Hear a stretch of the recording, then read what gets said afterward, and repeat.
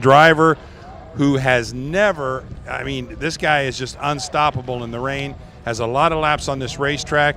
Go ahead, because he's going to take us for a lap around Newcastle. Go ahead, Dave. Yeah, and this is the person that I personally refer to as the true GOAT, greatest of all time.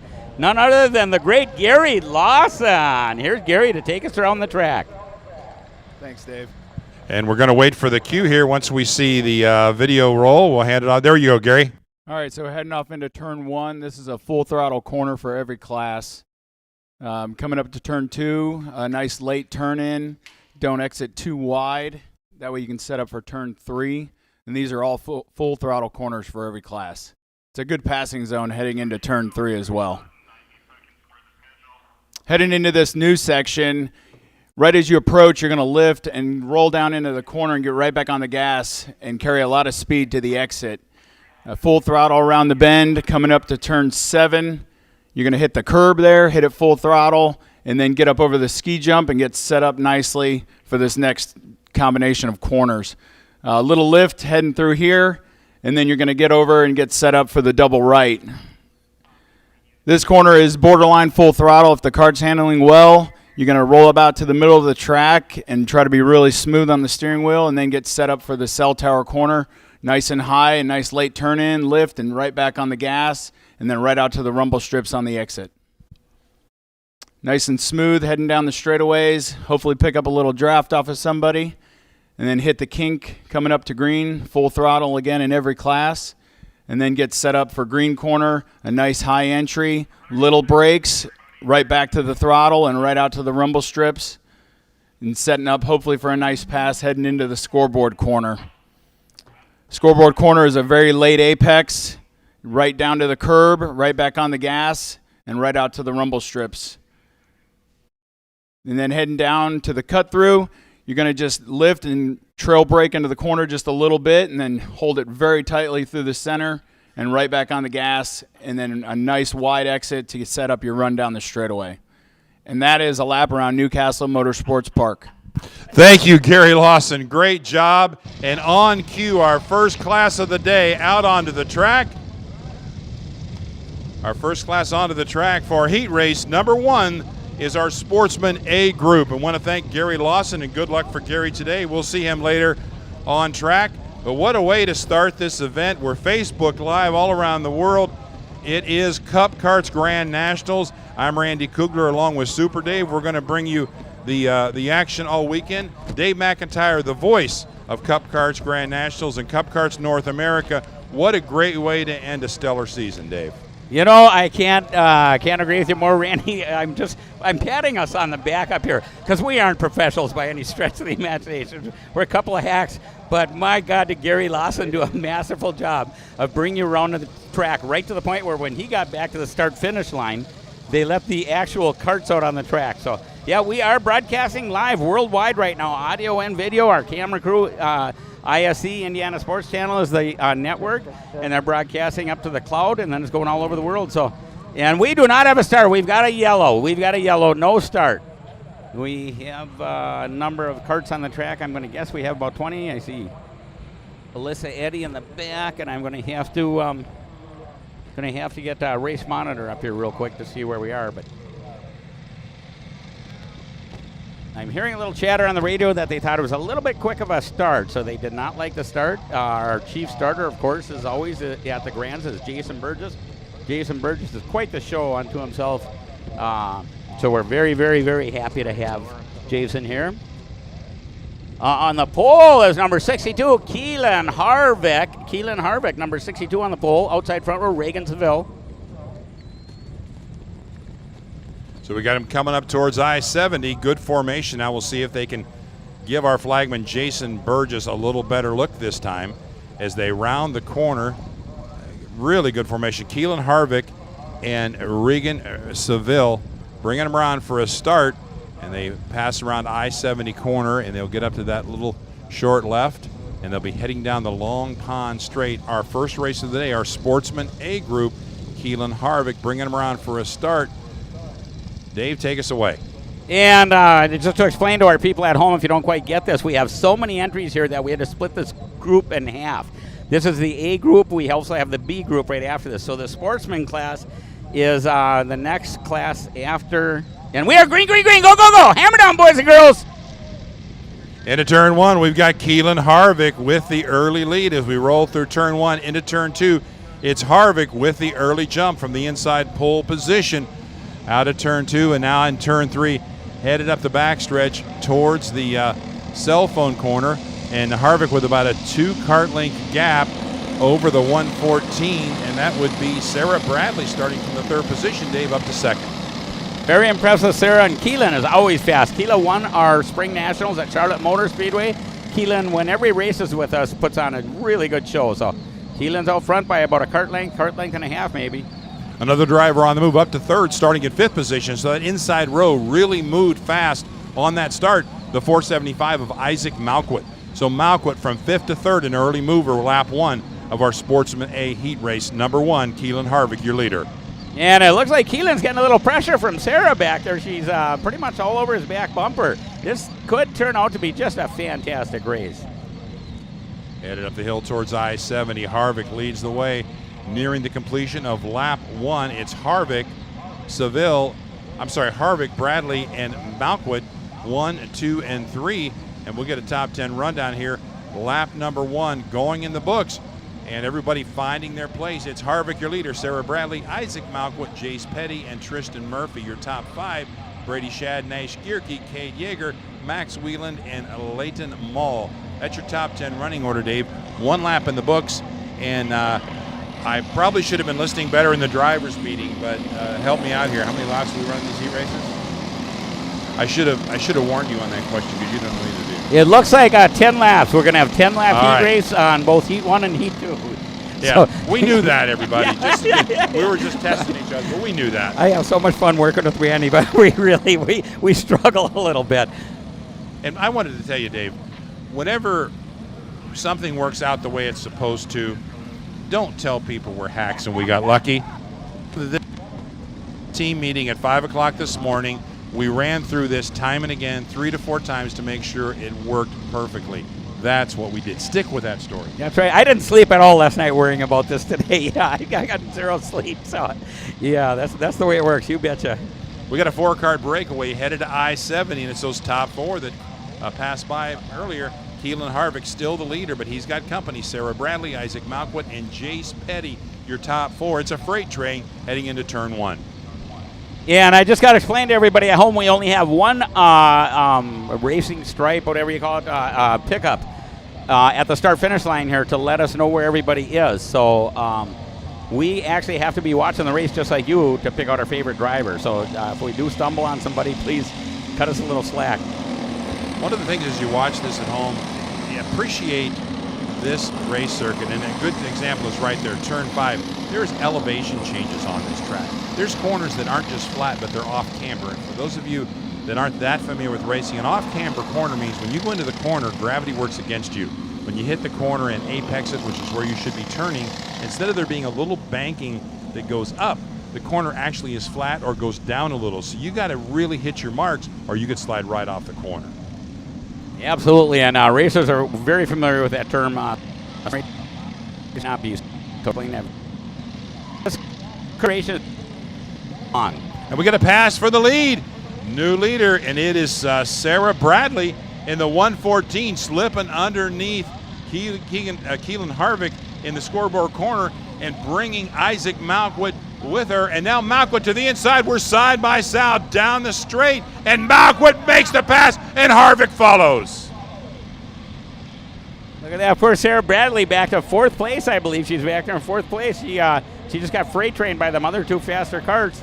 She did have a lead temporarily, but it's back to Malquit. And this is a characteristic of the Newcastle Motorsports Park. But you can be leading, but if there's 3 or 4 karts behind you, it's kind of like karting's version of a Talladega. If all 4 agree to pull out to pass, you're a sitting duck, and that's what just happened to Sarah Bradley.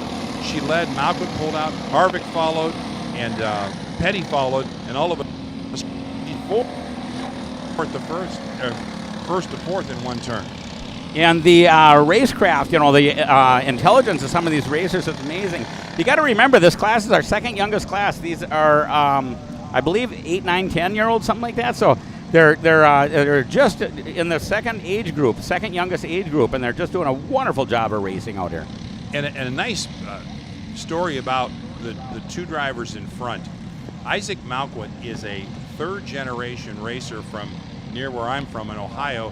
His father, Marcus Malquit, was a great short-track late-model racer and a go-kart racer in his day. His grandfather, as much as I hate to admit it, Mark Malquit, was known as Captain Sizzle. I raced go-karts with Mark back in the 60s, but he became one of the top Midwest late-model racers in the country back in, I guess, the 70s, 80s, around there. So he certainly has racing in his lineage. He's a great racer. He keeps his cool. 2 weeks ago, Isaac was here racing, and he started on the pole. He got knocked off in the first turn and went from first to last. There was about 15 in his class. He didn't bang the steering wheel. He didn't point fingers. He just stuck to the job of getting back up front. And Dave, he won the race. And you see that so many times, and I really have to laugh at some of these idiots that have the slightest little, whatever, and they lose one spot, they pull off, and they immediately throw their gloves, throw their neck brace, throw their helmet. I just laugh at them. Oh, how ridiculous is that? Randy, you just proved a very good point. Somebody came back from that adversity and won the race, and it's not impossible. And there's a little bit of lineage in that second place driver. A young man by the name of Harvick, but certainly his dad, Kevin Harvick, NASCAR champion, also here this weekend. And kudos to Kevin for being here with his son. He's got a little bit of work to do tomorrow. He's racing at Talladega. I'm sure he's going to catch a flight later on this afternoon or early evening to get home. But by golly, he's here supporting his son. We're halfway home, but the Harvick story, to me, typifies how important karting and family are to each other. Yeah, and that lineage that you were referring to earlier, you really see it in Keelan Harvick. He is very fast every time he races with us. He doesn't run our full schedule, but he runs all of our national, the really big events, and he is a very, very competitive. And we're halfway home. Isaac Malquit still your leader. Keelan Harvick runs second. Jace Petty just goes purple with a fast lap, running in third, and they've broken away from the rest of the field. Sarah Bradley and Brady Shad, your top 5. Through the top 10, Nash Gierke, Cade Yeager, Tristan Murphy, Jacob Schabel, and Max Whelan. That's your top 10, but our focus right now in that lead group, and the way they finish this race, Dave, is how they will start heat number 2, and from what I understand, the total points of heat 1 and heat 2 will establish where they start tomorrow on Championship Sunday. Yeah, and I do have a list of the points breakdown somewhere here. You can look at the website and you can find it actually too. But it's a little bit different format than we've usually have run. And unfortunately, we're a victim of our own success here at Cup Karts because we do have to eliminate some drivers before the feature. One more time, crossing the line. It's still Malquit, your leader. Harvick staying cool, in line, running in second, as is Petty. And they have stayed disciplined, so to speak, and they've been able to break away, so the race has boiled down to those top 3. Great battle for fourth between Bradley, Gierke, and Yeager, as those 3 drivers are trying to battle for that 4th spot. Focus back on the leaders, though, as they head around the 5th turn, now up over the hill, and down now they'll head towards the cell phone corner, and it's still Isaac Malquit leading the way. And once again, there is a total of 10 laps. There will be 7 complete this time by when your leaders come by. They're about a quarter, maybe half a lap away from the strike, but there will be 7 complete, so there will be 3 to go this time by. And I'm pretty confident that Harvick kid is not content to be in second place. So we'll see how this develops in the last 3 laps, but I'm pretty sure we're going to see lots of action yet on this track. Well, and he's shown a lot of discipline, but one thing about these heat races, Dave, is that although everybody wants to get to the front and cross the line first, at the same time, you get too aggressive and you put yourself out of the race, it could ruin the whole weekend for you. So they have to be a mix of being aggressive but being smart and not making that move that puts you out or puts another driver out because you've got Championship Sunday ahead of you. You would just want to stay at or near the front to have a shot tomorrow. And I don't know if that was caught on camera or not, but Malquit's out front and he just tapped the back of his helmet. That's a universal signal to push me. Get behind me and push me, and we'll both go together. We'll go faster than... And Jace Petty in third remains the fastest driver on the track. His last lap, a 1:18.328. A 1:18.328 fast lap for Jace Petty in the 2:04, running in third right on the rear bumper of Keelan Harvick. Isaac Malkut, still your leader. 7 laps in, it'll be 2 to go next time by. Unfortunately, Sarah Bradley's back in 5th place. She did lead this race for a little bit. She's back in 5th place now. She is number 114, but as Randy said, your leader, Isaac Malkut, Keelan Harvick, Jace Petty, Brady Shad, and Sarah Bradley are your top 5. And they're actually running about a half a second quicker per lap than that second group. So these guys have found something running together in line. They are really quick, and every lap pulling further and further away from that second group. It's going to boil down to Malkut, Harvick, and Petty to see who can come out on top as they round the corner at I-70 and head down for the 2 to go sign. 2 fingers showing by our flagman Jason Burgess. 2 laps to go for your leader, Isaac Malkut. And just like Randy said, they go by, and 2 laps to go. It's Malkut, Harvick, and Petty are your front 3. And they're dramatically ahead of the next 3, so I don't think that's going to be a factor. But those front 3 are definitely going to battle. Even though the smart move is to just finish right where they are and start the second race in that same position, these are racers, and they can't hold back. They really can't. It gets tough when it boils down to those last couple of laps. Nash Gierke just made a nice pass inside of Brady Shad and took over the 4th spot in turn 1. So Gierke up to 4th, Shad in 5th, Sarah Bradley 6th. Is still Cade Yeager, Tristan Murphy, Jacob Schabel, and Jackson Young. That's your top 10. But right now, that lead group will settle it as they'll come down here shortly for the white flag as they come down around green corner and head to the scoreboard corner. It's still Isaac Malkut, but Keelan Harvick taking a peek inside the scoreboard corner. Not going to do it there. They head back to I-70. And Randy just mentioned green corner. I don't know if you can see on the camera, but there's different like shelters, and they all have a different paint color. There's green, red, yellow, blue, and I can't remember, white, I guess, is one of them. And the reason for that is when people like us who don't normally come to this track are here, we can figure out where everybody is. And there they go by the stripe, and here's the pass, and guess who's leading? Mr. Harvick up front with less than 1 lap to go. So like you said, Keelan had a little bit left in the tank. He makes the move in turn 1, but now he's got to protect because he's got to get a whole lap to keep Isaac Malkut and the fastest car in the racetrack, Jace Petty, behind him. Right now, everything stays the same. It's Harvick, Malkut, and Petty, but I have a feeling, Dave, that could change before that checkered flag flies. Oh, I absolutely agree. And remember, this is only the first half of the first race, or the first group of the Sportsmen. This is the A group. We still have the B group coming out. We've got a whole day of racing ahead of us, plus a whole day tomorrow. So stay tuned. This is going to get really exciting. They go over the ski jump and head down towards the green corner. Harvick by 2 kart lengths around the green corner. Malkut will try to set him up for the win. Malkut really wants to have the inside starting spot in heat number 2.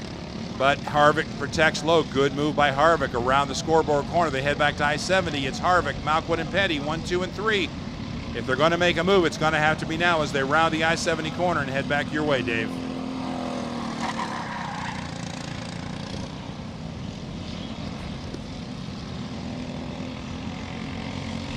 And the winner was Keelan Harvick. I got Keelan Harvick. No. Yes, officially, it looks like, or unofficially, anyway, it looks like Keelan Harvick. Followed by, go ahead, Randy. That was a close one, Dave.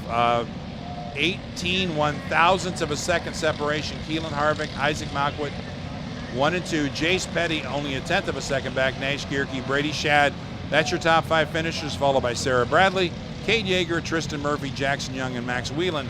Side by side, crossing the line, inches apart, Dave. That's our first heat race of, I believe, 22 we have today. Something like that.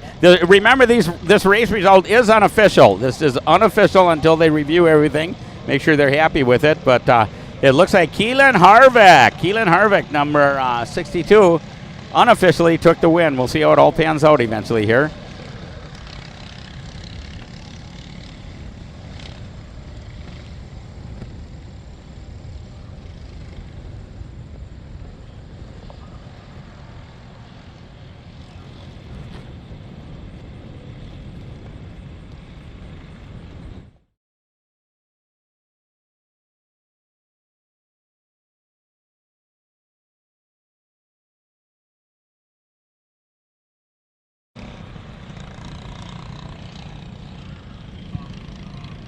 As we wait for our second heat race to come out of the Sportsman class, we want to thank our sponsors, Briggs & Stratton Motorsports, Vega, Part City Auto Parts, RLV, NORAM, Target Distributing, AEM Karting, EK Chains, Nitro Kart, Trudell Racing, Precision Performance Karting, Parrington Automotive Center, Bacon Racing, NSEW, CKT Racing Engines, CRG, Coyote Racing Chassis, eKarting News, Quality Control Precision Machining, Fern Creek Software, AMAX Racing, MGM Motorsports, TS Racing, and CAM Concepts. And we want to thank our good friends at Odenthal Racing for making it possible to have the CKNI Grands live on Facebook this weekend. I'm Randy Kugler working with the voice of Cup Karts, Dave McIntyre, bringing you all the action. Super Dave, what a great way to start the weekend. Oh my racing. God, what a fantastic race. That was so exciting. No, the Bravo group is coming out next. Sportsman Bravo, Sportsman B. Once again, these are, let's see, kid karts would be like 5, 6, 7. So these are 8, 9, 10-year-olds roughly. Now, think about your 8, 9, or 10-year-old back home. You know, you can't go out in the yard without throwing a rock, accidentally breaking a window. You can't, whatever. You can't walk down a hallway without bouncing off both walls. These kids are racing open-wheel race cars at very, very, very fast speeds and doing it cleanly and using common sense and whatever. It's a great sport. If you're at all interested in coming out to a go-kart race, I highly recommend you come to a Cup Karts North America race, of course, but get interested in racing. It's a lot of fun. It's good entertainment. It's a great family sport. And those listeners that are in the Indianapolis area, you'll struggle to find a better venue than Newcastle Motorsports Park. It sits right off of I-70, about 30 miles east of Indianapolis. Great facility. Mike Adams and the crew here are just amazing. They'll take care of you. They'll help you get introduced to karting, and they have a great club out here that races about 10 to 12 times a year. Great way to get started in our sport right here at Newcastle Motorsports Park. Yeah, and I'd like to add to that, Mike has such a good facility. It is just, without a doubt, the best racetrack food I've ever had in my life.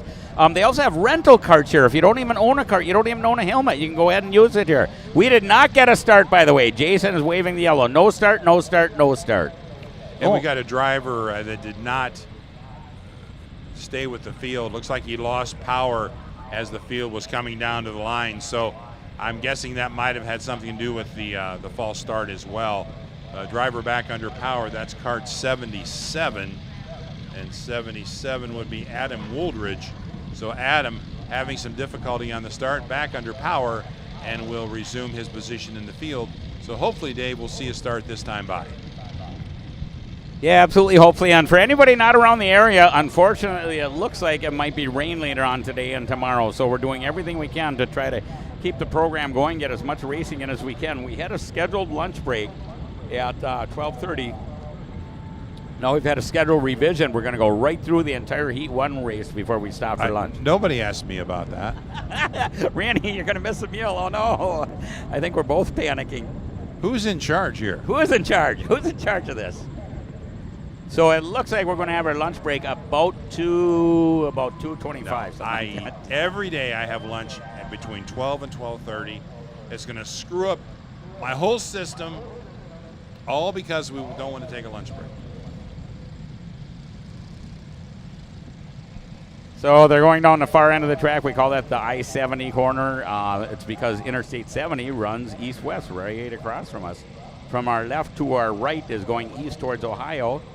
So obviously right to left would be westbound. And we lost another kart out on the track. Somebody stalled again. Yeah, it leads me to believe we are not going to get a start again. Yeah, and the driver is up and waving her arms and wants some help. Now remember, these are young kids, so they generally don't have very good mechanical skills. Unfortunately, I believe we're going to go green. Once the karts get on the track, I mean, you got to get to a start as quickly as you can, and I'm guessing we're going to go green if they're in formation. They look good now unless they get it going. Oh, no, we got one sideways there in the front row, Dave. The kart that stalled way behind everybody is going now, and we are green, green, green. Go, go, go. Hammer down, boys and girls. Oh, and we got karts grass spinning, and somebody's off the track, and that was in the first couple of rows. It looks, is that kart number 1? I don't know, 126 maybe? I'm not sure. It's kart 420. AJ Stoner. Yeah, AJ Stoner, 420. Has some difficulty on the start, but we've got a breakaway right now with the leader, and I want to say that would be Reagan Seville, I think, the leader as they come by. Cart number 1, that's Reagan Seville, your leader.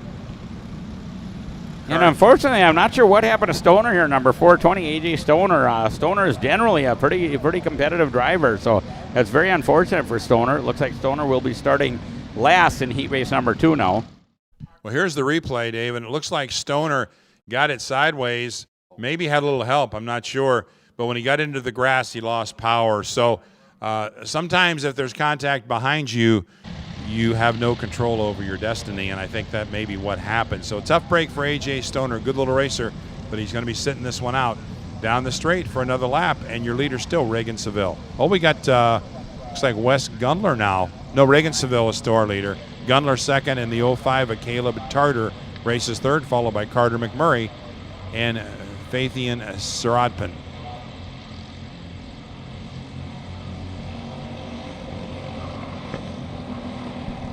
Yeah, unfortunately, it looks like AJ did get a pretty healthy acceleration from behind, and that kind of forced him to the left and right off the track. I'm not sure exactly what happened there. I will say, and I don't know exactly what happened in that incident, but if for whatever reason the green flag waves, the cart in front of you doesn't take off like you expect him to, and you take off, it's not always intentional that you push that guy out of the way, but if you take off and he doesn't, or she doesn't, then you have a tendency to run into them unintentionally, because a lot of times if you hit somebody, you're going to be just as worse for the wear. So hopefully it gets all sorted out, but we're 1 lap in the books, working our way through lap 2 around the scoreboard corner, and Reagan Seville still your leader in cart number 1. That's right, Seville followed by Gundler, Caleb Tarter, Carter McMurray, and Phaeton Sarabdun. Then we got Holden Harder, Porter Trudell, Cale Cannon, Jackson Wolney, and Sam Tutwiler. So to explain the way these groups are split, and correct me if I'm wrong, Dave, I believe that this group of carts, in theory, are pretty much just as fast as the first group. For example, the fastest qualifiers in Group A. The second fastest qualifier is Group B. The third fastest is Group A, and he'll start second in Heat 1. So you've got an even split. So Reagan Seville leading this race is, in theory, just as fast as Isaac Malkwood and Keelan Harvick and Race Petty, but they're in that second group along with Gundler and Carter. The fun part is that tomorrow, all of it comes together and they race each other, and that's where it really gets good on Championship Sunday. But we got some great racing ahead of us as they come over the ski jump, and still Reagan Seville, your leader. That's right. I believe that's how we're running the format this week, and everybody is assigned points. Every position is assigned points. First place gets whatever number of points. Second place gets a little bit less, blah, blah, blah. So you go by your total number of points you accumulated today to see your starting position for tomorrow. But you're absolutely right. In theory, during qualifying, the first and second fastest carts are in 2 different races today. One leads, had the pole position for the first race, one in the pole position for the second race. So yes, there will be just as fast carts in the B group as there is in the A group. And we are splitting groups with both the Sportsman, the Junior class, and the CIK Medium class. We'll all split just like this.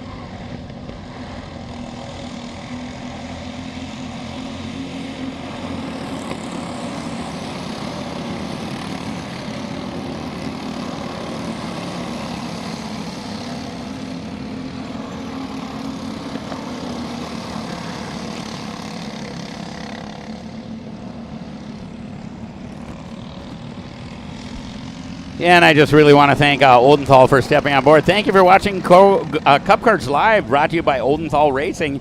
Oldenthal Racing is the makers of the best 206 mount made in the USA. So thank you very much, Oldenthal. You are really stepped up to the plate here for this help for broadcasting all weekend.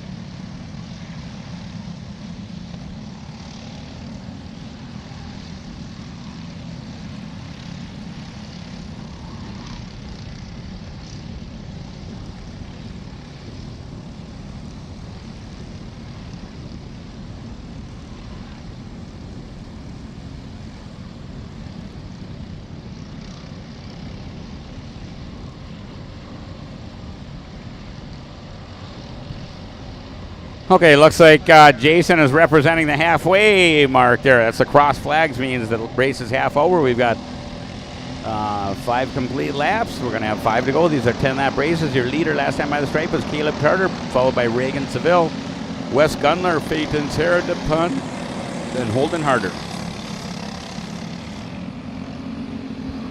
Halfway home, Dave. Caleb Tarter still the leader. Reagan Seville gets shuffled back to second. Wes Gunler in third as we work our way through our second group of sportsmen. Next onto the track will be our Legends class, and they'll be running as one. So the Legends class will be one group going out for their first heat race. And as we said earlier, the Legends, the heat race number 1 lines up the way they qualified. Heat race 2 is the way they finish heat race 1. And then tomorrow for Championship Sunday, the lineup will be the total points of the 2 heat races. So basically you can have a guy that maybe doesn't win either heat race but has the best overall finish to start on the pole for Sunday because the winners of the heat races maybe didn't have a good other heat, so to speak. So it really mixes it up well, and it basically boils down to overall performance today is how you're going to line up for tomorrow. And I believe that's Ezekiel Haight that just spun off the track over in the scoreboard corner. He was running little ways back, so it wasn't one of the front runners, but you still hate to see anybody run off the track. A.J. Stoner is still sitting out in front of me here. He's off the track, so kind of an unfortunate day for a couple of drivers so far, but they're going to be out yet again this afternoon.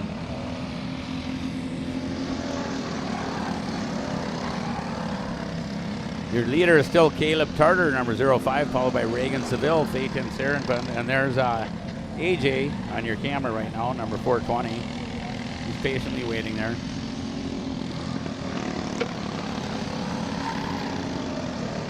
I want to give a special thanks to, thanks for watching Cup Karts Live. But a special thanks to Odenthal Racing, makers of the best 206 mount. And you know what, Dave? Made in the USA. Awesome, and yeah, a huge thank you to them. They stepped up to the plate. They're the whole reason you get to watch and listen to me and Randy. Maybe you're mad at them over that. No, I'm kidding. But they're the reason you get to watch these races all weekend long due to Odenthal stepping up at the last minute. So thank you, Odenthal. I really appreciate it.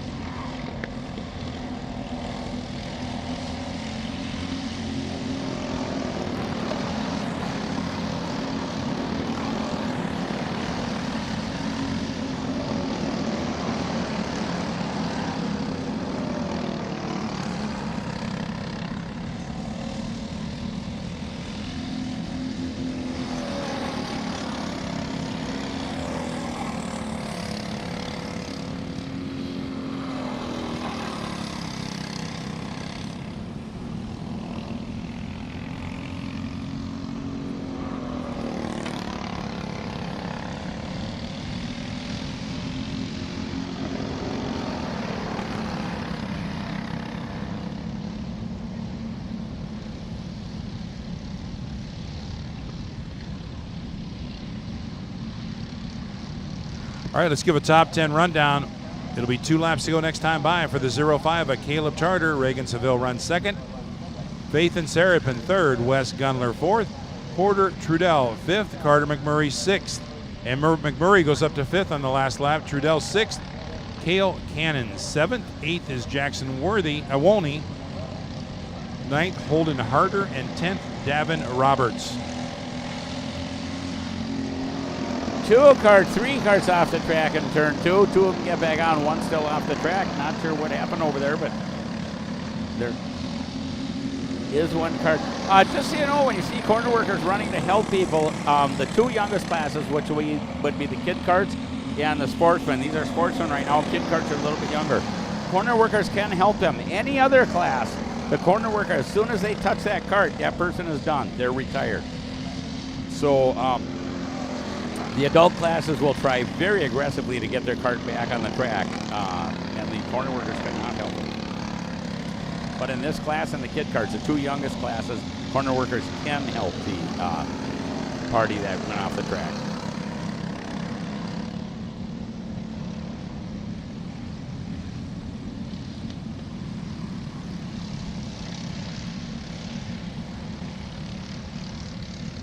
Yeah, and there's a white flag. We got 1 lap to go for your race leader. It's Reagan Seville, number 05, Caleb Tartar, rather. Caleb Tartar out front. When they went by the stripe, Reagan Seville was leading, but Caleb Tartar's up front.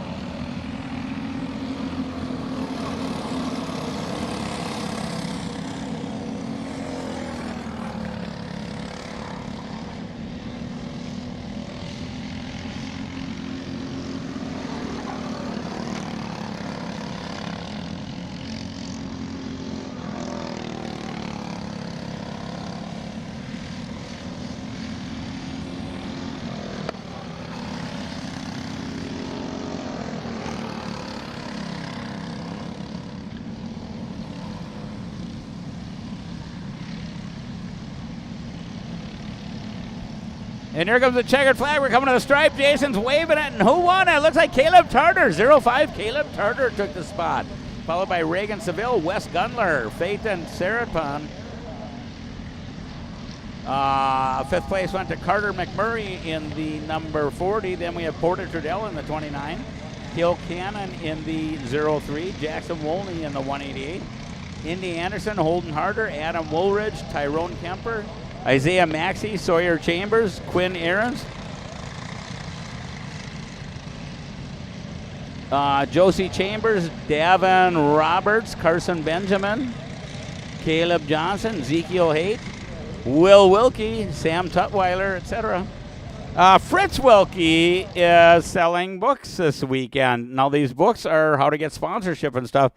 I think they should have about 1 million copies of this on site this weekend because everybody wants to know how to sell their sponsorship. Fritz Wilkie is selling them, and everybody who buys one this weekend is eligible for a drawing for a free entry into next year's Cup Karts Grand National 6. So absolutely go see Fritz Wilkie. Buy one of them books. Learn how to sponsor, get sponsors. Get a little help with your financial woes. And enter into a drawing for a possible entry for next year. And Fritz is located down in Noah Stark Engine Works, NSEW, under his tent. We have a number of tents here this weekend, Noah being one of them. Noah's been a sponsor of ours for a number of years. I'm a big fan of Noah's. Noah's not only our sponsor and a friend of mine, but he's also my neighbor. He lives less than a mile away from me. So we both live in the tiny little town of Zimmerman, Minnesota. And I see Noah and Mandy quite a few times, and always happy to see them. Noah's building his business very well, and he's got a full-service kart shop. He'll get you parts, build your engine, counsel you, let you sit under his tent. He'll even give you a chicken leg or something, I think. I think they supply lunch if you're under a tent. I'm not sure. Water for sure, anyway. But, yeah, go see NSEW, Noah Stark Engine Works. And I always laugh because everything that Noah has, he's got an NSEW sticker on it, and they had a little baby here a couple of years ago now. And they had a little stroller or something, and I said, it just don't look right without an NSEW sticker on it. Within 2 minutes, Noah reposted on Facebook, and now it had an NSEW sticker. So I get a huge kick out of that. Noah's all over the advertising. Good on him. So, yeah, and he's my neighbor.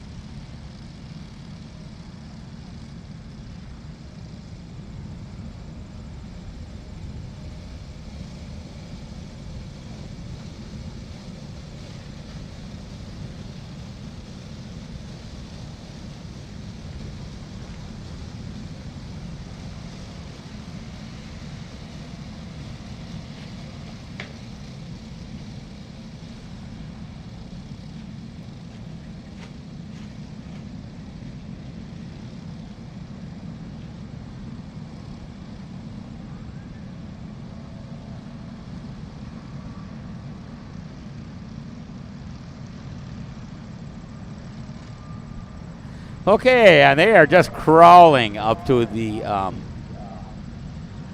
start finish line. And Jason says, "Green, green, green! Go, go, go! Hammer down, boys and girls!"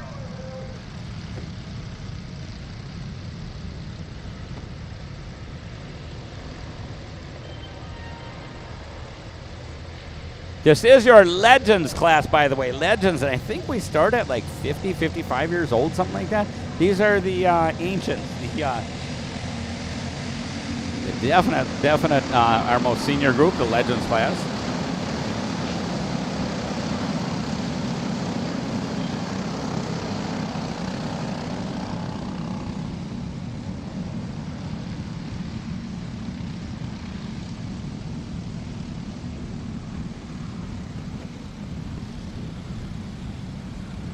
I believe that's Tim Schutt, number 1 Tim Schutt up front.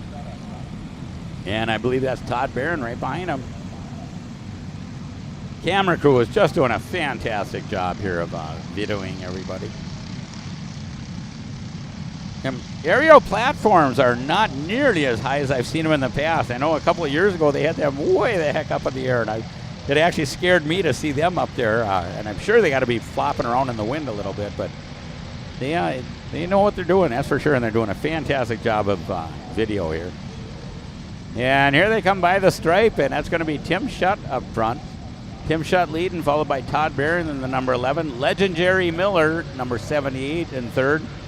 James Insco, number 117 in fourth. And Joe DeBover, number 21 is in fifth place. Joe DeBover owns Target Distributing, which is a very large karting distributor, Kart Parts.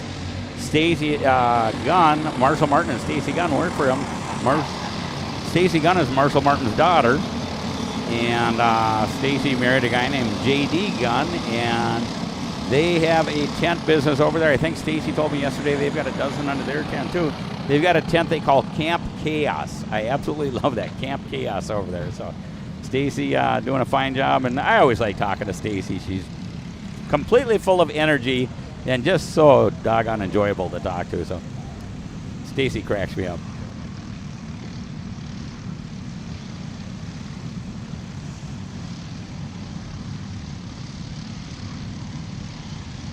Once again, here come your Legends again. Tim Schutt leading, followed by Todd Barron. This is a little bit more long in tooth class, so there's not a whole lot of passing. They kind of settle in, and they're perfectly happy to come home in one piece, and they don't hurt. So they like racing, but they're not as aggressive as some of the younger people. Schutt, Barron, Insco, DeBover, and Miller are your top 5.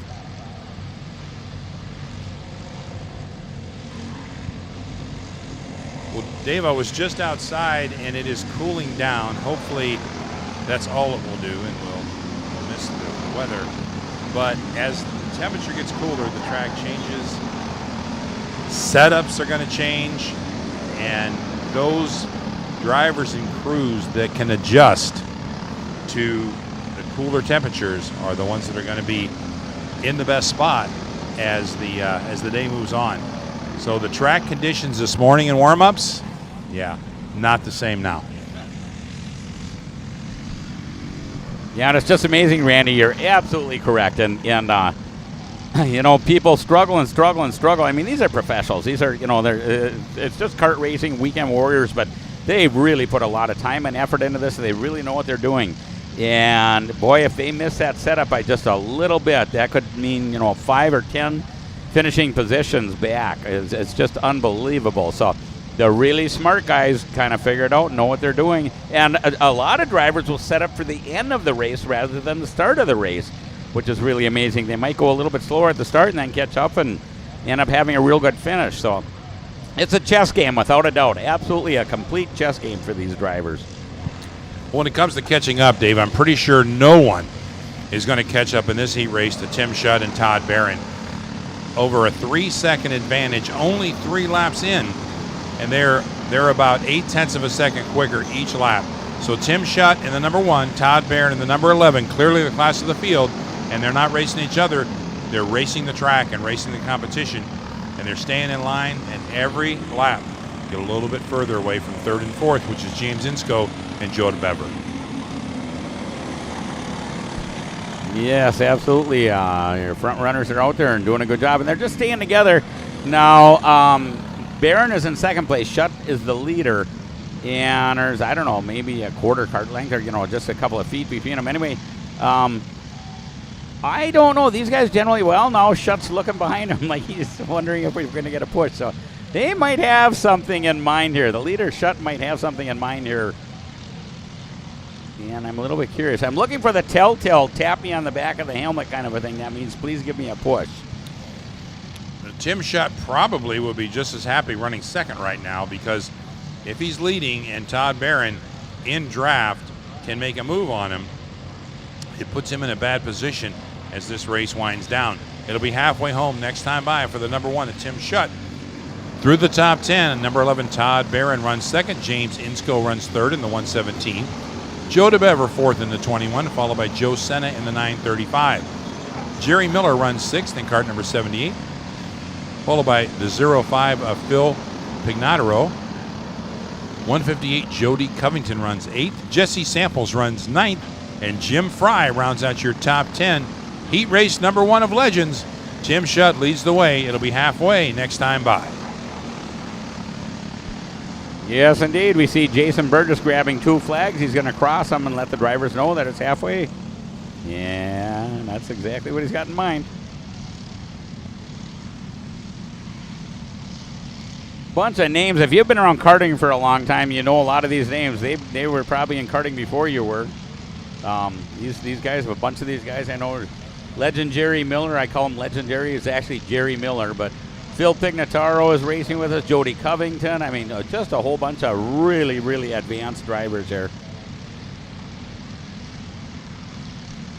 And Jason signals a halfway with all kinds of flair there. I just love watching him work.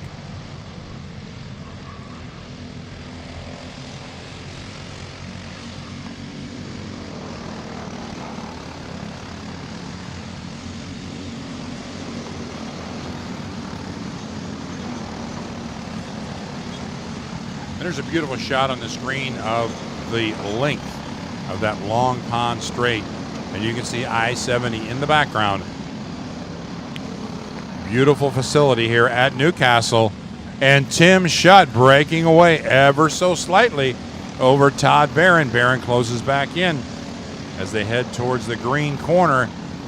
Tim Shutt with about a 1 to 2 cart length advantage over Todd Barron. If he can break away enough where Barron loses that draft, it could be Shutt's race to win.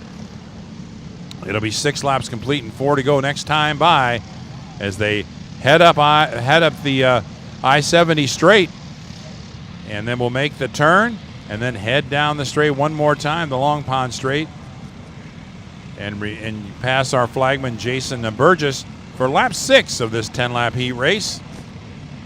Tim Shutt, Todd Barron, 1 and 2. James Insko, Joe DeBever, and Joe Senna, your top 5.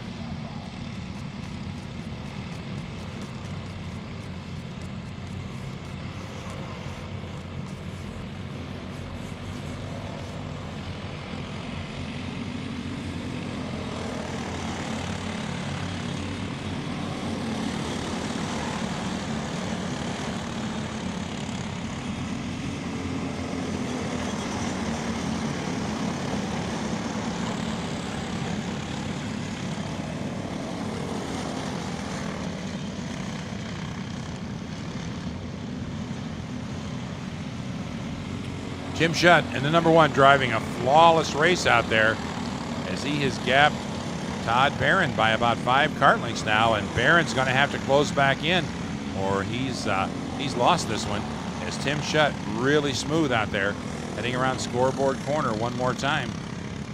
About to complete lap number 7. It's Tim Shutt by about 0.3 of a second advantage over Todd Barron. Then 3.5 seconds back in the 117, James Insko, followed by Joe Senna and Joe DeBever. That's your top 5 running order. Good battle out there for third by about 4 of those drivers. As Phil Pignataro in the 05 is not that far back either. So a good battle for that third spot. But the leaders, Tim Shutt and Todd Barron, checking out on the field. It'll be 2 to go next time by.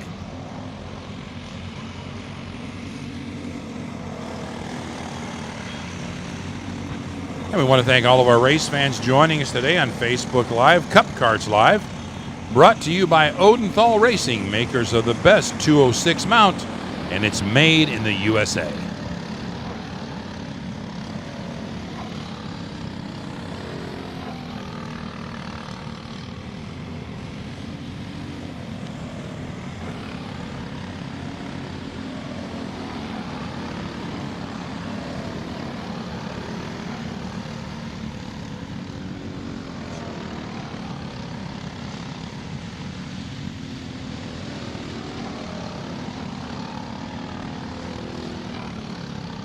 Well, Todd Barron closes the gap, and he's right on the rear bumper of Tim Schutt. As they go through I-70 corner, they'll get the 2-to-go sign this time by Tim Schutt and Todd Barron leading the pack down the Long Pond Straight into turn 1. And those two are going to battle it out for the win. Good battle out there for third. It's still Joe Senna in third. But Phil Pignataro, James Insko, Joe DeBever, and Jody Covington all right there battling it out for that third spot. We got one driver getting the mechanical DQ flag. Not sure which driver that was, but he'll be pulling off. Jason Burgess, our flagman, gets the white flag out to signify 1 lap to go for our leader, Tim Schutt. And he gaps Todd Barron a little bit more. So what appears to happen, Dave, is when they get to the tight part of the course, Schutt seems to be a little stronger, and he gaps him pretty good. But when they get up to I-70, and actually even down to the scoreboard corner, Barron seems to be a little stronger, and as you can see, he closes that gap, and he's right on the rear bumper of Schutt as they head down to the scoreboard corner.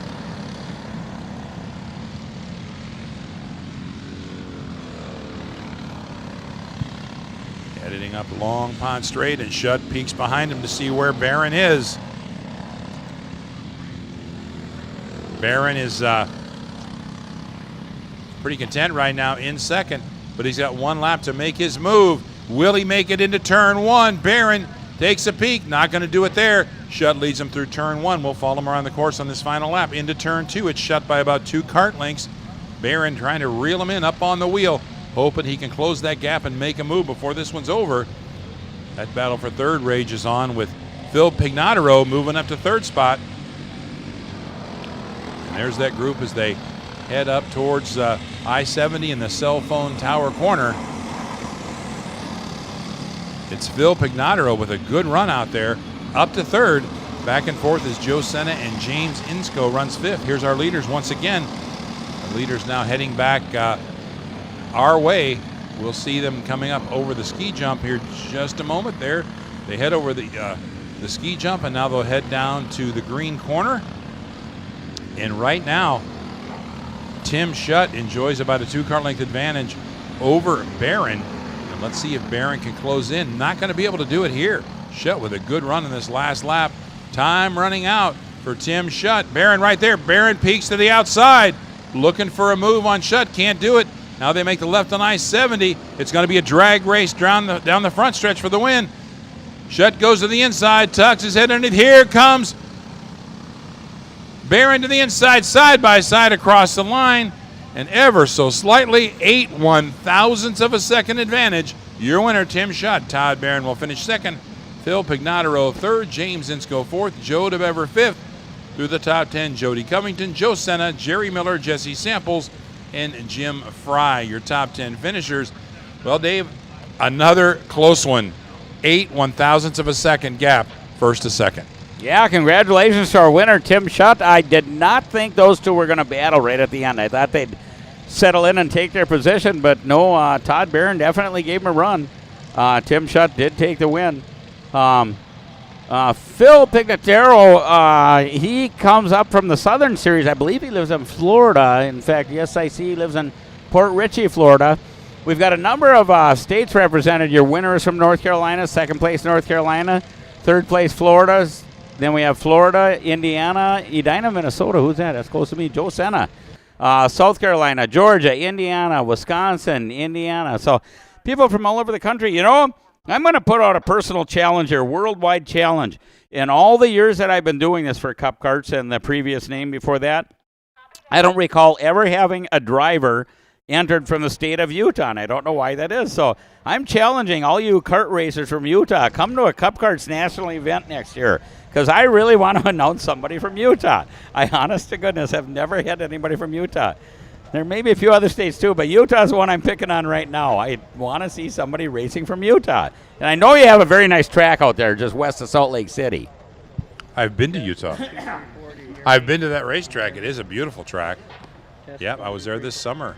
And they've got a sprint track there as well as a long course for sports cars. And they also have one of the stadium super trucks that run a course there as well. So quite a facility, nice state. But yeah, there's some racers out there. Hopefully we'll get them into some Cup Kart racing here next season.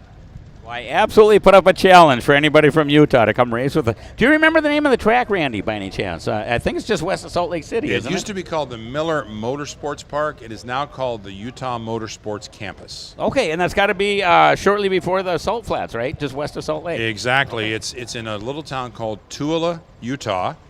It's southwest of Salt Lake, maybe 30 miles, and probably 50 miles east of the Salt Flats. So, and that's, I've never been to Utah, but boy, it's beautiful country out there. So, I want to remind everybody too, Dave, that a little later today at our break, we're going to go over some of these questions. We're going to save some for tomorrow, but we'll do a couple today. Questions you want to ask Dave McIntyre, but we're afraid to. I'm going to ask those questions.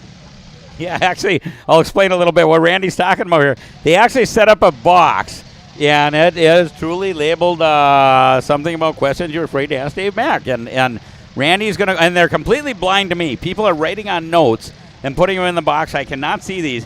And Randy, completely blind to me, is going to ask me these questions. Now, I told him it's probably a good idea to maybe proofread them because there may be some salty language on there. I'm not sure because I haven't seen them. Just got to trust me, Dave. I'm sure it's going to be fine. Well, we've got a gaggle of go-karts out there now, Dave, for this first heat race in senior heavy. We're about, let's see here, 41 strong for the start of our senior heavy heat race number 1.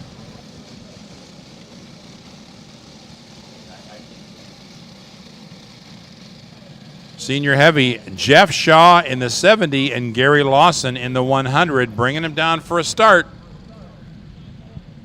Looking for a green. Shaw and Larson. Take it away, Dave. And we're all watching Jason Burgess. We are green, green, green, go, go, go. Hammer down, boys and girls. This is our senior heavy class, and that's just a huge field. The entire field is on the track. At one time, we got a bunch of karts get together, and a lot of people are off the track. I think like 4 or 5. A bunch of them get going. We have 2 left off the track yet. It just piled up after the first corner. Just a lot of karts there, and unfortunately, some didn't have any place to go. Gary Lawson from his second starting position around the high side in turn 1 takes the early lead. And what we had, I don't know if we get to see a replay or not, but what we had on that short chute between 1 and 2 was 2 or 3 drivers trying to gain the same piece of real estate, and that never ends well, Dave, when that happens. No, it absolutely doesn't. They are spaced out pretty well now. Unfortunately, the drivers involved are way, way back in the field, but they are actually getting back on rather than just retiring. Instead of taking dead last place, they're going to, try to improve their position a little bit. That's a smart driver. Really smart driver gets back in the race. Don't just give up. Don't just throw your helmet, so to speak. Headed up towards I-70 on our first lap. Gary Lawson leads the way. And huge thanks to Gary Lawson for doing the explanation of the track earlier today before we started when we started our program. There he goes. That's the man. Gary Lawson, Clay Settles in the 554 runs second. Our pole sitter, Jeff Shaw, in the number 70 runs third. Jacob Duvall and A.J. Roderick. That's your top 5, followed by Justin Wishard, Robert Fiji, Aaron Lloyd, David Vasquez, and Adam Maxwell. Your top 10 running order. Heat race number 1 in senior heavy. The leader, Gary Lawson, a driver who has probably as many laps on this racetrack as anybody, knows his way around it, and certainly is showing the fastest way around the track at this time. 1 lap in the books, 9 laps to go. Your leader, the 100 of Gary Lawson. Gary Lawson generally runs number 10. He couldn't run it today, so he's got number 100. I think I'm just going to get a rough idea of where everybody's from. Lawson, I think, currently lives in Indiana here. We got Tennessee, California, Florida, Illinois, Georgia. We've got a good contingent from Georgia this year. Ontario, California, Florida, Louisiana. So we got people from all over here. Nobody from Utah, though. Come on, Utah. And Jeff Shaw, who was the fast qualifier starting on the pole, has got to be kicking himself for the start, because Gary, they crossed the line and Gary had a head of steam, rode the high side. But I will commend Jeff, because on that inside line, he could have just as easily drifted out into Gary and tried to run him out of racetrack. They raced each other clean, and now Shaw tries to work his way back to the front.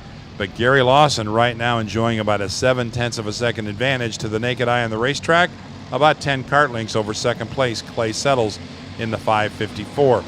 2 laps in the books, 8 laps to go. 100, Gary Lawson, your leader.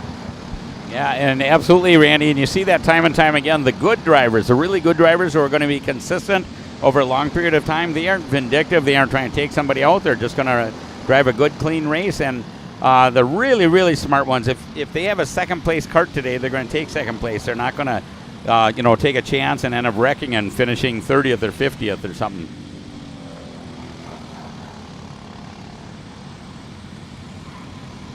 I guess probably is our biggest race so far today. We might have one with a few more karts in it, but I think that's a split. But we've got a huge crowd here this weekend, largest crowd in Cup Karts history here this weekend at Newcastle. Great crowd, a great facility, and obviously it all translates out to some really great racing. Early in the going this weekend, our first race day, Championship Sunday, is tomorrow. This is the Super Saturday, so to speak, where we have our heat races to line up how we're going to start our features tomorrow. But Gary Lawson still leading the way, stretching it out a little bit every lap. Gary Lawson over Clay Settles, Jeff Shaw, Jacob Duvall, and A.J. Roderick, your top 5. Yeah, and speaking about the entries, last I heard we had 404 entries, so that's pretty impressive, 404 entries. So we're very, very proud of that. Unfortunately, we've got to get them all on the track, and we've got to eliminate a bunch of them to get to the feature event tomorrow.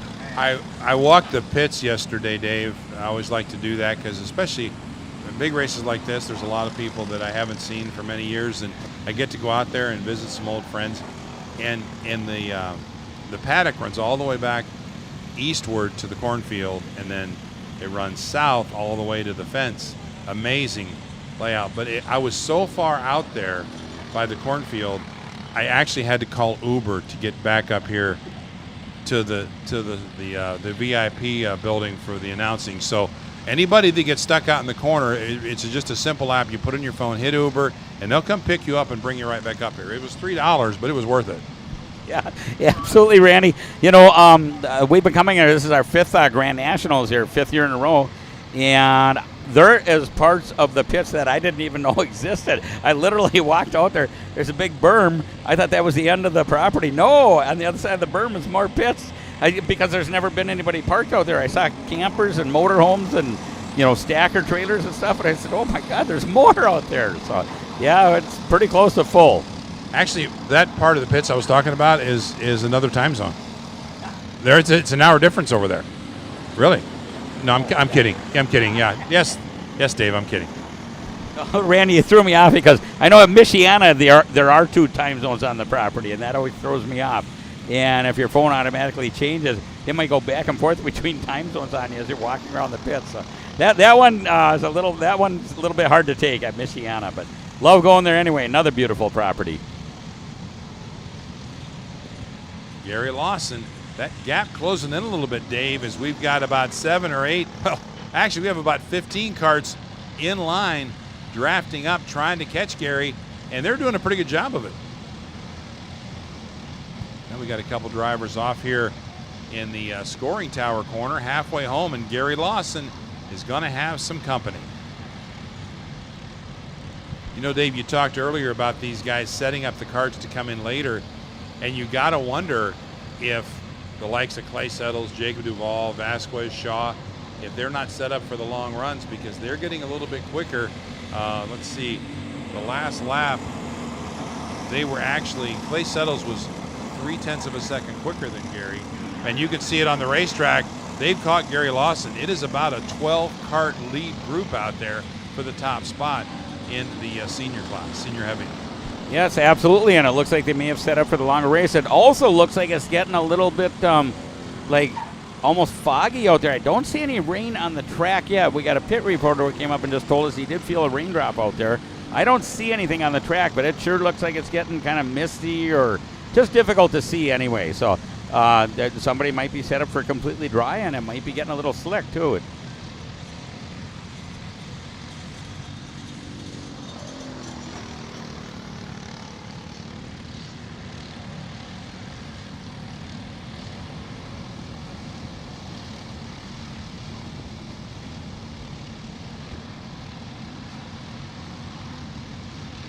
Side by side for fifth, and the 141 of Adam Maxwell makes the pass. Adam Maxwell on the charge. Adam Maxwell, who started back in 10th position, now up to 6th. So Adam Maxwell working his way through the field, one of the fastest karts on the racetrack right now. They're still chasing Gary Lawson, but Clay Settles, Jacob Duvall, they're all right there on Gary's bumper. So he's going to have to work for this one to come home with the victory in heat race number 1. The 100 of Gary Lawson leading the way. It'll be 7 laps in next time by.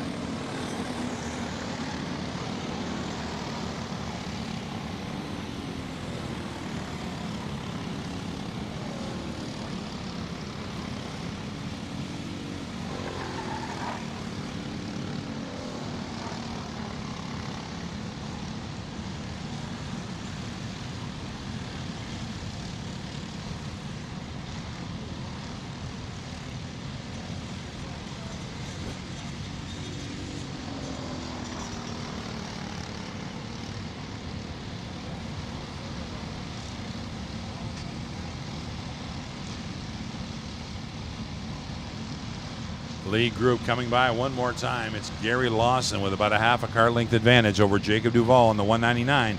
Clay Settles in the 564, David Vasquez, and Adam Maxwell. That's your top 5.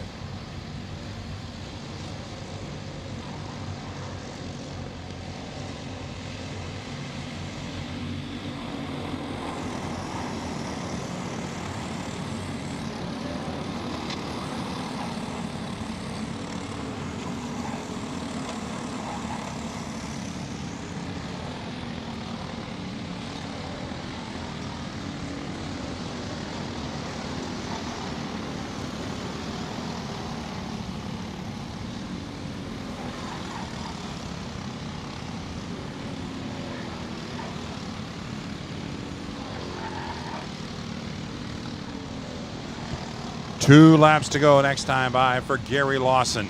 Can he hang on? Is the 199 of Jacob Duvall going to bring home the victory?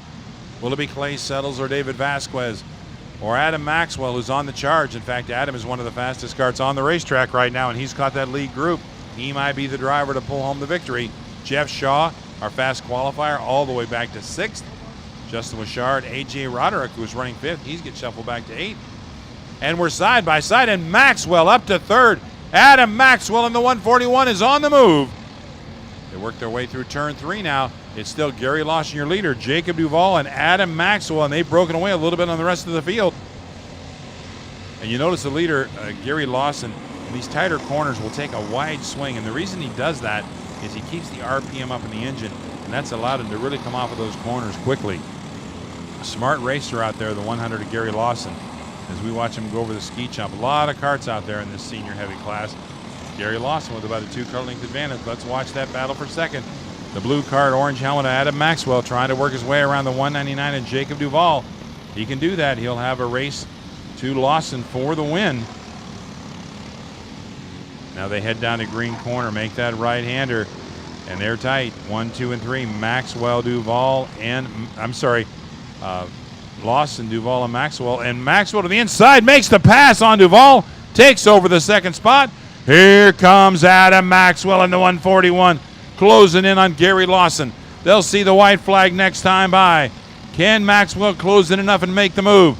It's a 5-car breakaway down the Long Pond Straight. Final lap heat race number 1 of senior heavy, and it's down to Gary Lawson and Adam Maxwell, 1 and 2. Maxwell trying to find his way around the veteran Gary Lawson. Around turn 4, they'll head back towards I-70 over the hill and down towards the cell phone tower. Lawson hanging on, but Maxwell is right there, ready to pounce. Past the cell phone tower, Maxwell looking to the inside. Not going to be able to make a move there, and they make the right-hander and head back around the corner and run parallel to I-70. Inside, a pass for third. They're side by side. Oh, and they kick the dust up. The 199 of Jacob Duvall kicking up the dust, and now it's Lawson and Maxwell checking out. Maxwell takes a wide swing. He's going to try to do the over and under on the green corner on Lawson. Can't do it there. Looking at the inside. Lawson protects. They head around the scoreboard corner and now headed back towards I-70. They're side by side. It's a drag race down I-70. Maxwell by a half a cart length. Who's going to break first? Who's it going to be? Lawson hangs on. Crossover move by Maxwell. It'll be a drag race down the front stretch. Maxwell looks to the inside to make the pass. Can he do it? Not going to be able to. Checkered flag comes out. What a race. Gary Lawson hangs on. Adam Maxwell with a strong run for second. Finishing third, the 199 of Jacob Duvall. Clay Settles finishes fourth, followed by David Vasquez in fifth. Through the top 10, fast qualifier, the number 70 of Jeff Shaw finishes sixth. Justin Wishards finishes seventh. Aaron Lloyd finishes eighth. A.J. Roderick ninth. And Mike Smith round out your top 10 finishers in senior heavy. Your winner in a close one. Once again, the gap, 1/10 of a second. All the finishes today have been literally side-by-side finishes practically. Gary Lawson, your winner in senior heavy. Next class onto the track is going to be senior light.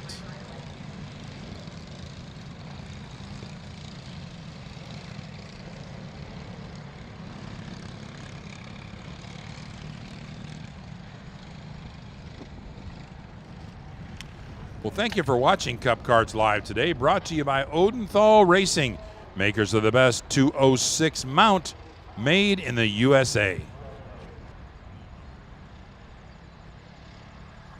It's Cup Karts North America, brought to you live today.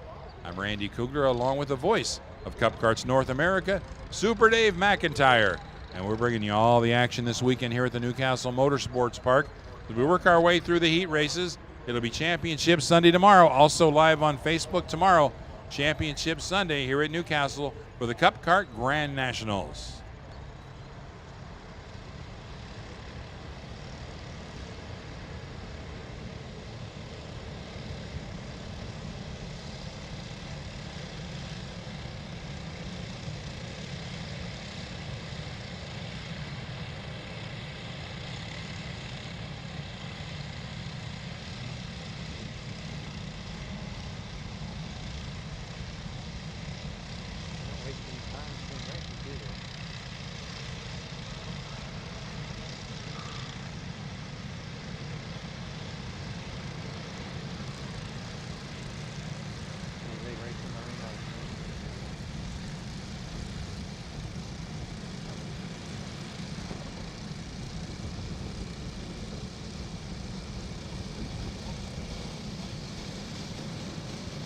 Okay, our senior light class onto the track, and we have 56 karts in this race.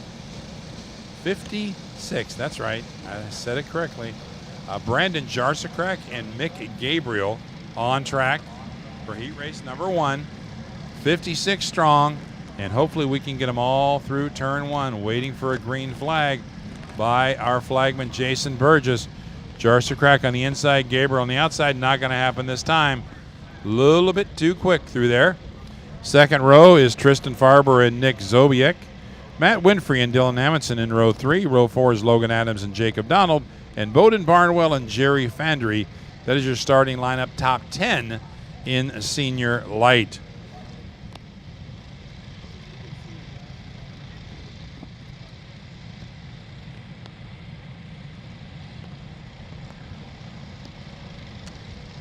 And I hate to bring up the R word, but rain is in the area. And actually, we can see it on the screen now. The rain is coming down. getting it a lot sooner than we thought we would. So, boy, it's coming down heavy. My goodness, when you can see it that clearly on the screen, you know we've got rain, and it is really, really coming down. And we're waving it off. I have a feeling that we're going to red flag, and we will probably have to make a switch to rain tires, as this has gotten to be a wet racetrack, to say the least. And there's no way these drivers would be able to continue on slick tires, which is what they would normally run, but they're not going to do it on slick tires whenever the rain is coming down this hard. And I mean, it went from no rain to a deluge. It is coming down pretty heavy here at Newcastle.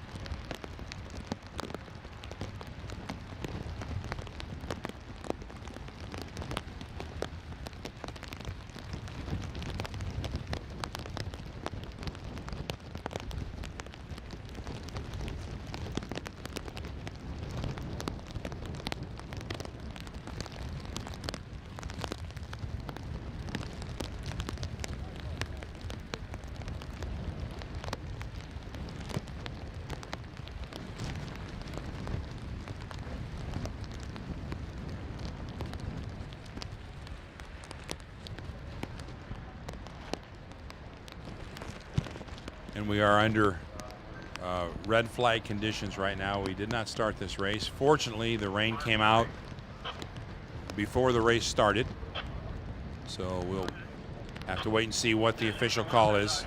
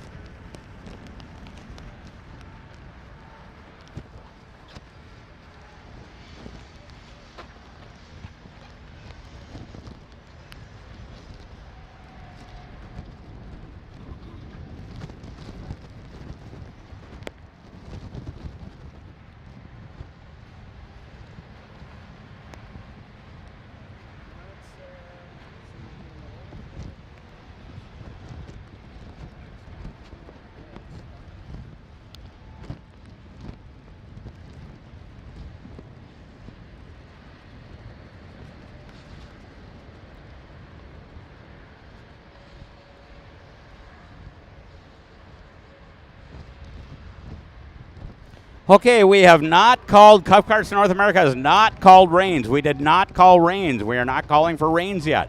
If it does stop raining, the track is going to be too dry. So no rains yet. Stay tuned.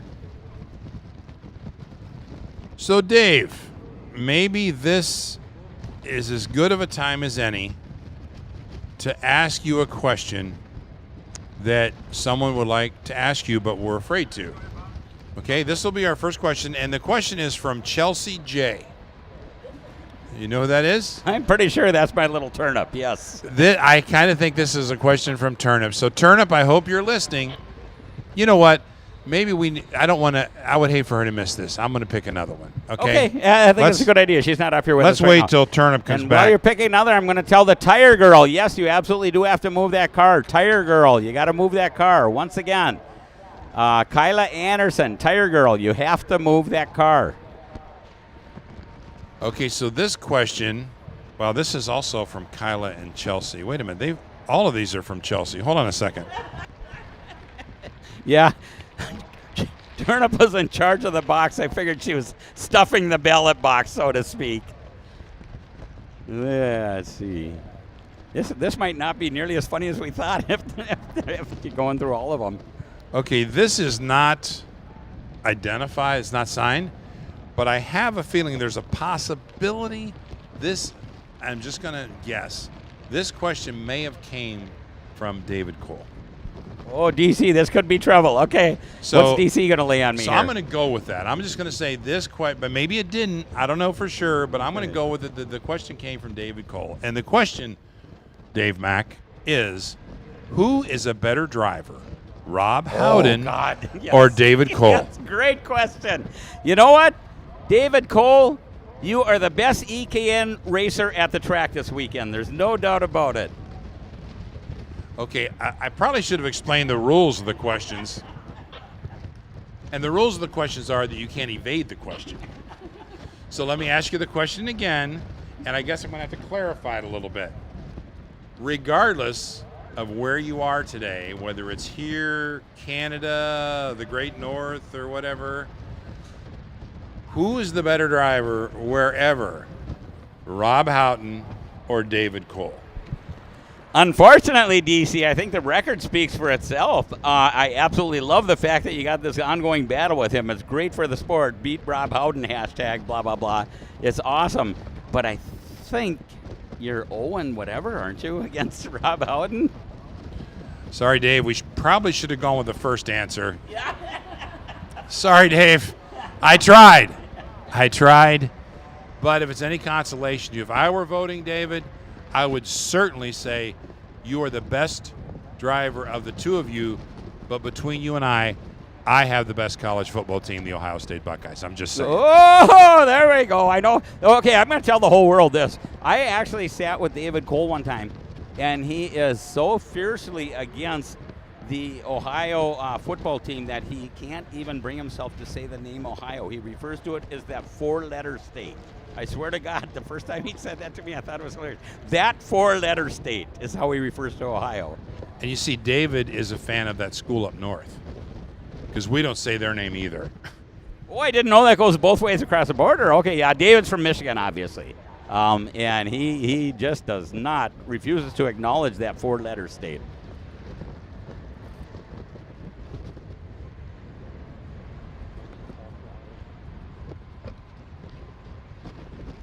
Where are the track dryers?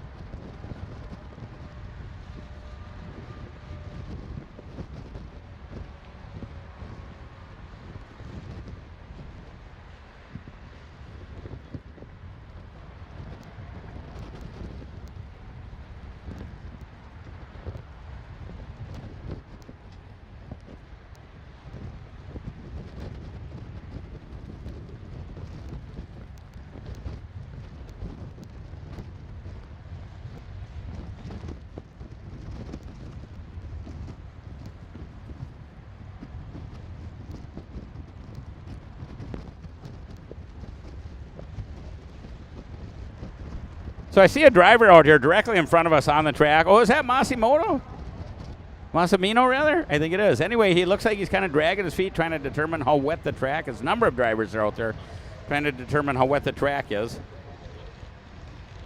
And he's waving like I'm not sure what that means, but he's waving anyway. I think that's Paulie Massimino. Anyway, it looks to me like the rain has stopped. The track is wet, but it's not, shall we say, flooded. It's just damp or moist or something like that. And I think just a couple of laps will dry that right up with some slicks. So my prediction is that race director Rick Fulks is going to send him out on slicks, but we'll see. I'm sure they're actively talking about that right now. If I get a chance sometime this weekend, I'm going to try to interview Emily DeMaster, but she is so busy right now, and for obvious reasons. But I can't wait to hear her tell her version of the story of going to college for one day, moving away to college for one day. I think that is just hilarious. And I also want to rehash the old story about when Emily won the season championship in the series, so she automatically gets a 10th place start in the feature. And she missed all of the practice, missed all of the qualifying, missed all the heat races.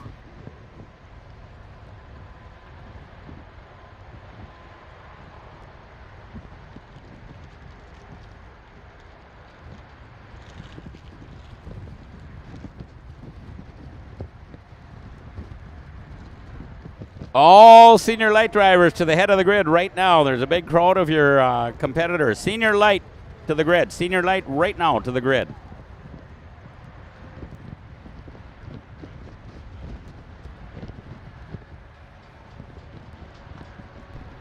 Once again, all senior light. There's a meeting at the head of the grid.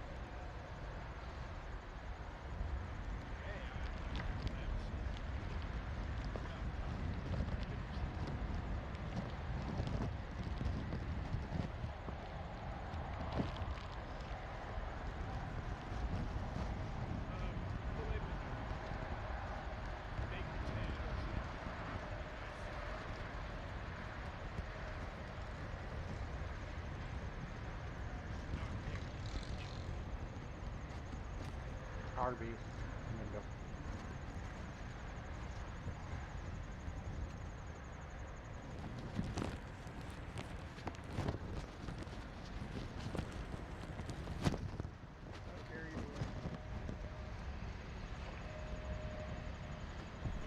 Okay, I just got the official word. At 10:20, we are going green. Driver's choice of tires, rains or slicks. 10:20, we are going green. Driver's choice of tires, unless we get a downpour. 12:20, excuse me. Driver's choice of tires, 10 minutes anyway. Driver's choice of tires, and unless we get a downpour before then. So that's the current situation. Driver's choice of tires.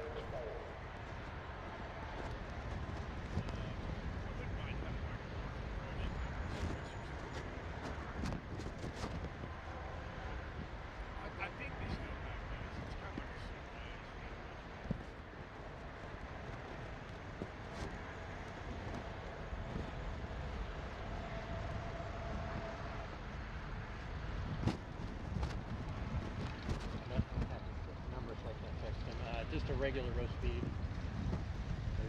Maybe some regular fries. Not grilled fries. I think they have cracker fries now. Yeah, they got rid of my 11 potato food. Yeah, I'm really easy.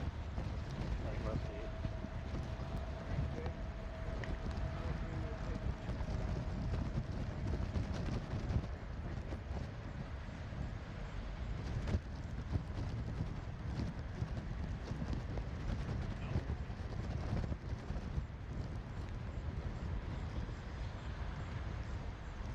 I just want a roast beef, yeah. Just no beef and cheddar.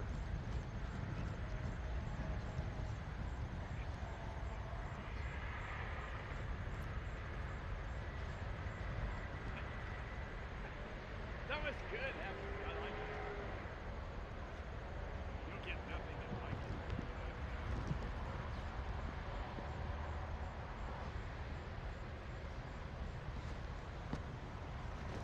I think the Walmart fresh. I like the Subway, you know. I think that's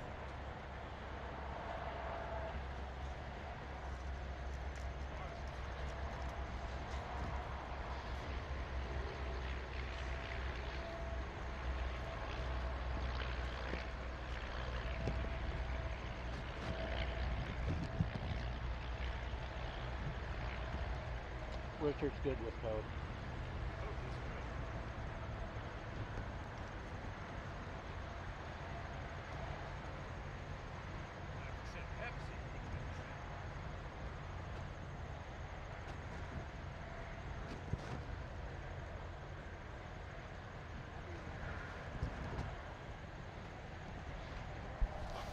Okay, senior light, you are going on the track in 5 minutes. Track is hot in 5 minutes, and it was driver's choice of tires. Too late for you to do anything now, but senior light, 5 minutes. The track is hot.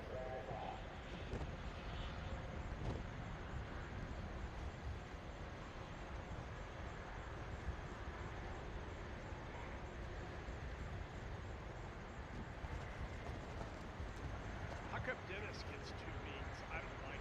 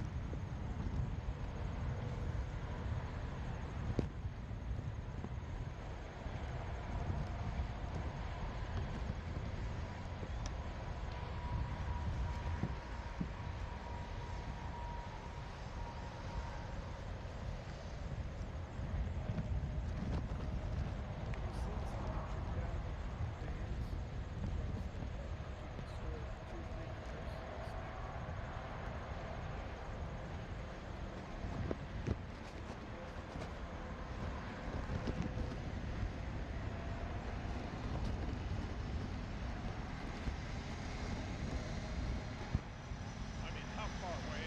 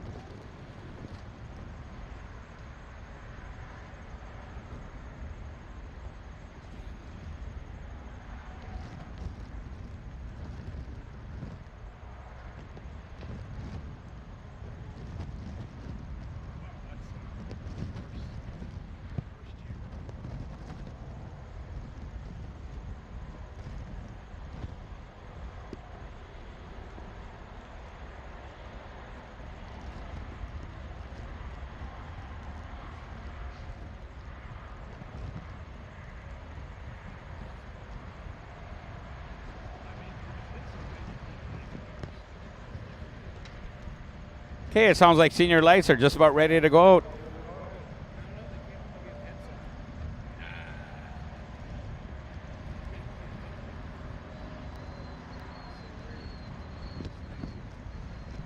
Hey, Briggs tent is still open right now. If they didn't have something you wanted or you weren't able to find it or whatever, you can certainly go to briggsracinggear.com. Once again, briggsracinggear.com. They have all kinds of other stuff there, so make sure you go visit the website. It'd just be kind of cool to buy it right here, though, and take it home with you. So I recommend you buy it here. Well, now I know to troubleshoot there too.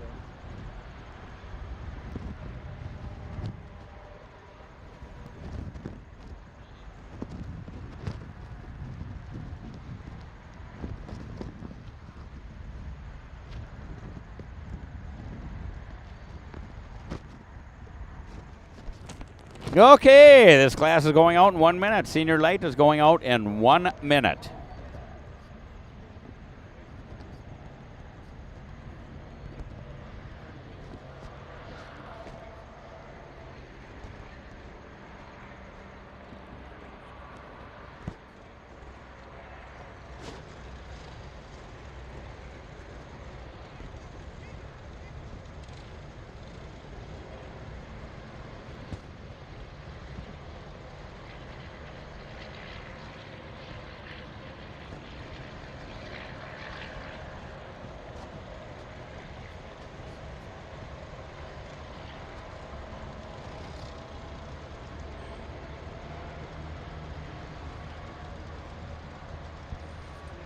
Okay, senior light just about to come out. It looks like the track is just about to go hot.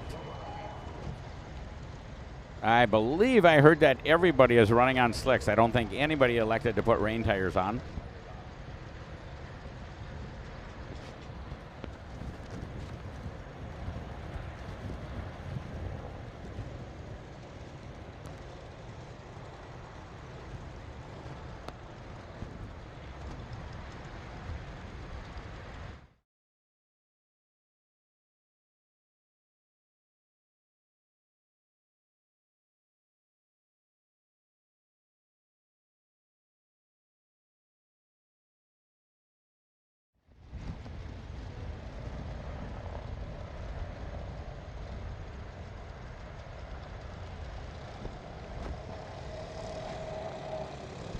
Okay, you people at home are just about to go green. I think we must have a drone up in the air because I'm seeing an aerial view of the racetrack right now.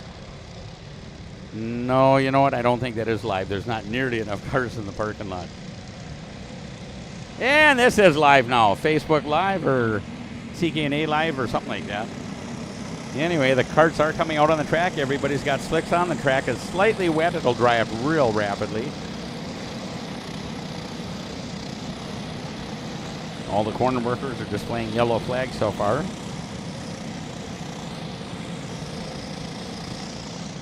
At one point this weekend, there was discussion about using the other start-finish line, but we're using my favorite, the one at the end of the long straightaway before turn 1. The whole field is coming towards me, and I see a couple of carts facing backwards. I'm not quite sure what happened over there, but it must be just a little bit wet out there, and somebody got a little aggressive and probably turned around on the racetrack. Corner workers are trying to slow everybody down. Drivers are trying to warm up their tires, and they're getting a little bit wacky out there.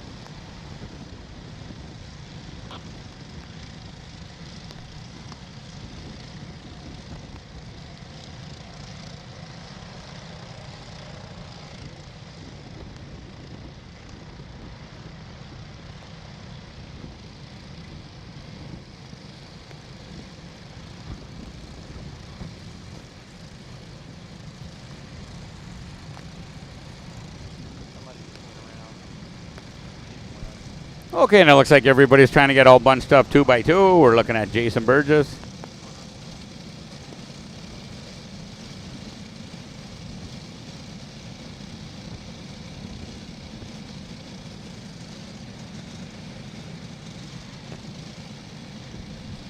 I believe we have 52 carts out on the track today. 5-2.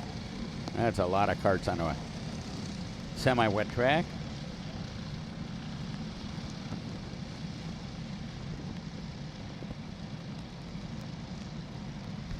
They are doing a real good job of minding their own business. Somebody's engine stalled on the right lane, about 5th or 6th cart back, and they got it going. And Jason says, green, green, green, go, go, go. Hammer down, boys and girls. And they all pile into turn 1. They make it successfully through. Yeah, everybody appears to be doing a pretty good job, pretty respectful job of each other. We got a yellow flag, and I think everybody made it through anyway.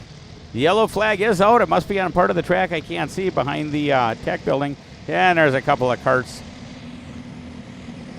Slow down. Majority make it through, and I see them going over the ski jump over there. They're heading towards the, I guess it's the blue corner.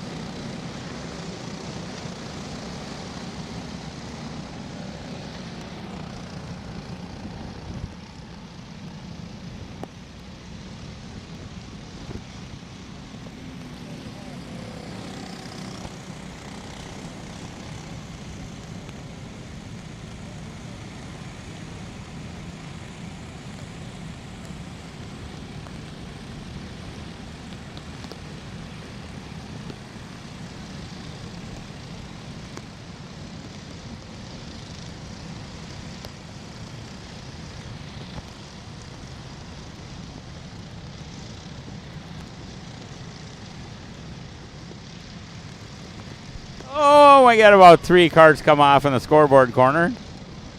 Fortunately, the barriers are there, and some Very intelligent young person. Grabs his cart, pulls it up the hill. He's not going to miss many spots at all there.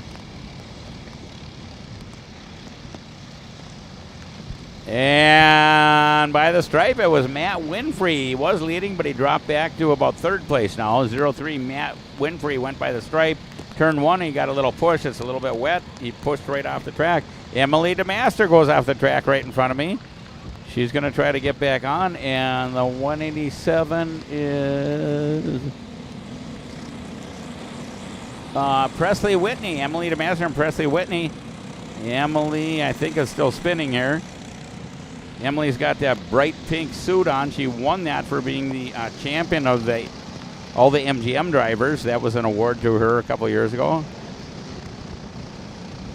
Emily pushes the cart up the track and hops back in, and away she goes.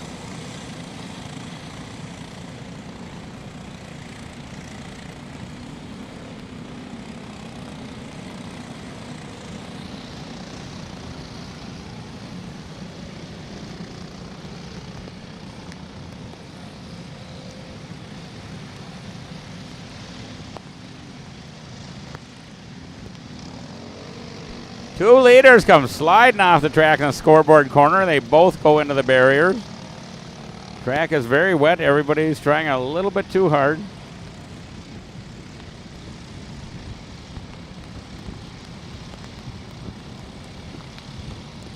This is a real mix at the front, Dave. We'll get a new lineup as they come by. You've got those first four, but boy, this track is really getting slick. Brandon Jarsacrack in the 138 is the leader. Eli Fox in the 118 runs second. Corey Towles, Logan Adams, and Nick Sobiek. That is your top five. But the rain is coming down once again. And this really, you know, it's one thing, Dave, when you go from dry to wet, you make the changes and so on. But this on and off, like the track wasn't wet enough to go with wet tires, so they left it dry. It was fine for the first couple laps. Now it's raining again. This really plays havoc on which way to go for the setup and the officials. It makes it tough. Yeah, I absolutely agree with all the front runners, like the front 90% or whatever stayed with slicks. I agree with that. It was a correct decision at the time. Unfortunately, it started raining again and just ruined the conditions. So these drivers are having a heck of a time, and to see all the front runners, you know, go completely off the track and just pushing a little hard, and boom, they're gone. So. And we're only 2 laps in, so there's 8 more laps of this one if we complete it. And boy, look at Brandon Jarsacrack just tiptoeing. And the other thing you notice, Dave, is when the track conditions get this wet, you'll notice that all the drivers run the high side around the corner. And the reason for that is because the rubber is in the groove. And if you get on the portion of the track that is normally the groove with the rubber, it's like ice. If you get onto the high side where there's no rubber, there's a chance you could get some bite. And that's what they're trying to do. But my goodness, it is tough. And they're all close together here now. Back end coming around on Jarsacrack. He tries to save it. And now we've got the pass for the lead. Eli Fox sneaks inside of Jarsacrack. So does Corey Towles. This is anybody's race, Dave, as we move through this one. Oh, absolutely. You know, poor Jarsacrack and everybody, you know, we've seen so many leaders that just get completely past. There's another one off in the scoreboard corner. A lot of people going off in this corner. They just get a little too aggressive on the brakes, and off they go. They slide right off. The corner workers got to be extremely careful in that area because carts are coming off one after another right at them.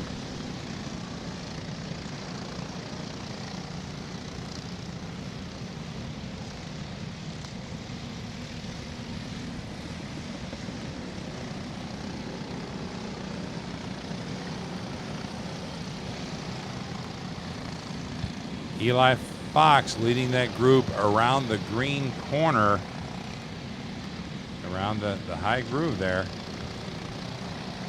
But boy, it is, oh, and we got him sliding here in turn 1. Oh, we got one sideways here. Cart number 10, he goes over the berm. Leaders head up the I-70 straight. And Eli Fox, or Corey Towles slips around Eli Fox and takes over the top spot.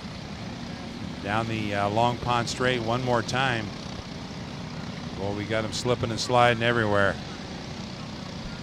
Boy, I'll tell you, you know, you can look at any part of the track and somebody's sliding off the track. It's just kind of wild here.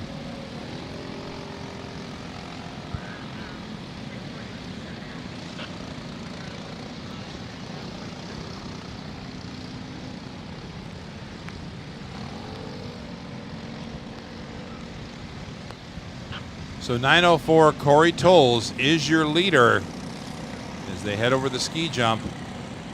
Eli Fox, Brandon Jarsakrak, and Logan Adams. That's your top four, and they are tiptoeing around this circuit.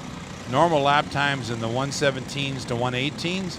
They're at 136. They're losing about 20 seconds a lap, Dave, because of these conditions.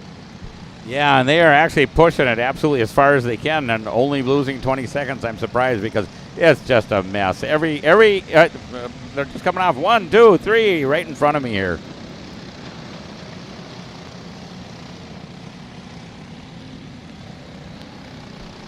Now the good point is they're going at a slow enough speed that I don't think anybody's possibly getting hurt. A lot of karts slide off, they get right back on the track. So this is a prime example of when you slide off, don't start throwing your helmet and giving up. Just get right back on there. And we just see the slide here of the 127. That is Ben Smith sliding off in turn 1. So tough break for Ben. Jason is signaling the halfway point. We are halfway done. 5 laps down, 5 to go. Corey Tolles, your leader last time they were by, is from Jacksonville, Florida.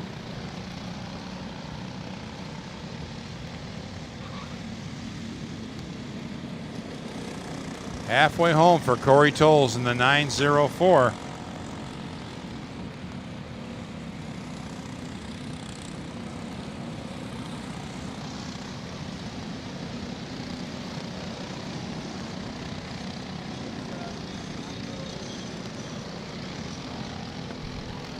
Okay, kid karts, you have to have rain tires on. Kid karts, mandatory rain tires. You do not have the option. Crew chiefs, put rain tires on your kid karts.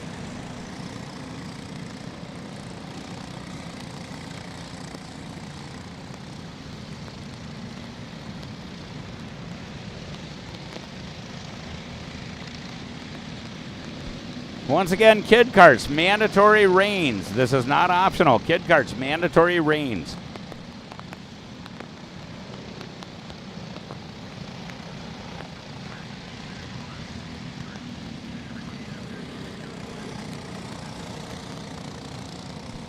Okay, everybody needs to be on reins now. Everybody needs to be on reins. This is not optional. You don't have the choice anymore. Everybody on reins.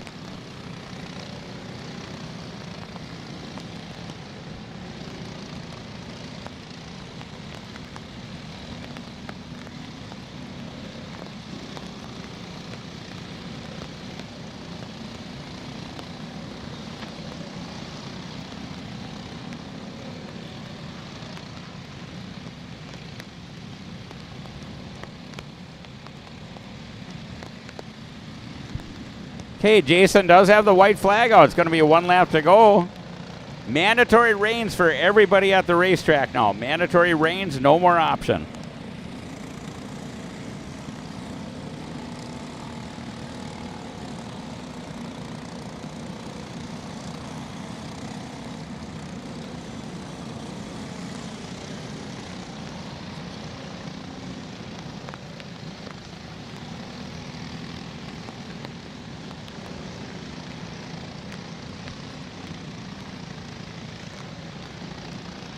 And Corey Tolles has found his way to get around this circuit under the craziest of conditions here.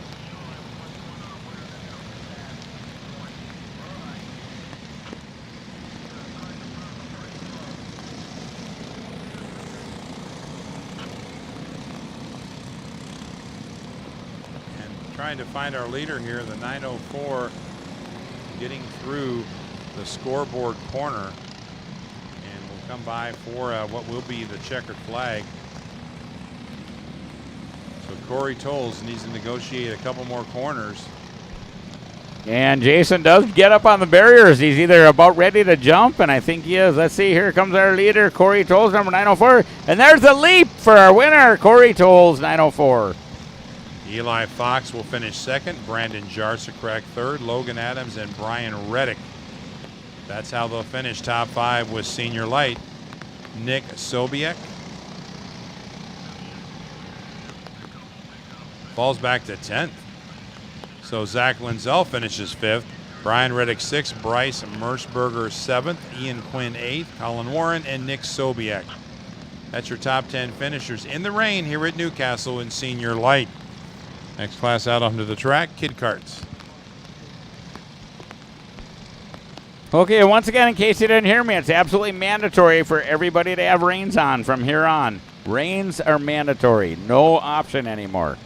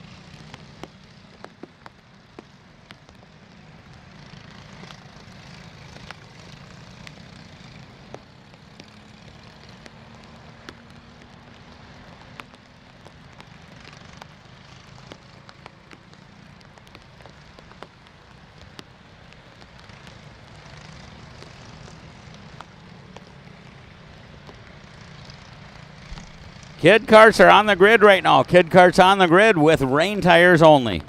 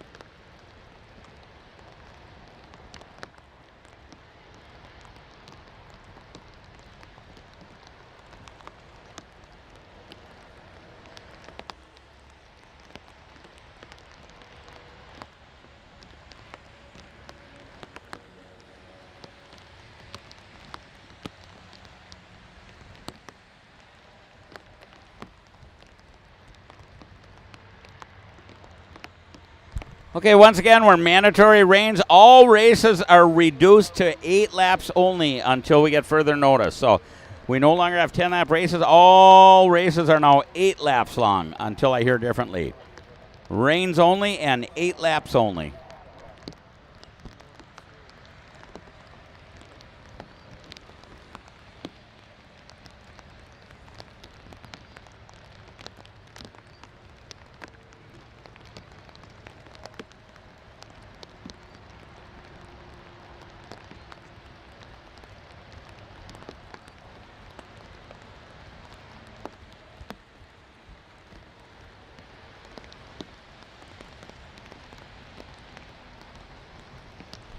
Okay, once again, reins only. Everybody has to be on reins, and every race so far is going to be reduced to 8 laps until I hear differently. So, reins only and 8 laps.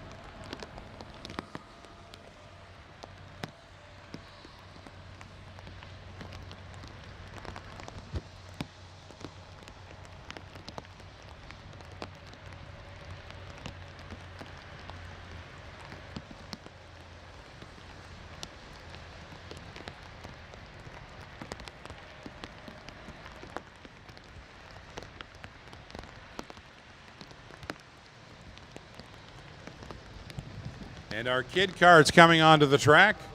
Tyson Underwood and Braden Clossy will bring them around for a start in the rain on rain tires. And there you can see the view from our monitor and on the screen here for Facebook Live. I-70 here in the heartland in central Indiana, and it is raining pretty good. Yeah, race officials have dictated everybody has to be on rain tires now, and it looks like we're going to go with 8-lap races now until that changes. But it's absolutely mandatory. Everybody is on rain tires, and these kids just don't look ahead of them. They're only looking to the front bumper of their cart. And when the cart ahead of them stops, they all pile up. I was expecting that, and I saw exactly that.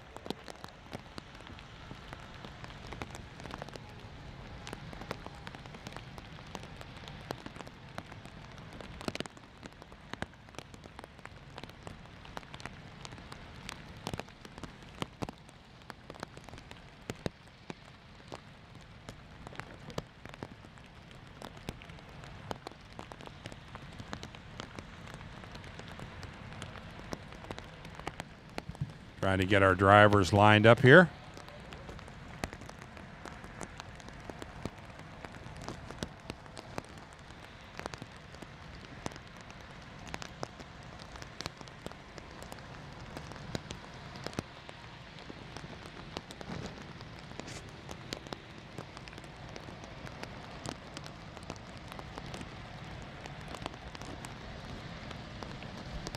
Okay, corner workers trying to woo everybody up here. I predict we're probably going to get a start this time, Randy.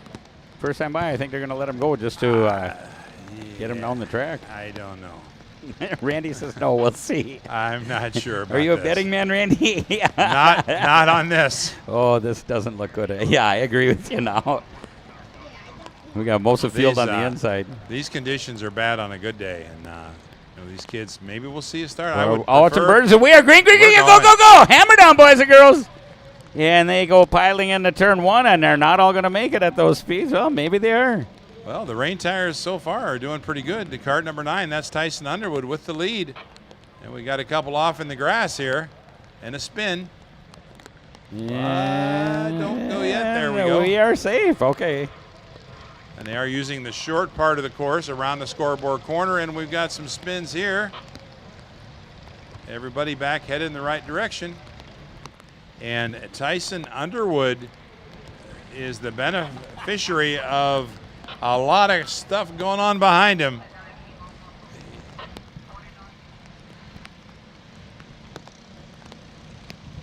Crossing the stripe for lap 1, and Tyson Underwood already with about a quarter straightaway lead on the field. We'll see who comes by in second. And there he goes. If he doesn't get too aggressive here and overdrive his tires, he might have a pretty good race here because he is so far ahead of second place Parker Stewart. Kason Hendrickson runs third. Austin Taylor and Elam Stoner. That's your top 5. These kids are, I don't want to jinx them, Dave, but these kids are doing pretty good in the rain right now. Actually, yeah, once they made it through the parade lap, they did much better. They just had a real hard time taking the green flag, but after they took the green, they're good. We got a couple of carts sideways in the scoreboard corner, and one gets going, the other one gets going. Everybody's good. And that quarter straightaway lead for Tyson Underwood is now a half a straightaway.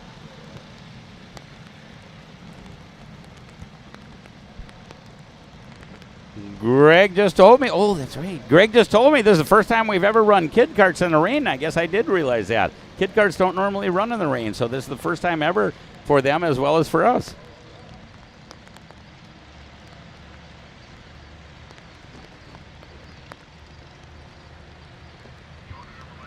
Boy, these kids are doing a great job. Juniors, you need to be on the grid right now. And, of course, you have to have rain tires on. Juniors to the grid right now, please.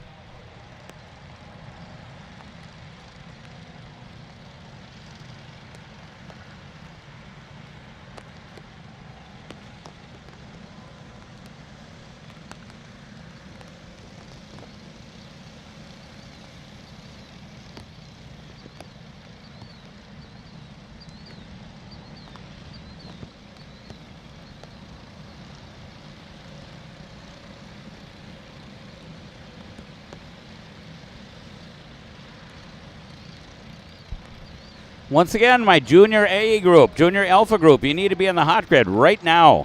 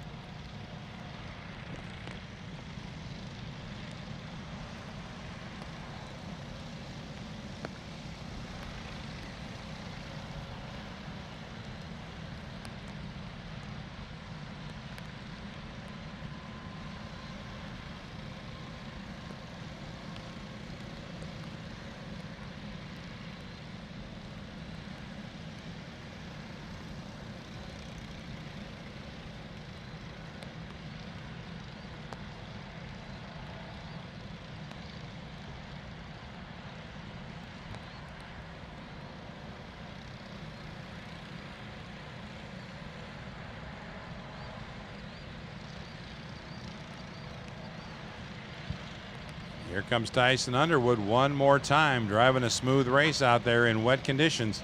The number 9, Tyson Underwood, led the whole way, fast qualifier, getting it done. Solid run for Kaysen Hendrickson. He's broken away. Austin Taylor.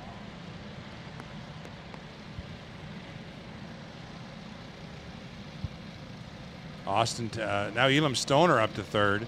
Braden Clossy and Cooper Mall. That's your top 5.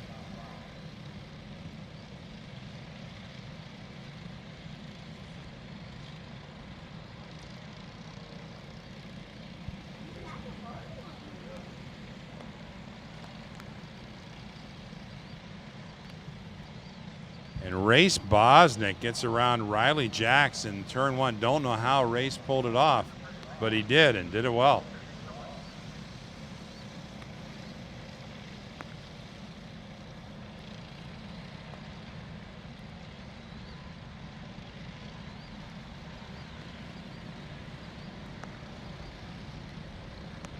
Two laps to go this time by for Tyson Underwood.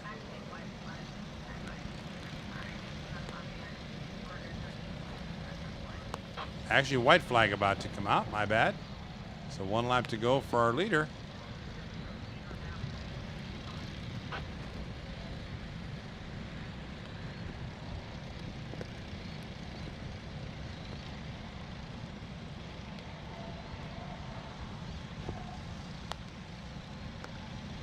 There we go. The white flag is out for your leader, number 9, Tyson Underwood. Congratulations. You got 1 lap to go, Tyson. Tyson's catching up to a lapper. Let's see if Tyson can successfully get 1 more lap, and he's way ahead of 2nd place, so I think Tyson should be able to pull this off.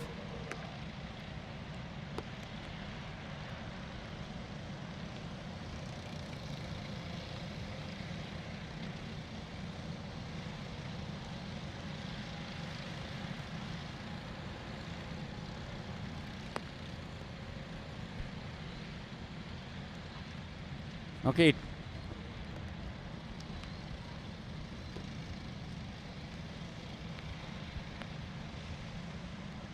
Anyway, Jason does have the checkered flag out there. Congratulations to Tyson Underwood, your winner, number 9, Tyson Underwood.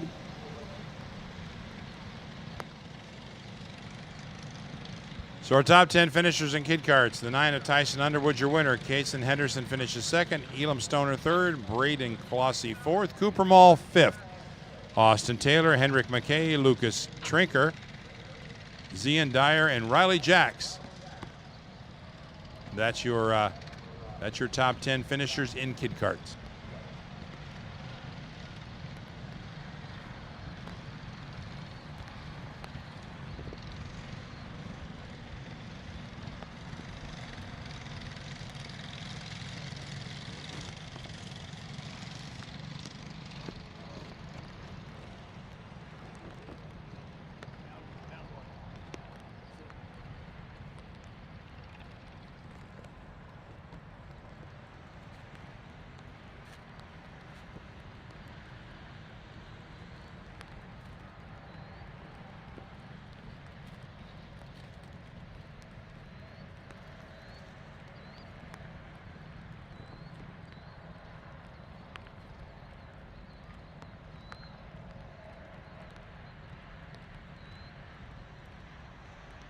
Well, it looks like the rain stopped. Unfortunately, there's some fairly large puddles around the track and on the walkway and whatever, so I think it's still pretty wet out there. Cup Karts did officially call rain tires only for now anyway. Until I hear differently, I'm going to keep saying rain tires only and 8-lap races only.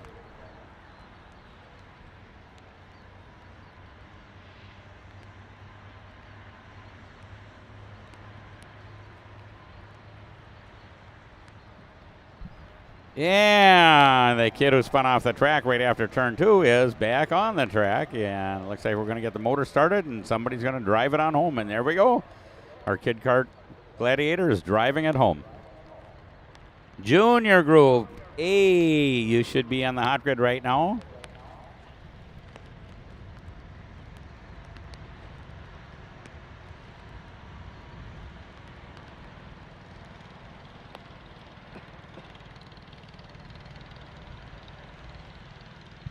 Our A group and juniors onto the track next.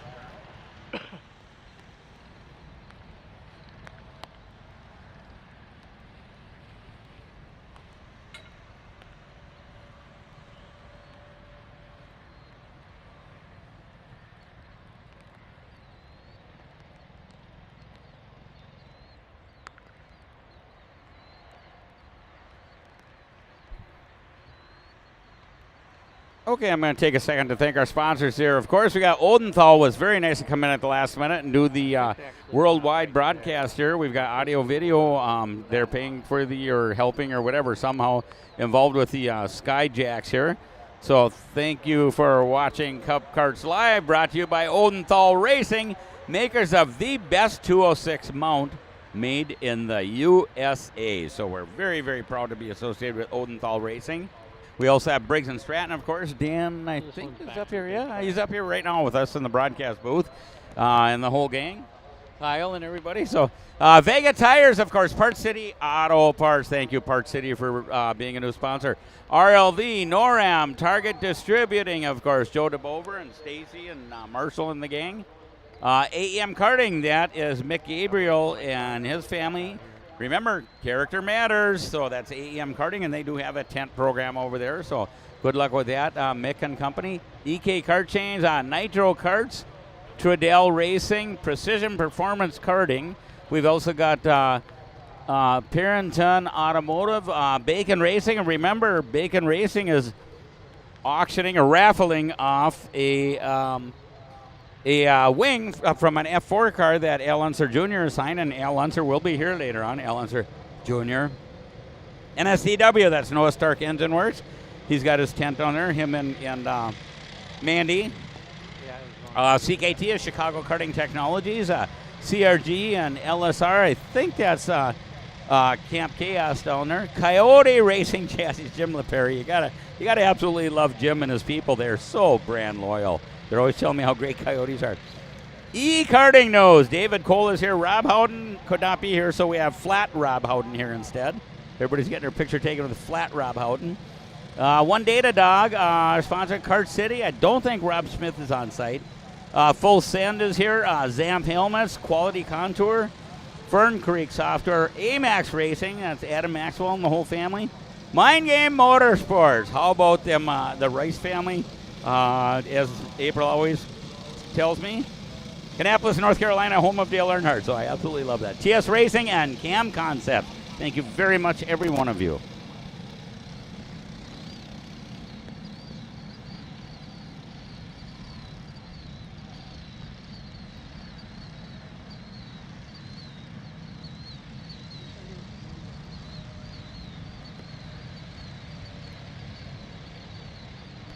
And we are green, green, green. Go, go, go. Hammer down, boys and girls. Good clean start. Everybody through turns 1 and 2. We're 2 wide through turns 3. Does everybody find a spot? We got a couple spinners there. 3, 4, 5 off in the grass. And a good jump on the lead there by the, looks like the 48. That is James Overbeck. Already a big gap on the field. So James Overbeck with a good start.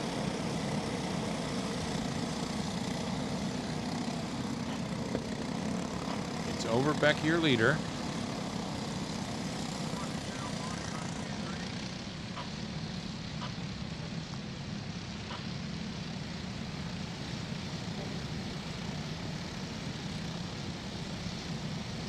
James Overbeck in the 48. It's about a 5 kart length advantage right now in the field.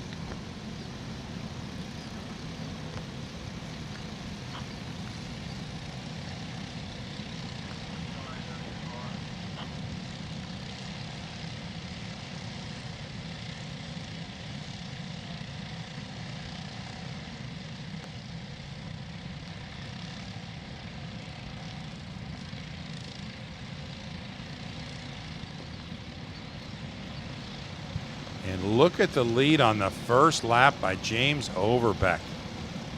Huge. Probably a couple of seconds, I would guess. 3-second gap. Kart number 5, Cale Zimmerman runs second. Then it's the 767 of Elliot Cox in third. Austin Jers and Cameron Reed. That's your top 5. But 3 seconds already the gap from first to second. Your 48, James Overbeck with that big lead.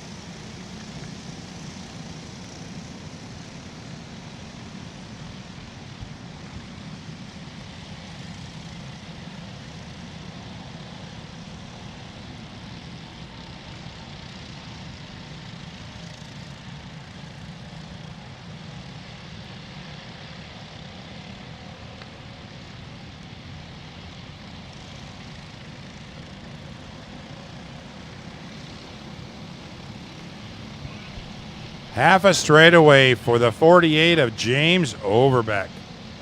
Cale Zimmerman in the 5 runs second, but a 5-second gap to the second place. And there is 7 drivers battling it out for that second spot. Elliot Cox, Cale Zimmerman, and Cameron Reed. That's your top 5. Yeah, actually, Cale Zimmerman dropped back a couple of spots. He's back in 4th place. Overbeck so far out ahead. It's just unbelievable. Followed by, last time by the stripe, by Austin Jers, Elliot Cox, Zimmerman 4th, Cameron Reed 5th, Addison Ianello 6th. Still a tough track, really tough track. Even with the rain tires on, a lot of people are spinning off.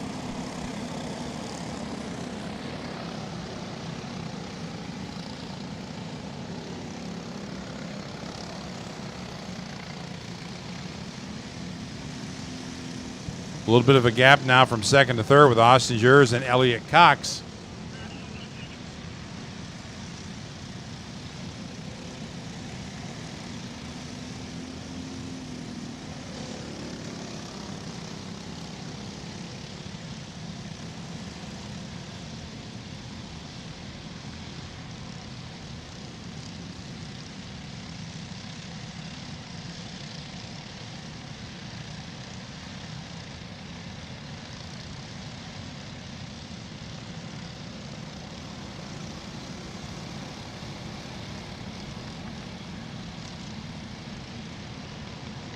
Battle now for third, and they're side by side for 4th. To the inside goes kart number 9, Cameron Reed. Oh, and we're 3 wide through turn 3. That's not going to end well, but everybody finds a spot.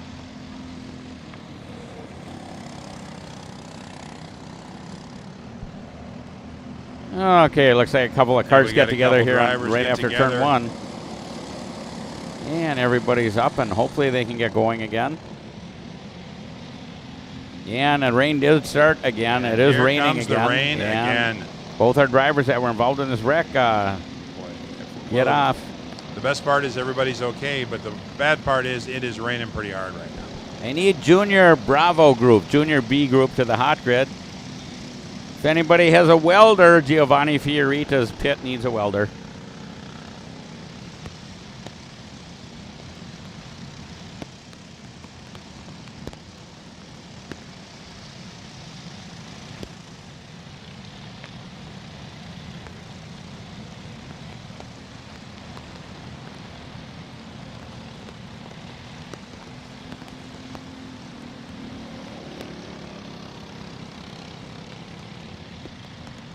Well, it is raining a little harder, as you can see on our screen.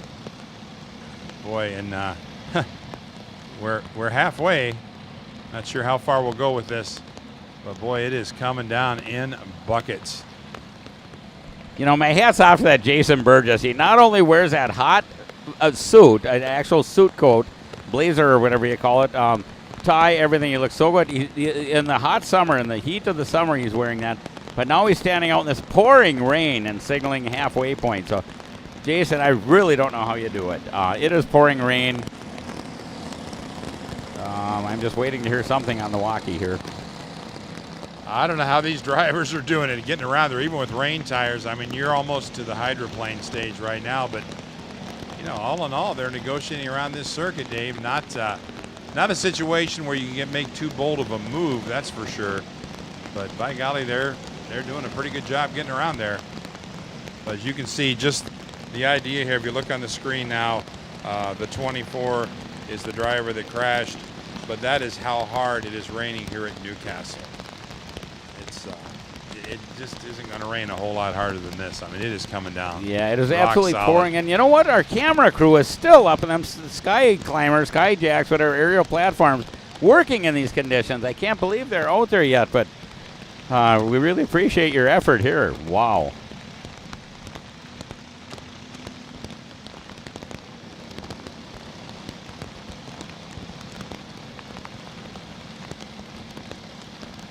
The gap between first and second for James Overbeck, 6.3 seconds. Austin Jers has a 3-second advantage over Addison Iannello, who's come through the field. Addison started 7th. She's up to 3rd. Elliott Cox and Spencer Conrad. That's your top 5. Through the top 10, Cale Zimmerman runs 6th, followed by Cameron Reed, Jake Walker, Christopher McKeithen, and Sam Schenk. That's your top 10. But James Overbeck, barring any other issues, has the race well in hand if he can negotiate this wet circuit here at Newcastle the rest of the way.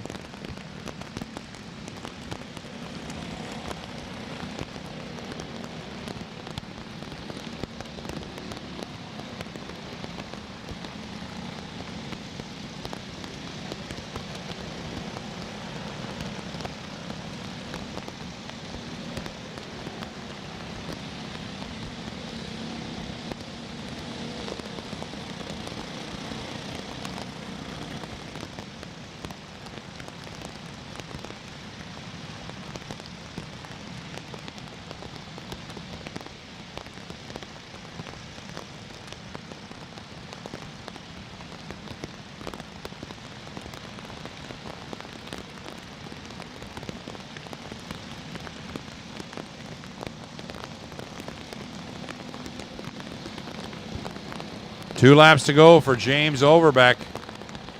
The lead now, 8 seconds over Austin Jers. Spencer Conrad, Addison Iannello back to 4th. Conrad gets around Addison and Elliott Cox, your top 5. Yeah, Overbeck is so far ahead. If he doesn't do anything foolish, which Overbeck never does, he should have this race well in hand. So.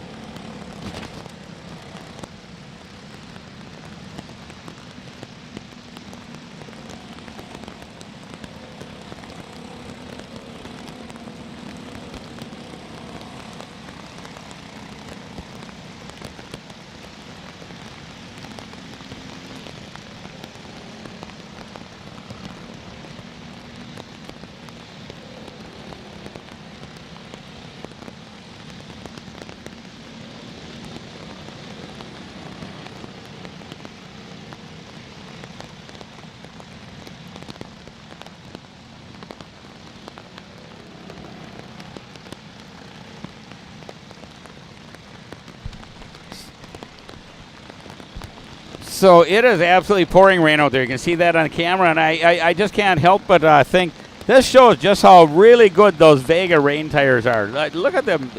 Karts just holding the track very, very well. These drivers are doing a good job. The tires are wonderful. So Congratulations to Vega for making such a great product. And everybody who purchased Vega rain tires this weekend, now you see why you did it.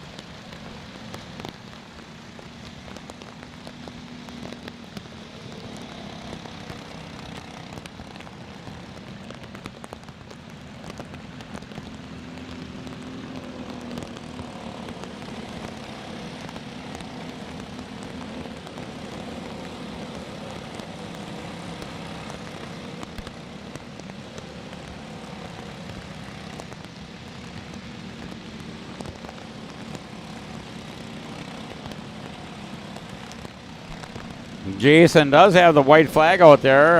Most of the field's got the white flag so far. That's going to be 1 lap to go. Overbeck still your leader, number 48.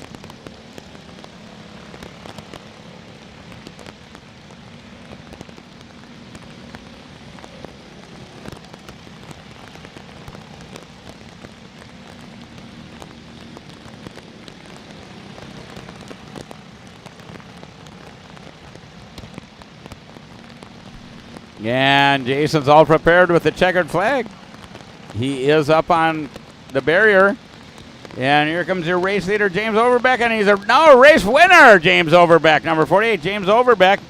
Look at that cart handle that rain. Just turns just like he's on rails. Wonderful, wonderful tires. Second place goes to Spencer Conrad. Then we got Addison Ianello, Austin Jers, Cameron Reed, Kill Zimmerman takes 6th, Jake Walker 7th, Garrett Andexler 8th, Sam Schenk 9th, Christopher McKeithen 10th, and Eli Warren 11th. Josh Feeney, Elliot Cox, Gavin Isaacs,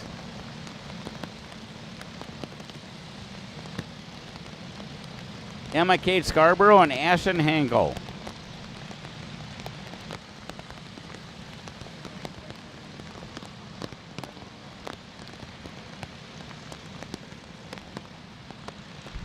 Thanks for everybody sticking with us on Cup Karts Live, which is brought to you by Odenthal Racing, makers of the best 206 mount, which is made in the USA.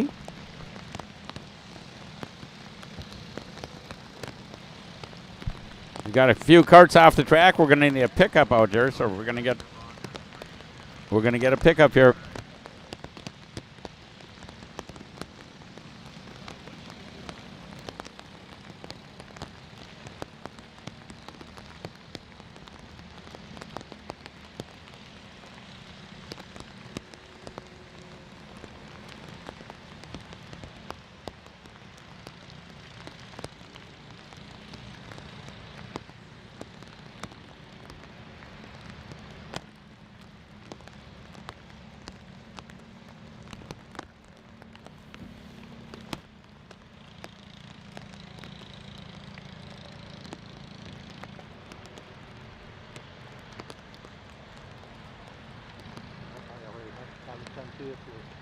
CCA National Motor Speedway.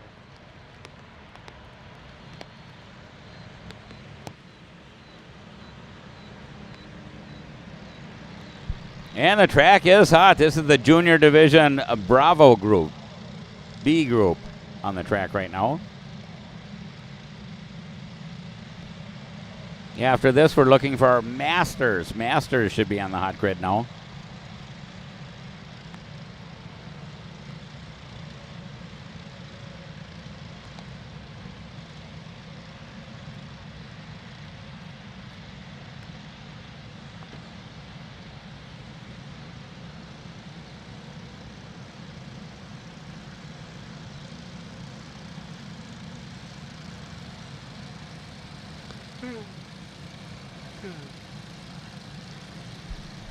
Looks like we got about 33 entries in this group in the second half of the junior group. About 33 entries. I think the rain stopped again. Of course, the track is very, very wet, but I believe the rain stopped now.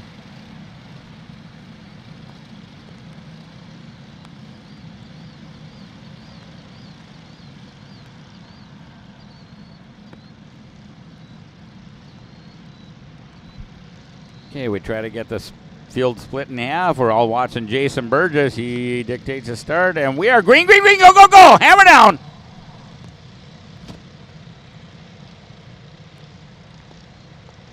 And about midfield, we get a cart. Oh, and somebody goes over and got his leg kind of caught. So the driver decides to leave the cart and get off the track. Looks like, I believe it was number 141. 741, rather.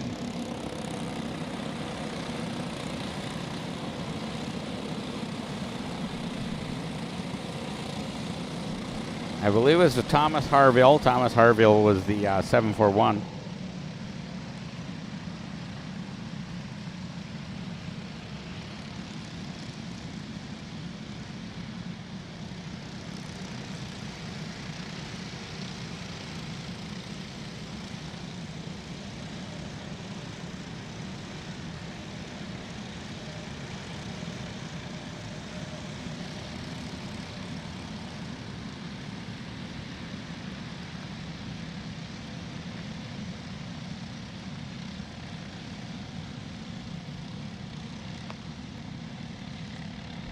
And all the carts are going to try to come through the scoreboard corner. We call it the scoreboard corner because there's a big Jumbotron in the corner. Jumbotron is not working today, but I think it'll be working tomorrow. A couple of carts spin out and get back going again. And somebody retires a little bit early. Somebody left the track if they retired a little bit earlier. Leader is 67, Ben Meyer. Ben Meyer after one lap complete. Ayrton Grimm second fast, and Henry Wheeler in third. Bacon Zelenka fourth. Austin Olds fifth. Matthew Miller sixth. Carter Pryor seventh. William Lawler eighth. Evan Hansen ninth. Cooper Perez 10th.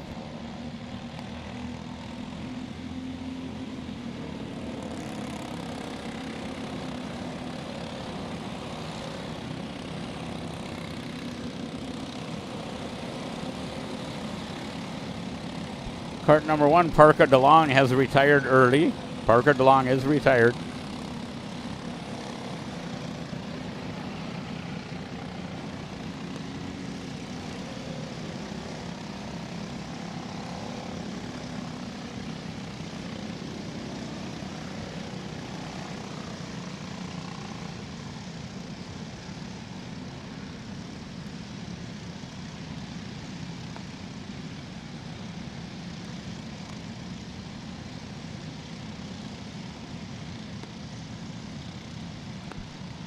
And here they go through the scoreboard corner. Traditionally, the scoreboard corner is kind of a tough one. It's a hairpin right-hander, and everybody has a little bit of difficulty navigating it.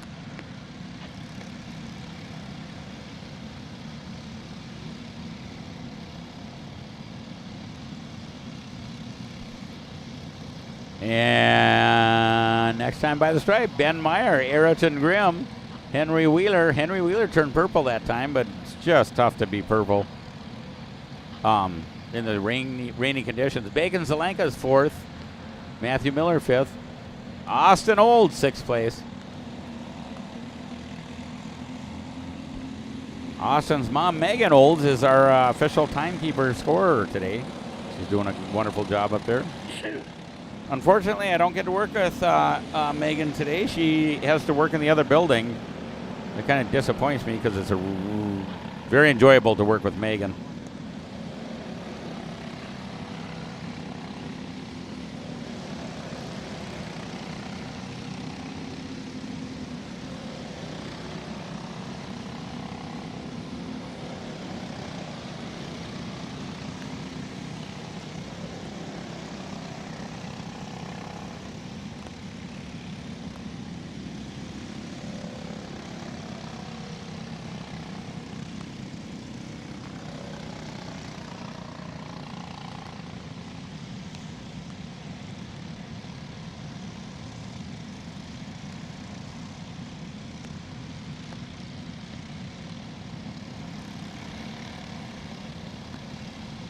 Okay, this looks like it's going to be about the end of 3 laps. Next time your leader, number 67, Ben Meyer, comes by.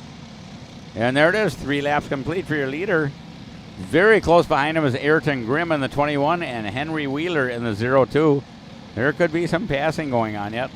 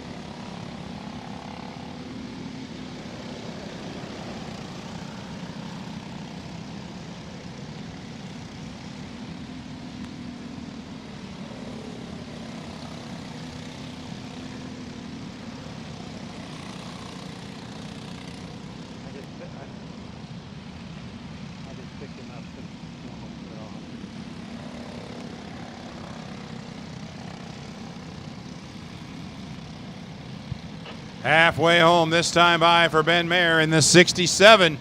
But he's got company. 1, 2, and 3. It's Ben Mayer, Ayrton Grimm, and Henry Wheeler battling for the top spot. Negotiating this wet circuit here in Newcastle pretty well. 45 Bacon Zelenka runs 4th, and Matthew Miller runs 5th. Not that far back in 6th is the 215 of Austin Olds.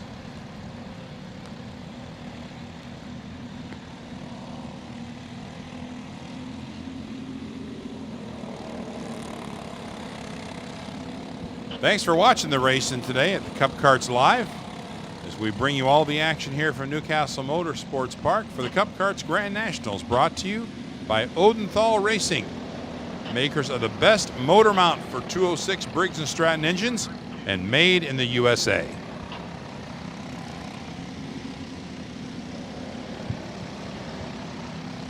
Ben Mayer just goes purple with a 1:31.838. So he's got the fast lap of the race.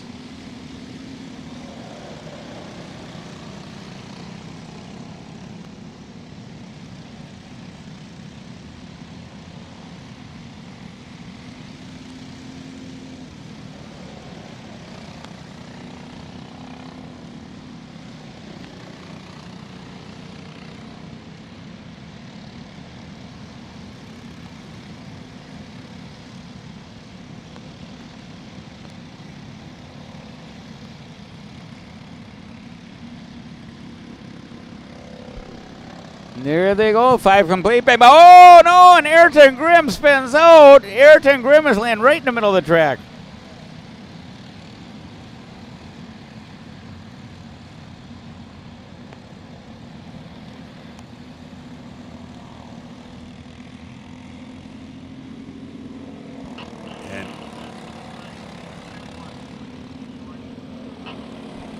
Ben Mayer still your leader. Ayrton Grimm was in second. Henry Wheeler gave him a little love tap coming out of 1, and unfortunately Ayrton Grimm spun out.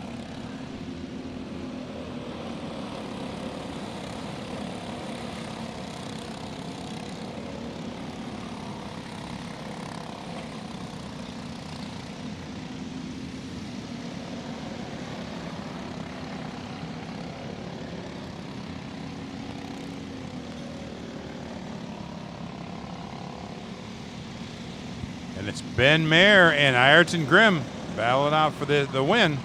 They'll see white flag, 2 to go next time by. And we've gotten word that Ayrton, it's Henry Wheeler and Ben Mayer. Grimm went off in the incident with Wheeler.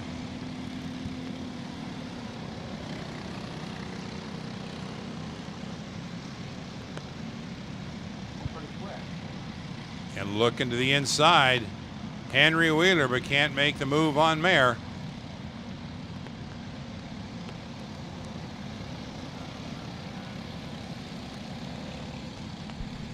So once again, just like Randy just said, Ben Mayer leading, Henry Wheeler right behind Mayer, and Bacon Zelenka in 3rd place. Number 45, Bacon Zelenka. Bacon's going to have Al Unser Jr. over at his pits later on today.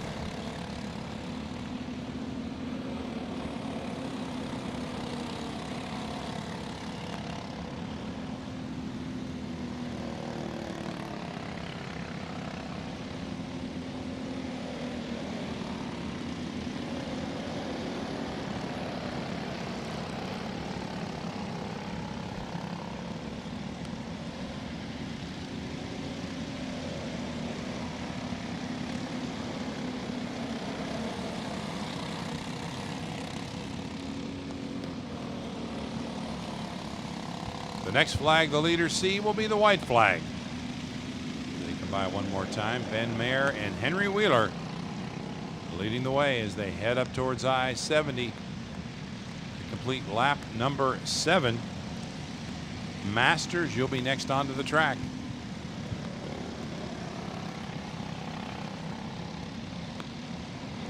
White flag is out for your leader, Ben Mayer.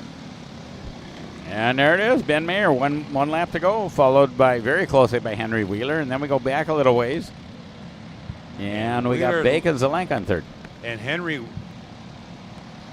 Wheeler peeks to the inside, loses it and spins, and has lost all contact with Ben Mayer.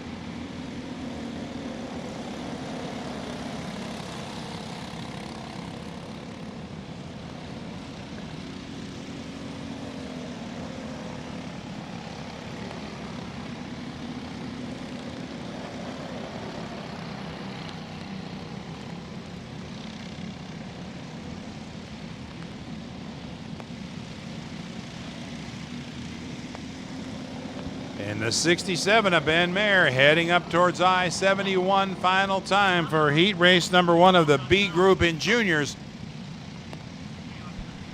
And I see that Jason does have 2 flags in hand. He's got the checkered and the black, so this race is unofficial. This race is under review. There's a checkered, he also has a black, so this race is unofficial. But there is your unofficial winner, Ben Mayer. And here comes Bacon Zelenka, takes 2nd place. This is unofficial. 3rd place goes to Henry Wheeler.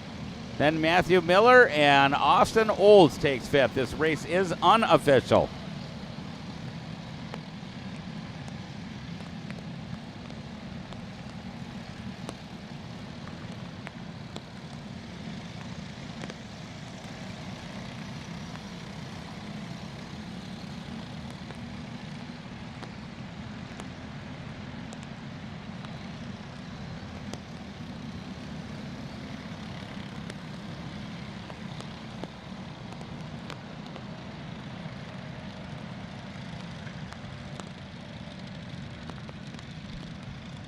Well, I don't see any more rain coming down, but the track is still extremely wet. With the overcast, it's going to take a while, I think, for the track to dry. The sun's not really out anywhere. And I don't even want to bring this up, Dave, but if you do get a chance to look at radar, don't look at the radar. It does not look, it's not good. And here's some of the carnage, Dave. We have the 444 and the 811. You know, they've just tough conditions right now. But you know, it's nobody's fault. I mean, Mother Nature decided to rain on us today, and that's what we're doing. Yeah. So you got to make the best of it. And we're getting pretty used to that at Cup Karts North America Grand Nationals. We've had rain for a number of years here. We just deal with it. They're, like you said, Rick, Randy, they're picking up a couple of carts here. Over in that's referred to as a blue corner. You can see on your screen right now there's a blue top on that kind of a shelter, sun shelter area. And each corner has a different color. There's a blue, green, red, yellow, white, and I can't remember what else, maybe orange or something. But the reason they're all colored differently is so people can instantly find out which corner they're talking about if there's an incident. We have approximately, I think, like 18 workers on the track or something today. It's just unbelievable. So you're not getting by with anything, and we've got just a huge amount of the best tech people in the world. So anybody on there's Jason literally ringing out his flags. So I've never seen him do that before. You think that orange suit's water repellent? I strongly suspect not. I'm sure he's soaked right down to his underwear. I can't even imagine poor Jason. He shakes his head. Yes, he is. Oh, man, I feel so bad for you. Hopefully there's some way of drying that out tonight back at the motel room. Yeah, sure. Dave, would you consider today to be a hoot and a holler? Well, I don't know. It's debatable. It's entertaining. I mean, it's very good. You and I are sitting in a dry broadcast booth here. Hoot and holler, boy, I don't know. Maybe not yet. And let's not remind everybody we're in a dry booth, okay? Yeah. Sorry to everybody who's not. Yeah, we're very fortunate. Brandy and I truly have the best job in the world. I don't know how we got so lucky. We did something right, went to church or something, but wow, are we ever lucky. It's such a good vantage point from it's called the VIP building, but where the bigger events, some of the sponsors come up, and they've allowed us to work the race calls from this building, and it's right overlooking turn 1, and we can see the start coming right towards us. So it's a great vantage point for us. And then we've got our good friends at ISC today bringing us the video, so we watch on the monitors and other parts of the track. So it's really made it a lot of fun to bring in the races today. But there's we should wave, Dave. See, maybe this is our chance to be on TV. Wave. I don't know. We're waving. You can't see us, but we're waving. There we are. Yeah. Oh, there we are. Yeah. All right. You see our hands? Oh, wait a second. It's getting closer. Yeah. Wait. That's my hand. Okay. So Dave, I don't know if you realize this, but our hands have been on national, worldwide internet. TV. Yeah, I'm never washing this hand again. We're big deals. I'm asking for a raise tomorrow myself. Thank you very much, ISC. We appreciate your fun with us.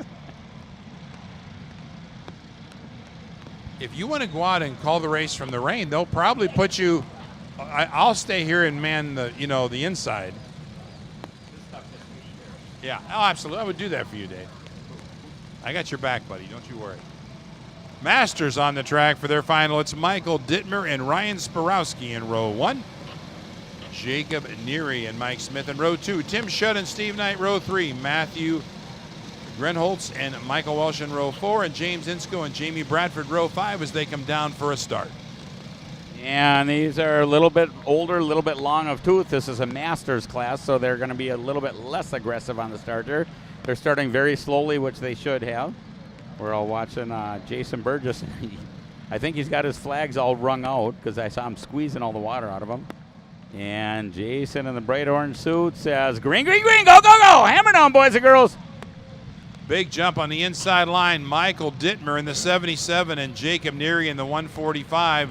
Neary played it smart, Dave. When Dittmer took off like he did, Neary immediately tucked in behind Dittmer to hold down the second spot. So Neary in the draft to Michael Dittmer, and they got about a 2 kart length gap over the 16 of Ryan Sporowski as we work our way through lap number 1 of our Masters class. We've got 2 more classes to go, our CIK Medium A and Medium B.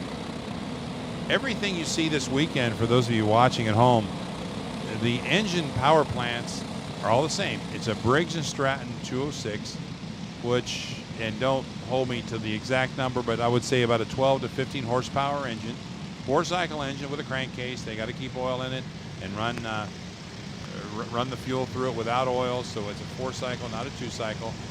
And that's the one constant. Now there's different chassis, there's different setups and gearing and so on, but it's all the same engine, a Briggs & Stratton, and that kind of makes the racing a lot more competitive. Now we're slicing and dicing for that second spot between Jacob Neary and Ryan Sporowski, and that's allowed the 77 of Michael Dittmer to cross around the scoreboard corner, and already on the first lap, Dave has about a 10 kart length advantage over the field. Yeah, Michael Dittmer is having a very good year. Fortunately, we had the banquet last night, the season-ending banquet after the conclusion of yesterday's practice session, and I was able to give Michael Dittmer a season championship trophy, and he won a rock here a couple weeks ago at the Rock Island Grand Prix. Michael Dittmer is having a very, very good year, and I'm very happy for Michael because he's just a very decent human being, a good competitor, and clean. He had a couple of rough spots this year, but overall he's having a very good year, so I'm real happy for Michael. He's a good guy. I've seen him race. He follows runs the Quincy Grand Prix every year and always does well, and I'm part of that event. And we've seen him at the Elkhart Grand Prix and Battle of the Brickyard at Indy. He's always up for the challenge, and certainly today he's found the setup for the rain and is starting to gap the field already, working their way through lap number 2 of Masters, and Michael Dittmer leads the way over Jacob Neary through the top 10. We've got Mike Smith in 3rd, Ryan Sporowski 4th, and Steve Knight. That's your top 5. Tim Shutt, a winner earlier today, in 6th, followed by Jamie Bradford, Jeff Scott, Chris Klein, and Matthew Grunholz. That's your top 10 running order. 1 lap in, 7 laps to go. Yeah, no, there's everybody has 2 races today. This is the first heat race. We're going to have a lunch break, I believe, after this, but I haven't verified that. And I think we'll go into heat race number 2. They were originally scheduled 10 laps. They've had to cut them back to 8 laps. The officials had to cut them back to 8 laps. Everybody is running on rain tires. And just what you were talking about a little bit a while ago, Randy, everybody's running the identical same motor, Briggs & Stratton motor. Some have bigger slides, a little bit change in carburetor. But you can literally, these people are buying these motors when the kid is 5 years old, and you could still be using the same motor if you're racing at 80 years old. That's just amazing that Briggs builds a motor like that. And I talked a little bit yesterday about these Briggs motors.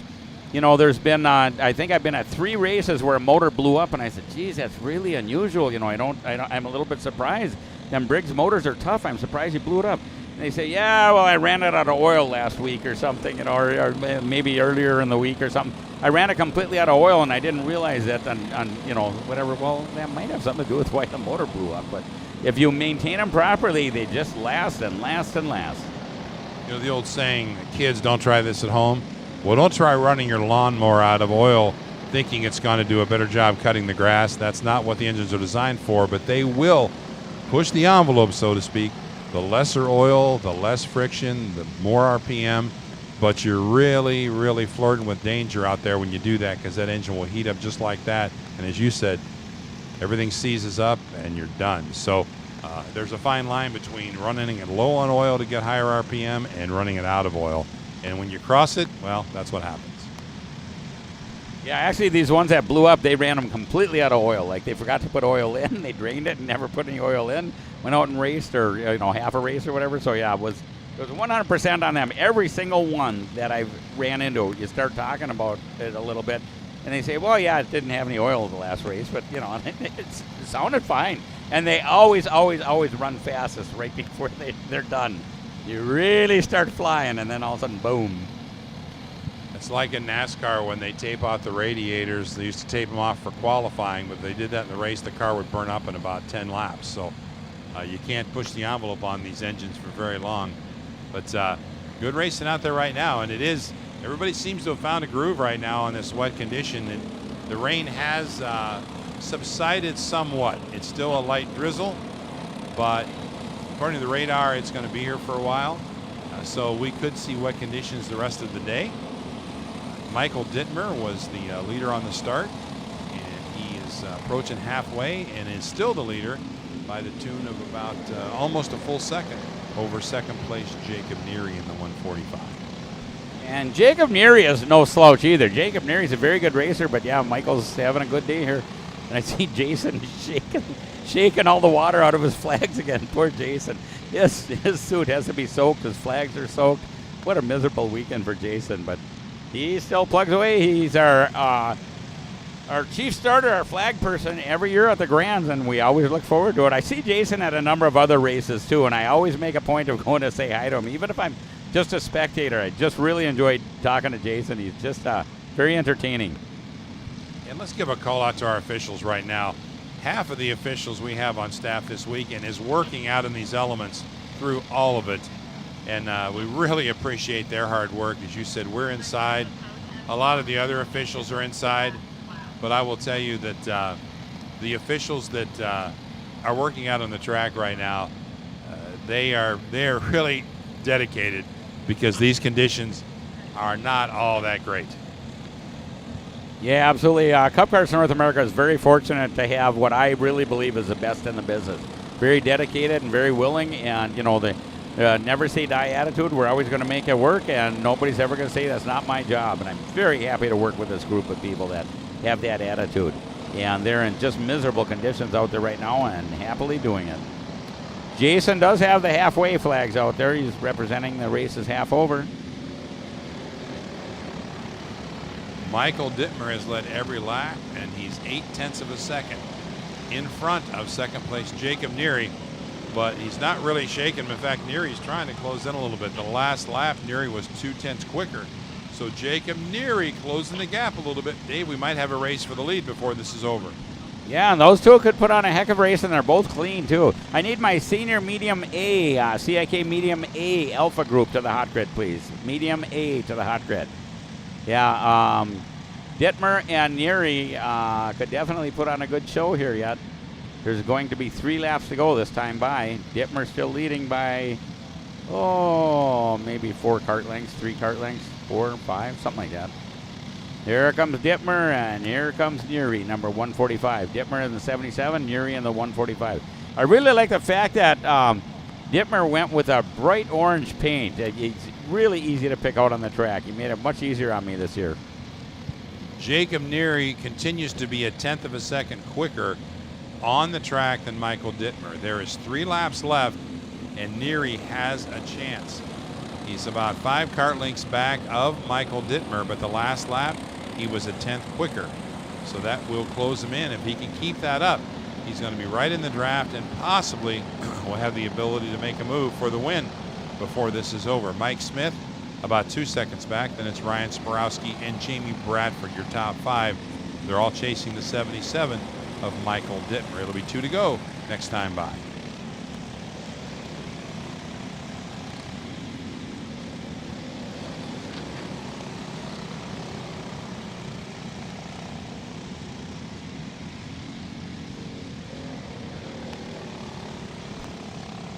Hey, through the scoreboard corner, and your leader is still Dittmer. We're about 3 kart lengths back to Neary.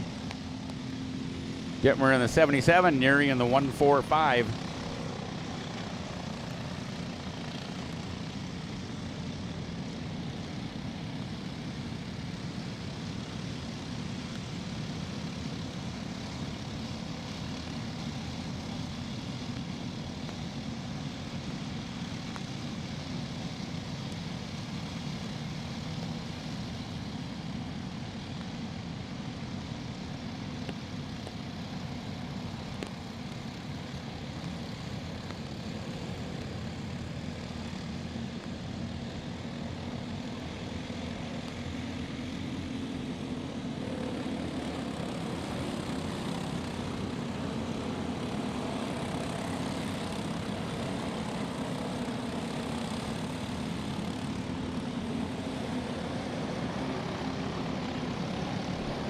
Something just fell off of a cart right in front of us. I'm not sure what. It didn't go down the track very far. Maybe some piece of rubber or something. I'm not quite sure what that is, but something is laying on the track right in front of us.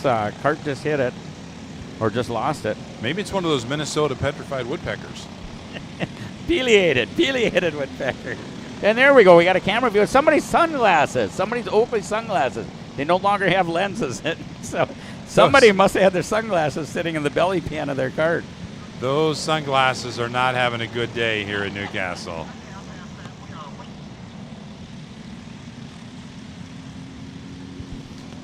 Huge kudos to the camera people that were able to pick that up, too. Thank you. If only one lens is out of the sunglasses, I'm just curious, would that be a lens? Yeah, it almost has to be, doesn't it? I think so, yeah. It's singular. 1 lap to go for your leader, Michael Dittmer, number 77. I'll bet you them sunglasses aren't done getting run over either. I think somebody's going to tag him yet.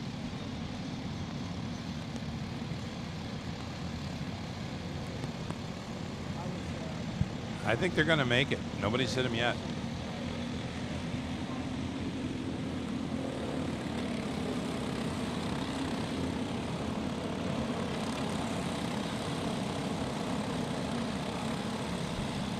Jason does have the checkered flag in hand. The white flag is out, but he's ready with the checkered. And I do not see a black, so I don't think this race is under review at all. Well, this is it for the 145 of Jacob Neary and the 27 of Mike Smith. If they're going to get around Michael Dittmer, they're going to have to do it now. They head over the hill and down towards the blue corner, and it's Dittmer by about 2 kart lengths. Now as they do that little rise and make that sharp right-hander, head around the green corner, and now they're working their way through the left-hander and up to the scoreboard corner. And Dittmer has been flawless this entire race around the scoreboard corner now. And they'll head back to I-70 one final time for the checkered Michael Dittmer with about a 2 kart length advantage as we follow Michael now into the I-70 corner. And now back on the Long Pond Straight for the checkered flag, your winner of heat number 1 in Masters, the 77 of Michael Dittmer. There he goes, the big leap from Jason. Michael Dittmer's having a very good year. He wins his first heat race of the day. Congratulations, Dittmer. Second place, Neary. Third place, Mike Smith. Then we got Jamie Bradford, Ryan Spilowski, Jeff Scott, Tim Schutt, Sean O'Shea, Brian Gallagher, Chris Klein, and Jim Perkins.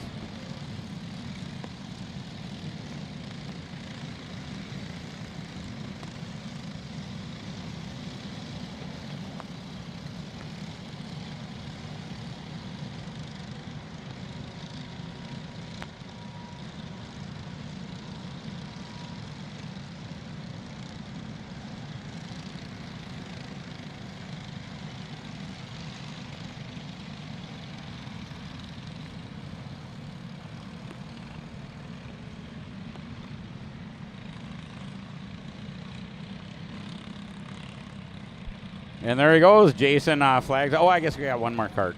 I'm sure Jason's going to have to ring out his flags again.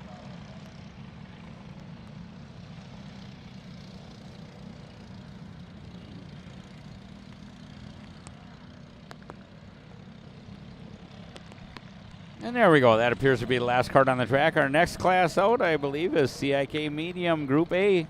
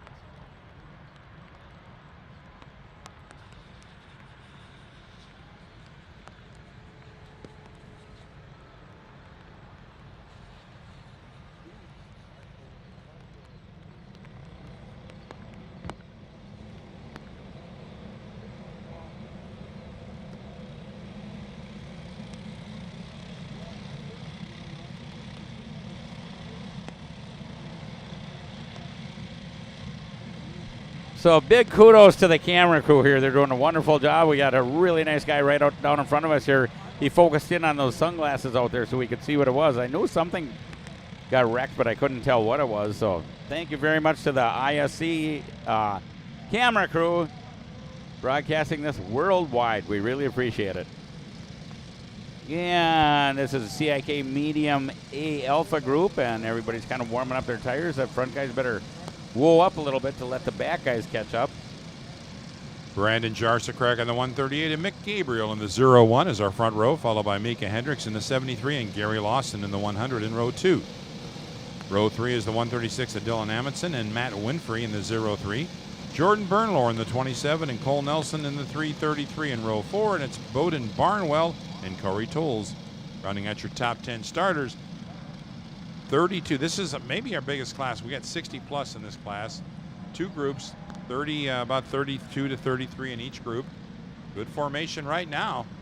If they all behave themselves, we could see a green on your screen. Jarsacrack is to the right, Gabriel to the left, and the green flag waves. And it's Gary Lawson. Lawson, that's sneaky. Oh, we got a cart backwards on the track, and he slides all the way off the track, so we are clean. Gary Lawson, look at that sneaky bugger. He's the one who did the track thing this morning. Gary Lawson, wow. I'll tell you what, there's a couple other people out there. Corey Tolles is very fast. There's a number of people that could potentially challenge for this.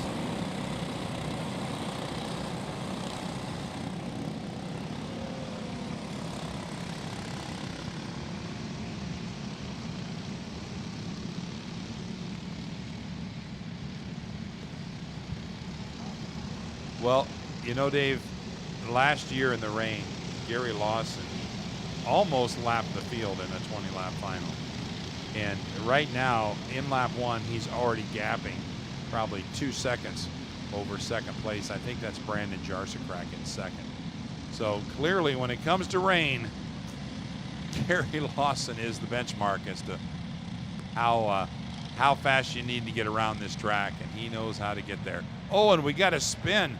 I think that might have been Nelson, maybe. Was that Cole Nelson who was working his way through the pack?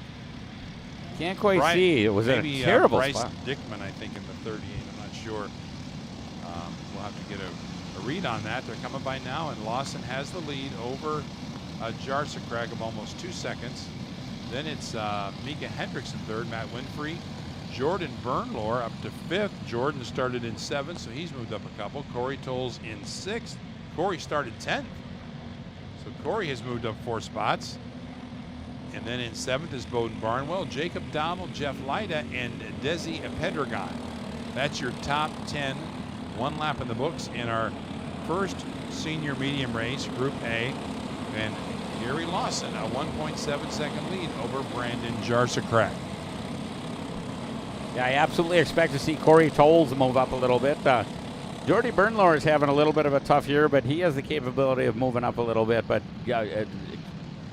moving up and catching Gary Lawson are 2 completely different things. I think Gary Lawson is checking out. I may or may not have made some money betting on Gary Lawson and Rock Island. So Yeah, we had a pretty good time down there.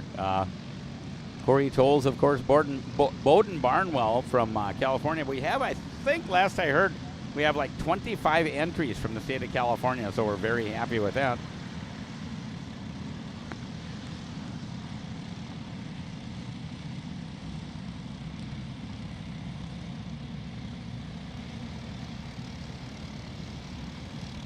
Looks like Brandon Jarsikrek could be reeling Gary in as those two are checking out on the rest of the field. Last lap, the gap was 1.7 seconds. It is now 1 second. So Brandon Jarsikrek has closed in 0.7 of a second on that last lap. Gary's about to get some company. Mika Hendricks, Matt Winfrey, and Corey Tolles remain your top 5, and they're racing on back through the field. But Gary Lawson about to have some company, and we've got some bumping and banging going on there. Actually, for a moment there, Dave, we were 4 wide down the front straight. Everybody trying to find a spot in these conditions, and it's just not that easy when you start. When the back end kicks out on you in these conditions, it doesn't for you, and you usually go into a spin. I have no idea how they survived that. That should have been a huge wreck with a cart sideways going through that pothole, and to come back on the track and whatever that. I don't know. They had luck on their side for sure. It should have been a really big wreck. And fans, as you watch this on the screen, just take a look at how these two drivers, these are two of the best in the business, Gary Lawson and Brandon Jarsikrek. But normally you would see these guys take the inside line in the corners, but watch how they take these wide sweeping lines through the corner. They're coming around the scoreboard corner. Look how wide they are. That's because that's where the traction is in these corners. And to get around this track as fast as they are, they've got to stay high in those corners to get traction because there's so much rubber in the groove that it's like ice. And they figured out the fastest way around the track. And I'll tell you the driver, Dave, that's really figured out the fastest way on the track. You don't always reel in especially in the rain, Gary Lawson, but Brandon Jarsikrek is doing just that. Only a 0.4 of a second gap, about 4 kart lengths on the racetrack between first and second, Gary Lawson and Brandon Jarsikrek. And there's only 3.5 laps complete. We've got a ways to go, and Lawson's probably feeling the pressure from Jarsikrek. I think this might turn into a good race. I didn't expect it at the start, but sure looks like it might turn into a really good race. As we reach our halfway mark next time by, your leader is Gary Lawson in cart number 100. 138 is Brandon Jarsikrek. He runs second. And then 8 seconds back is Mika Hendricks in the 73, followed by Matt Winfrey in the 03 and the 904 of Corey Tolles. That's your top 5. Jacob Donald in the 84 runs 6, followed by Bowden Barnwell. The 333 of Cole Nelson is 8th. Jeff Lyda and Chris Carroll. That's your top 10. And Chris Carroll started 21st. He's made his way up to the top 10. That's pretty impressive. Jeff Lyda started 22nd. He's running 9th. So these guys have obviously figured out how to get into these wet conditions and make the best of it. And we are 3 wide for that second spot. It is a shootout for second. But the leaders, Lawson and Jarsikrek, 1 and 2, and they're nose to tail right now. So Jarsikrek definitely is there. But once he's caught Gary, he still has to find a way around him. Yeah, and Gary's a wily old veteran, no doubt about it. Gary is definitely going to be hard to pass. And boy, these karts are getting loose in these wet conditions. And there's a big old pothole, and they all navigated it. But I don't know how many more times they can be safely around it.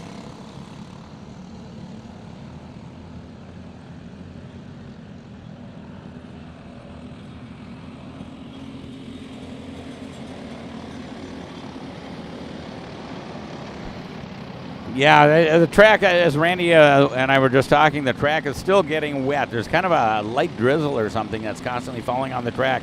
Track has no opportunity to dry whatsoever.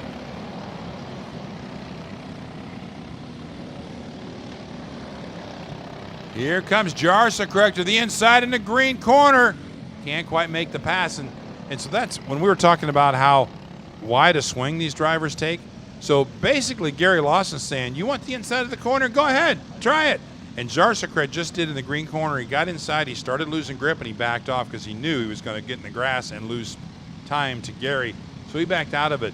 But a smart drive right now by Gary Lawson. Even though Brandon Jarsikrek has caught Gary, Finding a way around him is a completely different story. Yeah, absolutely. Jarso Crack back maybe about 5 cart lengths behind Lawson now. Lawson still leading, and Lawson doesn't look like he's giving up anything at this point. Jarso Crack maybe just settling back and collecting his thoughts.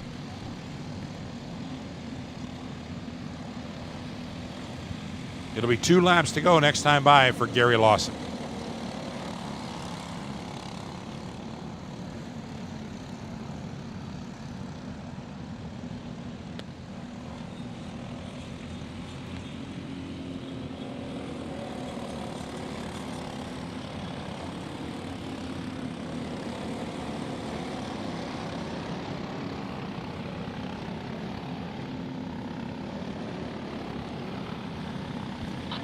Tough break for Chris Carroll. He had run in the top 10, but now he is well back in the field. So an off-track excursion for Chris Carroll.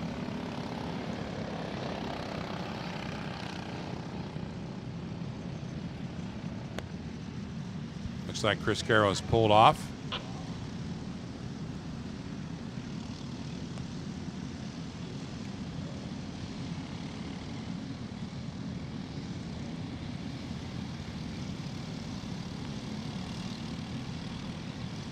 Here they come by the stripe. It looks like it's going to be 2 laps to go this time. Lawson is your leader. Brandon Jarsacrack in second. Then we go, a really long distance back. Maybe a straightaway and a half or something. Till we get to third place, Jacob Donald. Jacob Donald had a really bad wreck down in Charlotte Motor Speedway. He spun off the track. The cart was spinning in circles, and it wasn't too bad until they hit the tires. And then started spinning super fast. He went flying up in the air, came back out on the track, rolled around the track on his back, and immediately got up and ran into the pits because he was in the next race. It was really something to see. It'd make one of them greatest video channels or something easily. Brandon Jarsacrack just goes purple with a 129.500. A little bit quicker than Gary Lawson that last lap. But he has to reel him in. They'll see the white flag next time by. Gary Lawson right now about a half a second advantage over Brandon Jarsacrack.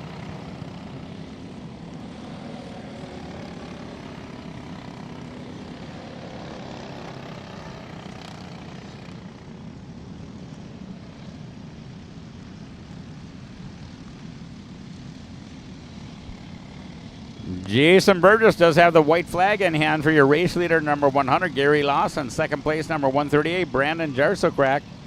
Then we go way, way, way back down the track till we get to third place, number 84, Jacob Donald.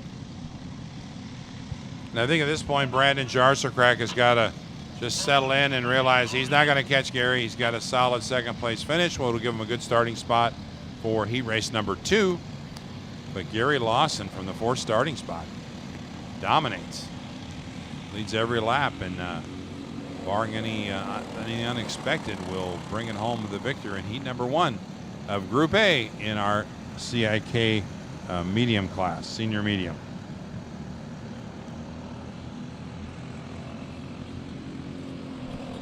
Jordy Bernler was running pretty good earlier. He has faded back a little bit. He's back in 14th place. Jordy was up in the top 5, I believe, at one point.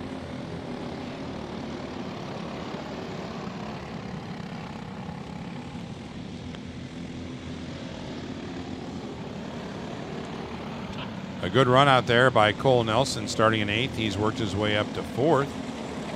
Jacob Donald. Let's see where Jacob Donald started all the way in 16th, Dave, and he's about to finish 3rd. So what a run by Jacob Donald.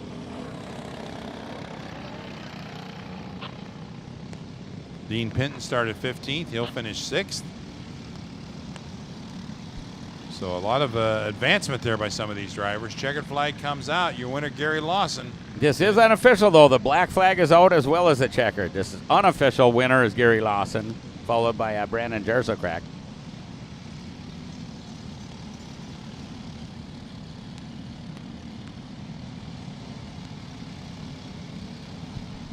And then we finally get third place. Jacob Donald. 4th place goes to Cole Nelson.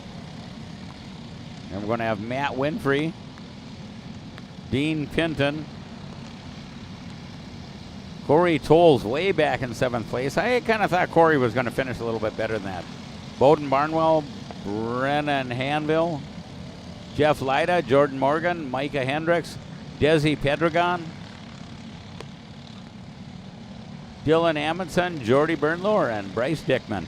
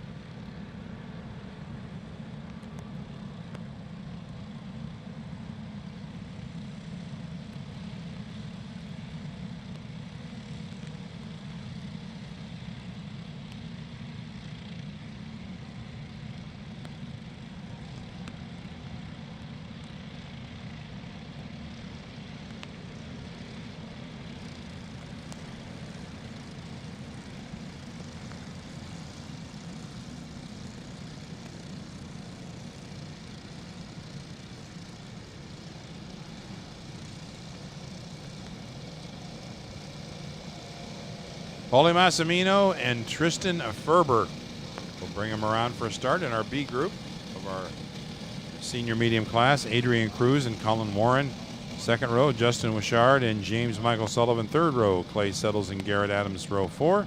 And row 5, Brandon Atkins and David Vasquez. Everybody in shape as they head down for a start. Boy, a snail's pace. Looking for our starter, Jason Burgess, to wave the green. And we are green, green, green. Go, go, go. Hammer down, boys and girls.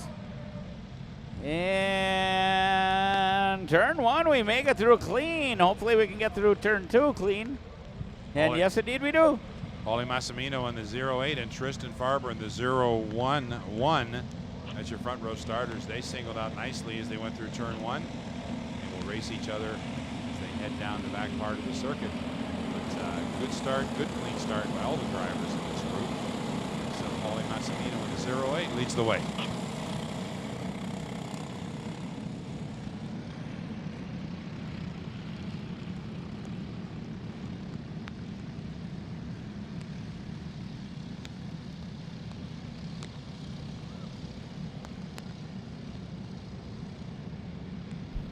Okay, crew chief said the pits, there's a lot of tram line violations. Caution your drivers. Caution your drivers to don't violate the tram line. There's a lot of penalties for that, and officials are getting kind of tired of having to enforce that. Tell your drivers to pay attention, drive well.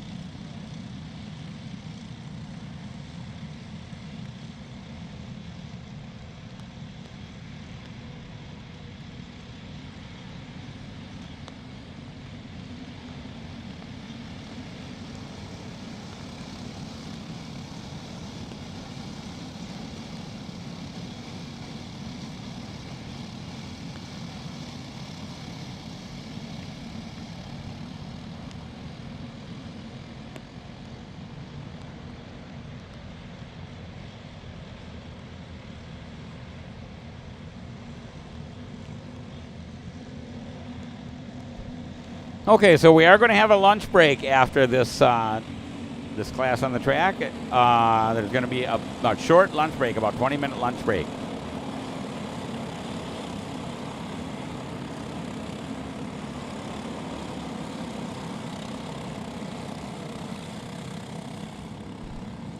Okay, so we are going to have a short break after this. We will resume on the as is printed on the schedule at 2:45 p.m. for Sportsman A.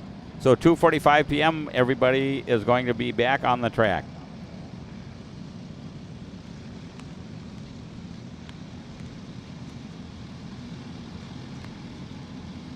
Side by side for the lead, Paulie Massimino and Colin Warren.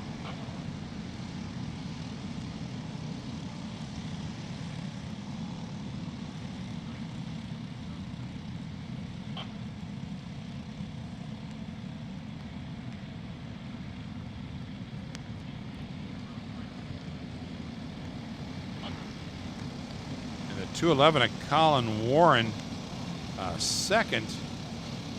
And Tristan Farber, no, that's the 08 of Paulie Massimino, I'm sorry. But Warren slips to the inside, makes the pass, and Massimino comes back and does the over and under. So Massimino back up front, Warren second, Tristan Farber, James Michael Sullivan, and Clay Settles, your top 5. Oh, and we got a lost wheel here. Boy, that was, barriers did their job there, Dave, as they caught the wheel. But the right rear off of the wheel for cart number 0. Cart number 0, yeah, his wheel just plumb came off. I don't quite know how people do that, but I guess they do occasionally. I'm heavily leaning towards somebody didn't tighten the lug nuts.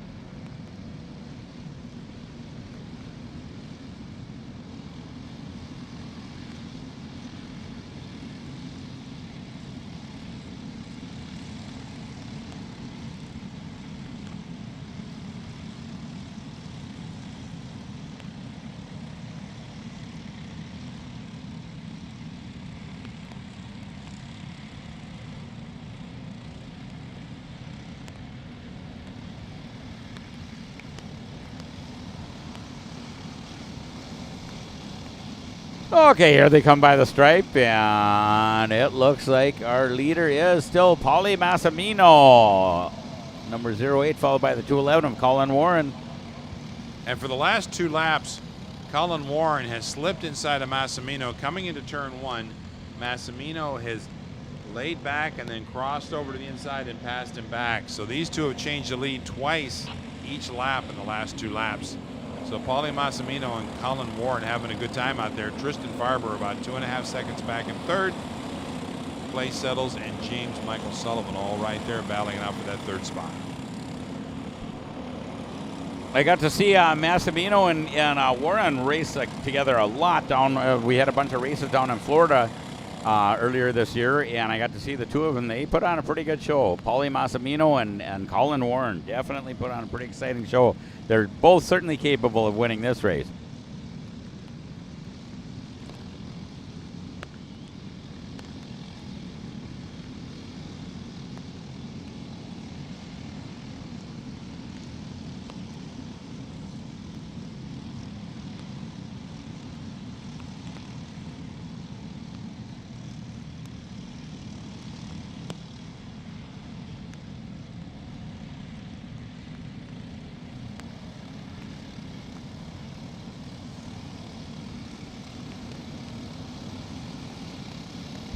And Jason's showing the halfway flags. It's halfway for your leader, Massimino, followed by Colin Warren.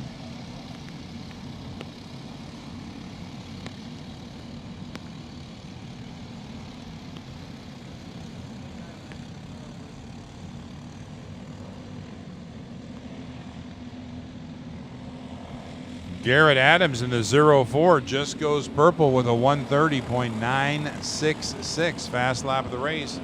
Garrett back in 10th. He started 8th, got shuffled back, trying to work his way back through the field.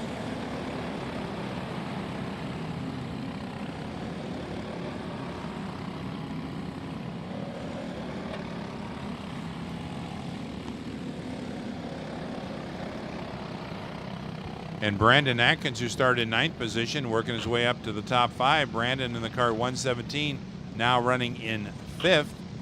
Elliot Budzinski runs 6th. Elliot started in 15th. He's working his way up through the field. Adrian Cruz runs 7th in the 16. 108, James Michael Sullivan 8th. Garrett Adams 9th, and Jake Sessler. It's your top 10 running order. We work our way through the back half of our Group B senior medium class. 2 carts checked out on the rest of the field. That's Paulie Massimino in the 08. and the 211 of Colin Warren as they round the final turn and head down Long Pond Straight for lap number 5. Ever so slightly, Paulie Massimino over Colin Warren.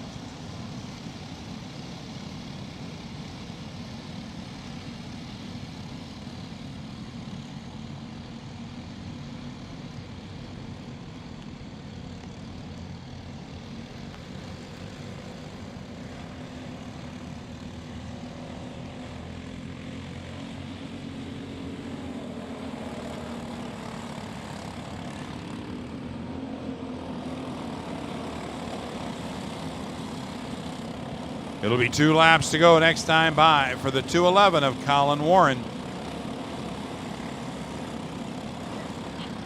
Nice little gap now Colin's put on Paulie Massimino in the 08.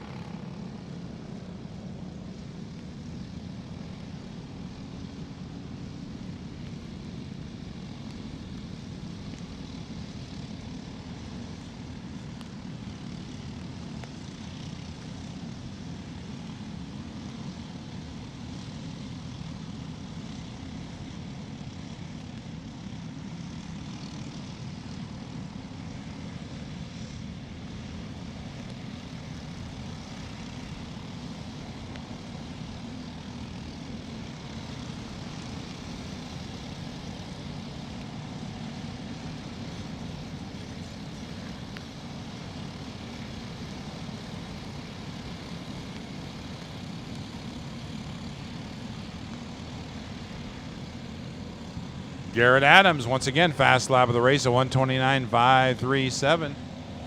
Garrett up to 8th spot. He's working his way through the field.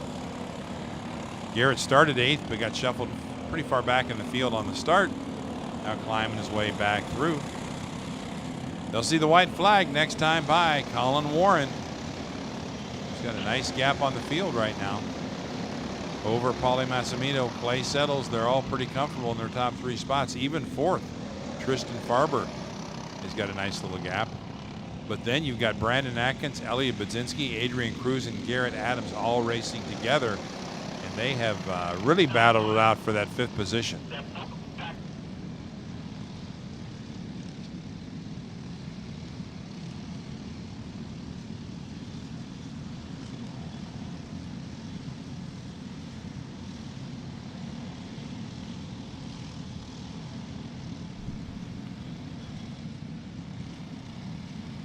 Okay, Jason does have the white flag in hand. He's going to give him 1 lap to go. The white flag this time by. This is our final class of the morning session. And there it is, a white flag for your leader, number 211, Colin Warren.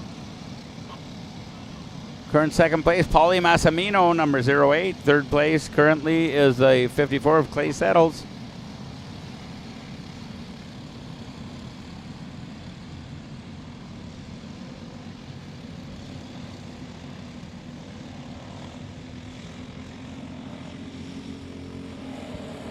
Next flag is the checkered flag for Colin Warren. He's enjoying about a 1.6 second advantage right now over Paulie Massimino. Warren with the fast lap of the race, a 129.846. So he's just getting faster as the race rolls on. Good run out there by Colin Warren.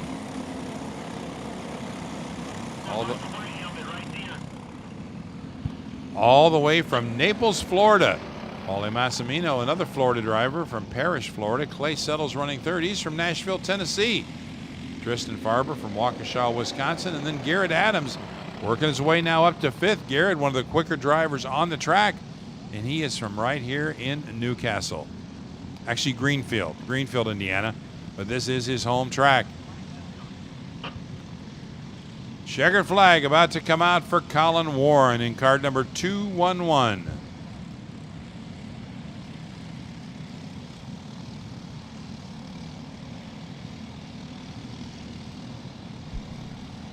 And there it is, your race winner, Colin Warren, number 211. Congratulations, Colin. 2nd place goes to Paulie Massimino.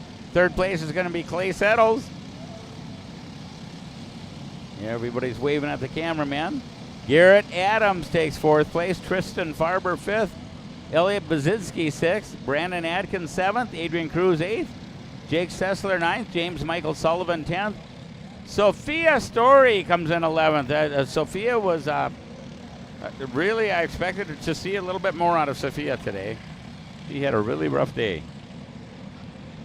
Okay, we're going to take a real short break. We will start up again at 2:45 p.m. with the Sportsman A group. Last I heard is rains only, and last I heard is 8 laps. We'll find out at 2:45. What? I'm sorry, what? No, I did not hear that. Okay.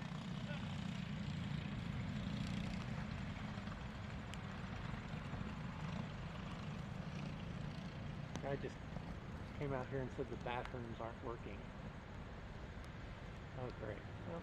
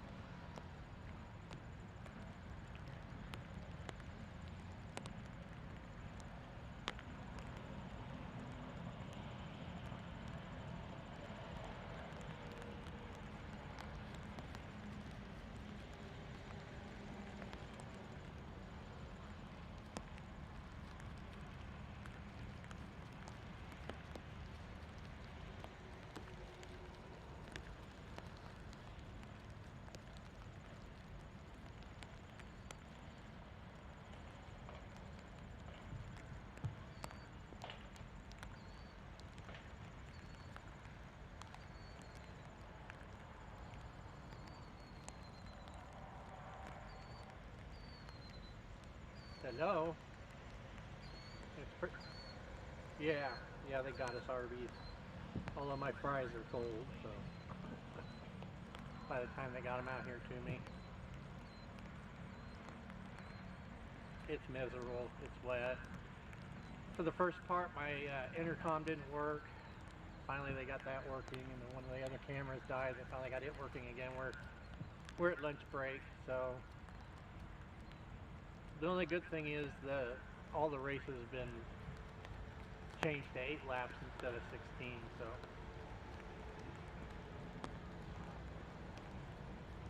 yeah, well, they had a delay when it really poured. So, and I mean it really poured. It was terrible because I could hear the intercom from the truck, and you could hear it raining in the truck, and you knew, like, here it comes. Okay, we're going to get started back up here in about 5 minutes. At 2:45, we're going to get started with the Sportsman A group. This is going to be the second heat race of the day. Last I heard, we're still at 8 laps and mandatory rain. So, Sportsman A group at 2:45. That's 5 minutes from now.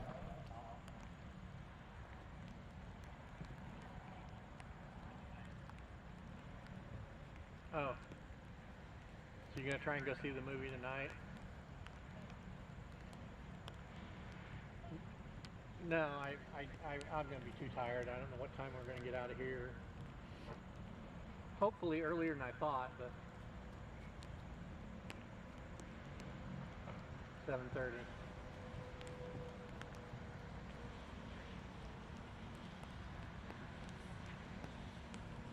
Yeah.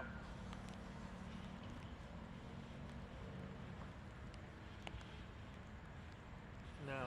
We should probably see if one of her friends wants to go with her to the movie.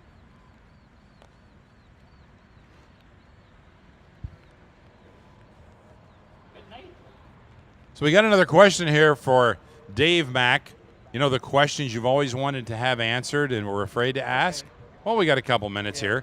Let's go ahead with another one, and I will this is not signed, but I think when I read the question, you'll probably know who wrote it. The question is, how many times have you told my Emily DeMaster's fabulous story of coming through the junior field at the Grand Nationals 3 without any practice, qualifying, or heats? And you're the best, Dave. You know, Emily, I absolutely love you, and I've told that story so many times, and I never tire of it. Anybody who will listen to me. I've literally told people in bars in small towns and places you couldn't even imagine about that story. I'm such a huge fan of yours, Emily, and yeah, I'm not anywhere near done telling it. In fact, I had every intention of having you meet me sometime this weekend so I could interview you. But thank you, Emily. You're the best, and I really do want to hear the story about moving away to school for one day, too. Let's do one more, Dave, as we line up our second round of heat races. And this is anonymous. Not exactly sure what it means, but let me go ahead and read the question to you, and maybe you'll make some sense of it. All righty. The question is, what was the name of your first pet and the street you grew up on? Okay, I got to give some background information on this. Randy, who you might not have written it, but you started it.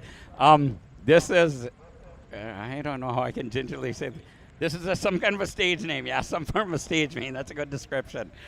We came up with our stage names, and Randy posted that, or somebody posted that, and Dave Mack says the darndest thing. So anyway, yes, you just look up that website. You can find out the answers to those questions. Well, but what would that be? I don't even know the combination here, but it would be your first pet's name and the street name. So what would that translate to? Okay, our first pet was a German Shepherd, and her name was Queenie. And the street we lived on at the time was Anderson Road. So let me put the pieces together. So your answer is Queenie Anderson? Unfortunately, yes. All right, just checking, Yes. Dave. Yes, it was. Almost race time here at Newcastle Motorsports Park. All righty. Oh, the track looks dry. It looks nice out there.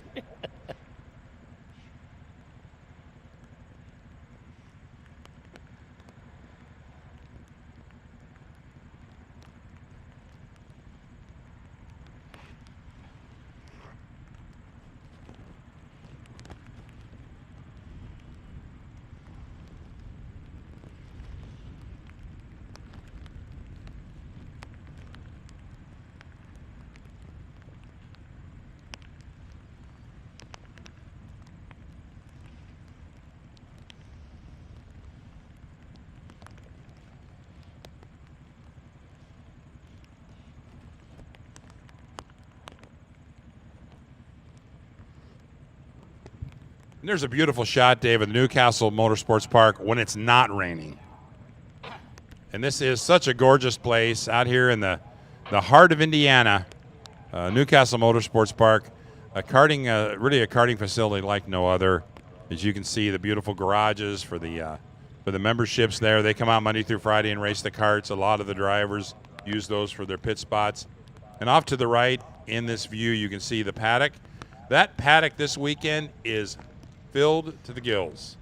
I tried this morning. You cannot fit a toothpick into the paddock. It's that full. So just a beautiful facility. There, you see how close it is to I-70, and of course the I-70 traffic rolling east and west as we look at the aerial view of Newcastle Motorsports Park.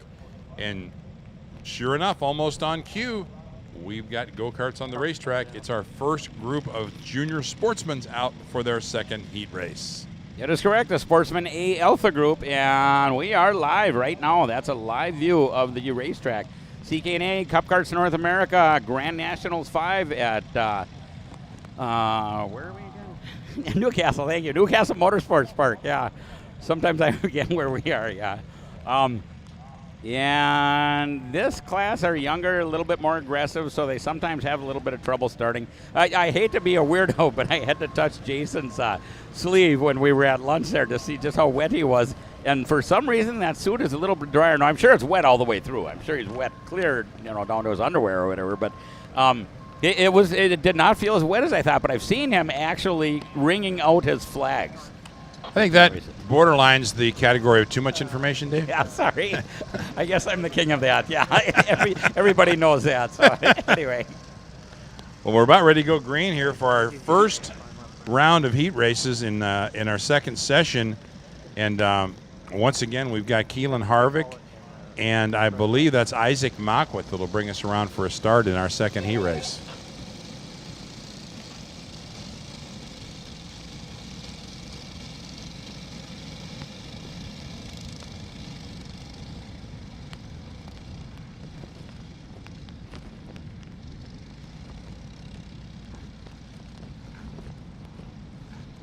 Okay, we're all watching Jason Burgess, and it looks like a pretty good start. We are green, green, green, go, go, go! And everybody tries to go to the high side of the track.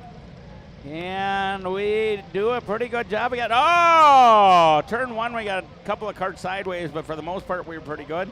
I see Alyssa, number 100, Alyssa spun out. Anyway, everybody gets going. No serious wrecks. I see there's a potential wreck up turn 3. Looks like they all get going properly also. So I think we're a pretty good start here for our Sportsman A group. This is the last race of the day for this group. We have the Sportsman B group right after this. We are in the last round of racing today.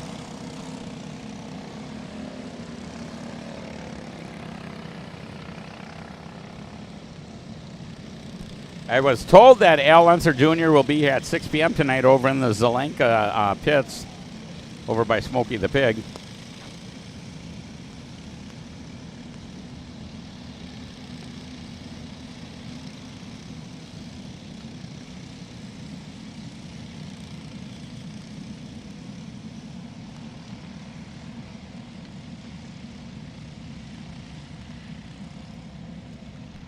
Keelan Harvick up front by about 3 kart lengths ahead of second place.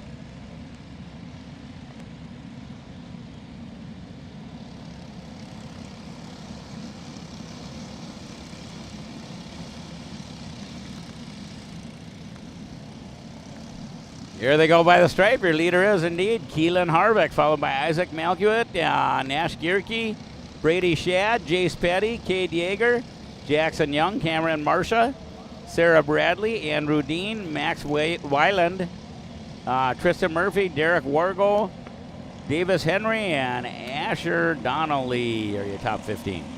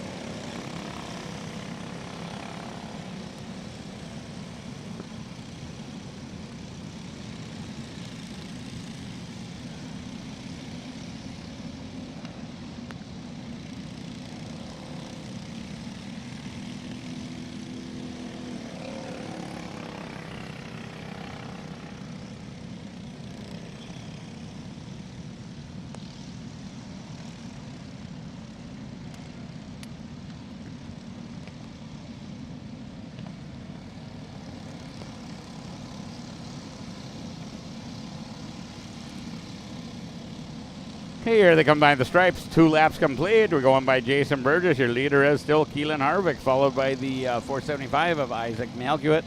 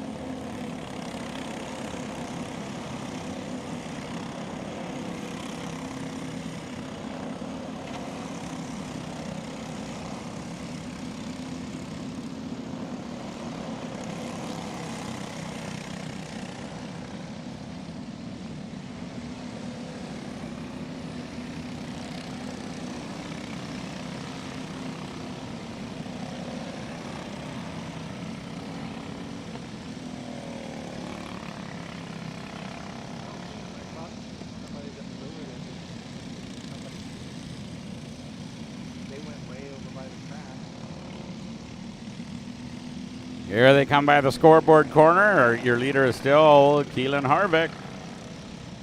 Second place, number 475, Isaac Malkuit.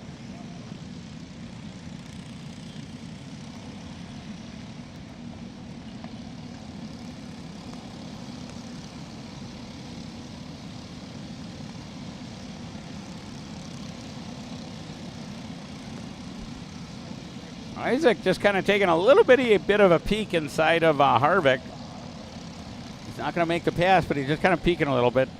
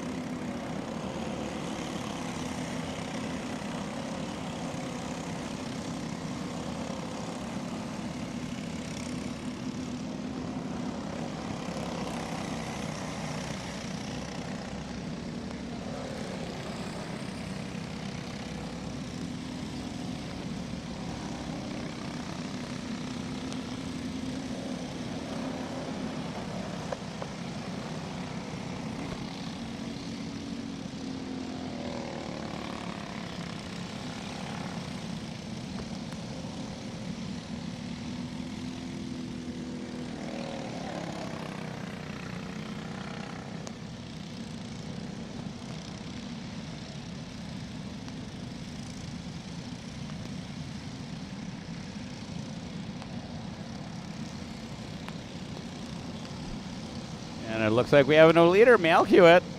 Halfway flags, and Malkuit is ahead of Keelan Harvick.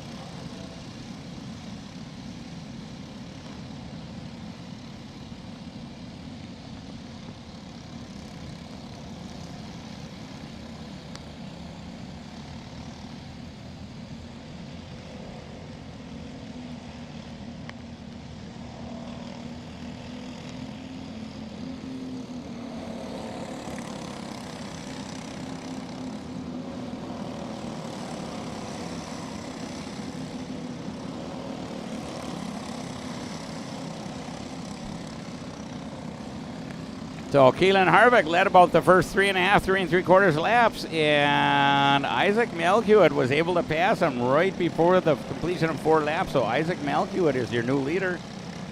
Keelan Harvick in second place.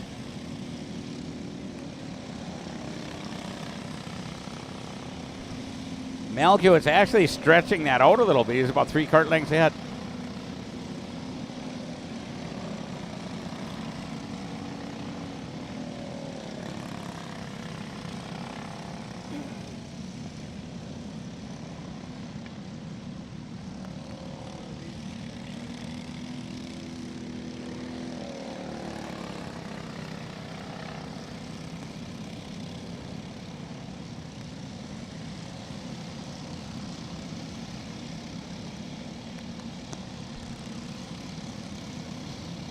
Five complete, and Malkuit still leading over Keelan Harvick. Keelan Harvick led the first 3.5, almost 4 laps, and Malkuit passed Harvick right before the stripe of lap 4.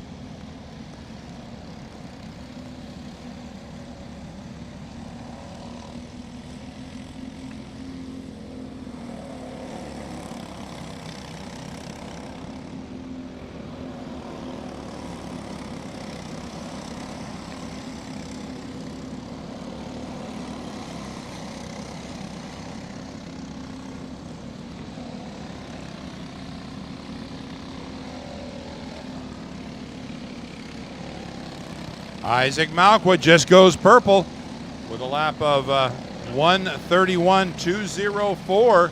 He's got about a 0.3 of a second advantage, which isn't much. It's about 5 kart lengths over Keelan Harvick. These two have been battling it out all race. Two great young drivers in this sportsman class. Isaac Malkwood and Keelan Harvick. Isaac from Ohio, Keelan from North Carolina. Running third, Nash Gierke, also an Ohio driver. He's having a good run. Followed by Cade Yeager and Brady Shad. Jace Petty, Jackson Young, Cameron Marcia, Sarah Bradley, and Tristan Murphy. That's your running order for the top 10. 2 laps to go in our Group A of Sportsman Heat Race number 2.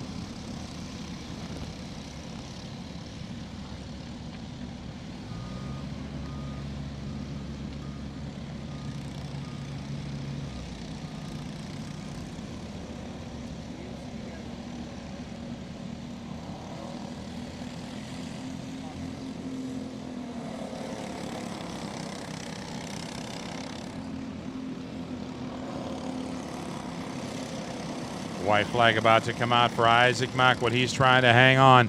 Keelan Harvick is right on the rear deck lid of Isaac Malkwood.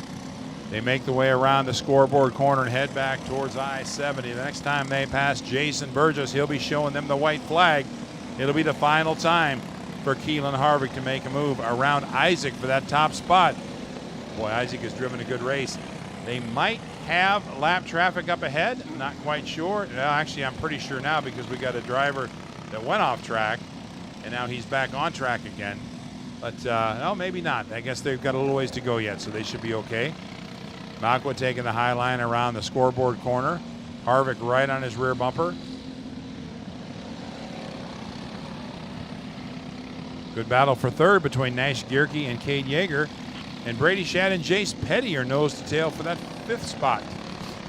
The white flag comes out on Isaac Malkwood. And there it is. The white flag is out. They're going into turn 2. Malkwood followed very closely by Keelan Harvick. Keelan Harvick looking on the inside.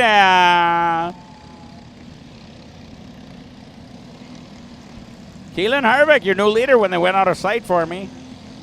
He'll come back into sight in just a moment here.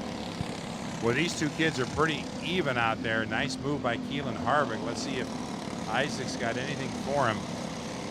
You know, Keelan won the first heat race, Dave, so I'm inclined to think that regardless of how they finish 1 and 2, Keelan will probably have pole position for the feature tomorrow.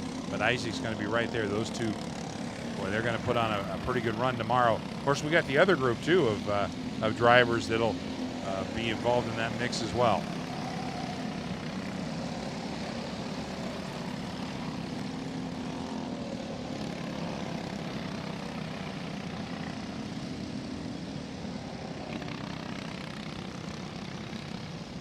Nice little gap right now for Keelan Harvick as they round the scoreboard corner one last time and head up towards I-70. Doesn't appear like Isaac's going to have enough steam to close in and make a move on Keelan.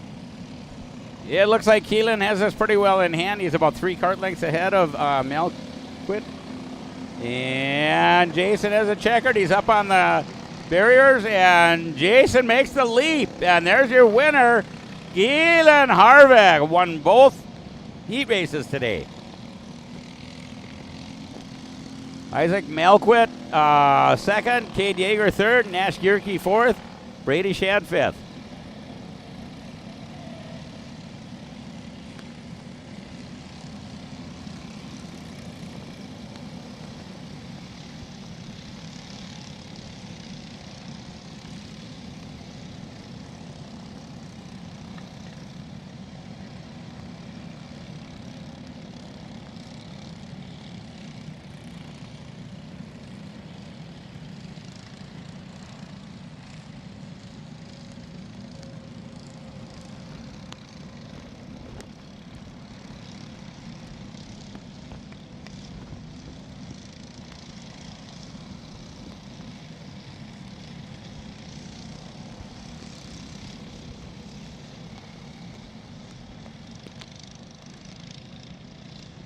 Final top 10 finishing order. Keelan Harvick, your winner of Heat Race 2 of the A Group in Sportsman. followed by Isaac Malquin in second. Cade Yeager will finish third. Nash Gierke fourth, and Brady Shad round out your top 5. Followed by Jace Petty in sixth, Jackson Young seventh, Tristan Murphy, Cameron Marcia, and Andrew Dean, your top 10 finishers. Heat race number 2 of Group A in our Sportsman class.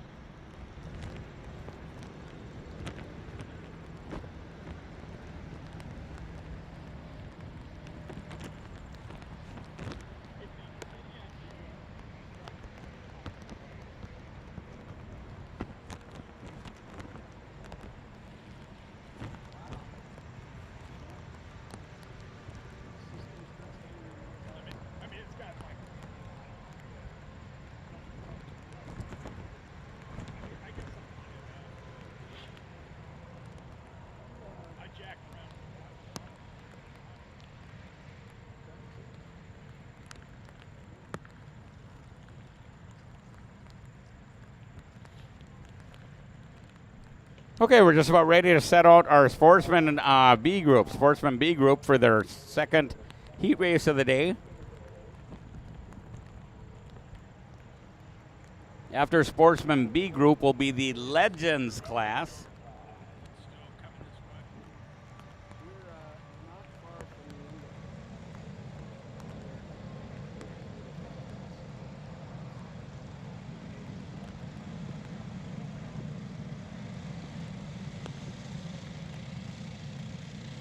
Yeah, there is a Sportsman B group out there just warming up their tires a little bit. They're all going to try to get the green flag from Jason Burgess.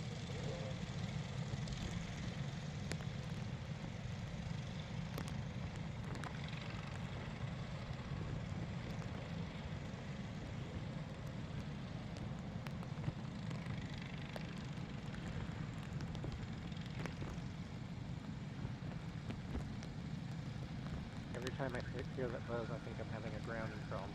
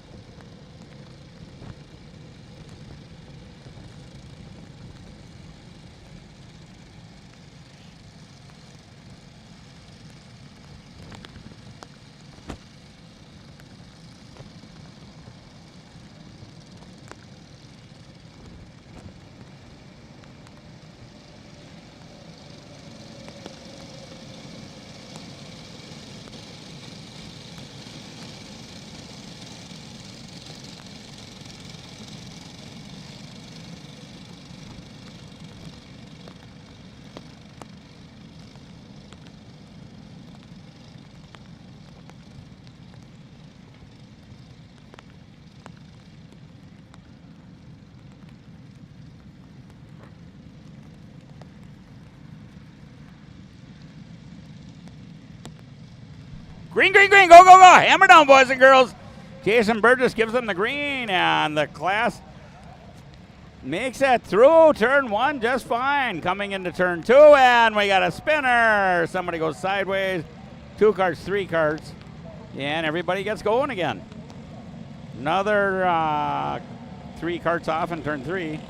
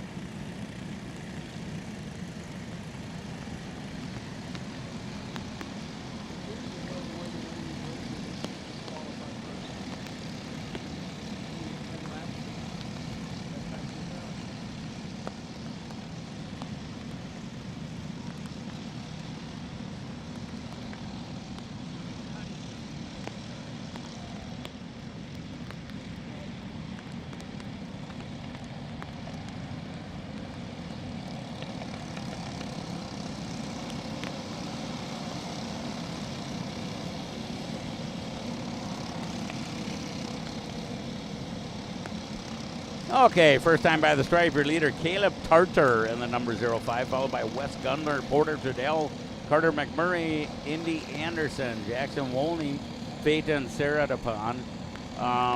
Porter Trudell in third place. Porter's really coming into his own. He struggled for a number of years in karting, and he's really getting faster and faster all the time, and his family is so wonderful. They're sponsors of Cup Karts, and really appreciate the Trudell family.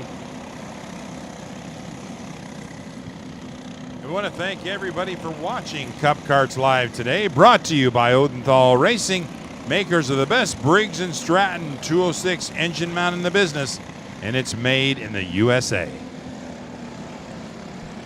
Yeah, if you have somebody at home that's wondering what's going on, or bored or whatever, bored with the college football games, whatever, tell them to turn on Cup Karts Live. We absolutely, Randy and I don't want to think that we're just talking to ourselves here. We're hoping somebody's watching somewhere. I don't know if we have a ticker somewhere we can see how many people are watching, but God, I sure hope somebody's watching, Randy. I think they're watching by the thousands, Dave. Once they heard it was Super Dave and RK, or what was your state, Queenie Anderson, your stage name? Yeah. I think that's just a no-brainer. People are going to tune in for that. So I'm sure we've got a good host of listeners, and well, not listeners, but viewers. And boy, the racing here has been phenomenal. A little bit of a gap right now for Caleb Tartar. Caleb is a 135.101. Just went purple fast lap of the race, and Caleb is 1.6 seconds ahead of Wes Gundler, Porter Trudell, Indy Anderson, and Carter McMurray. The field just went by Jason Burgess, and he was scolding somebody. He had the black flag in his hand. He wasn't waving it. He had the black flag. He was pointing at him, a rolled black flag. Somebody is in a little bit of trouble. I'm not sure who it was, but somebody's being watched very closely.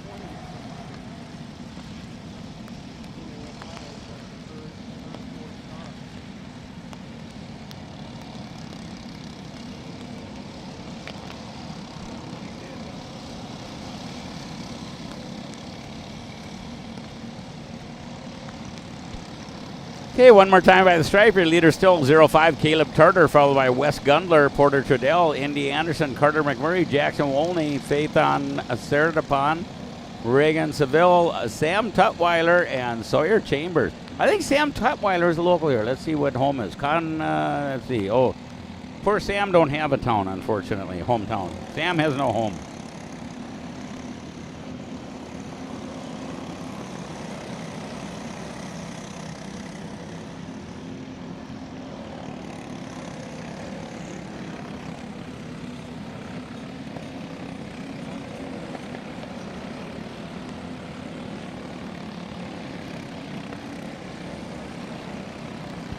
Halfway home this time by for Caleb Tartar, enjoying a 2.7 second lead over Wes Gundler.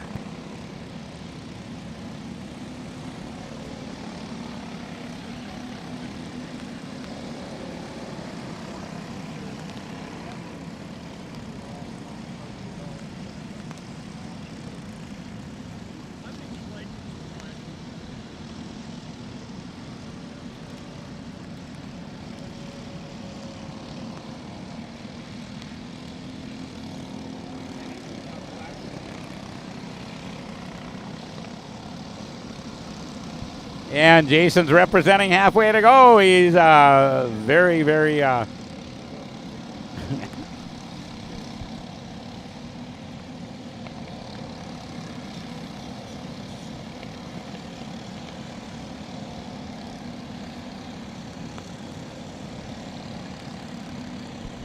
Jason's very energetic with his halfway flags. I love that.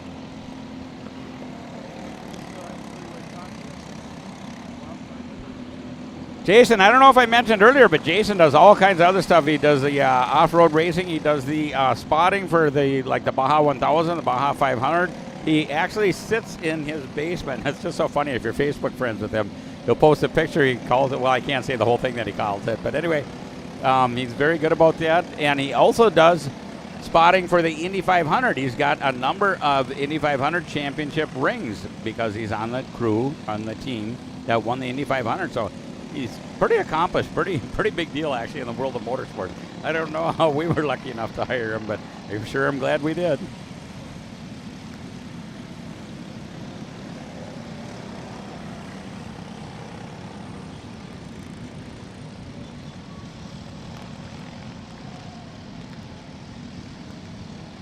And boy, Caleb Tarter has just run a flawless race out there, over a 4-second advantage over Wes Gundler in second. Indy Anderson, and boy, there's a racing name for you, Dave. Indy Anderson. Porter Trudell and Pathan Saratpan, your top 5.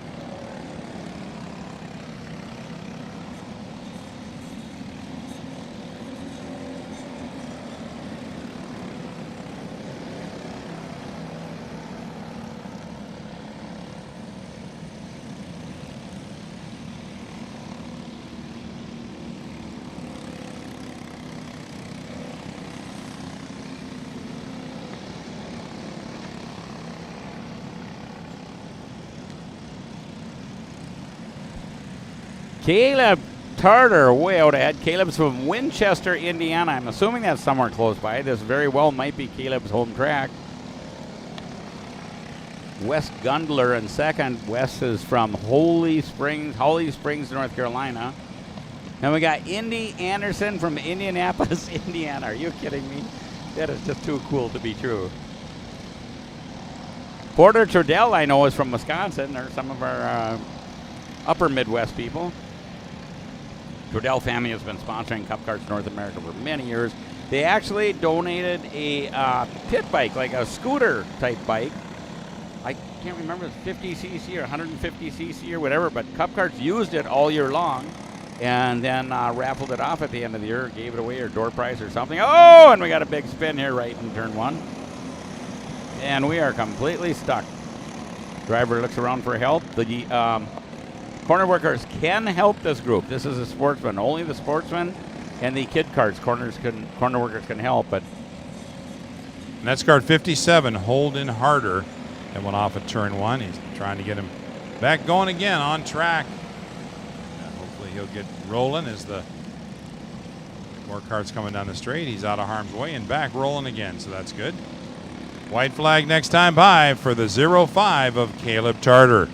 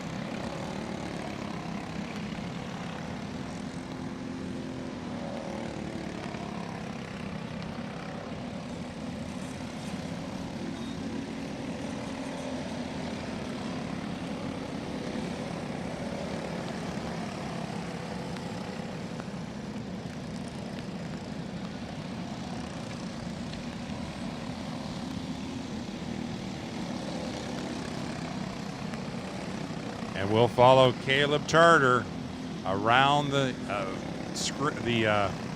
scoreboard corner one final time up towards I-70. It'll be Caleb Tarter with a huge victory.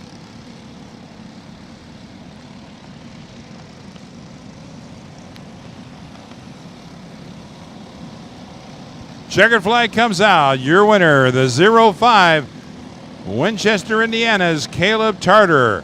Fathian Serapin will finish second, followed by Wes Gundler, Indy Anderson, Carter McMurray, your top 5.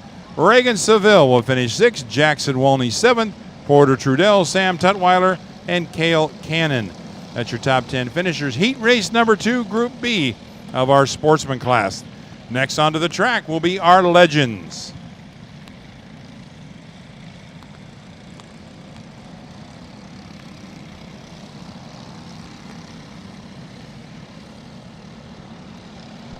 Okay, we're set to, the schedule says we're set to send our legends out at 3:21. I'm showing it's currently 3:16, so we've got about 4.5 or 5 minutes before we come out.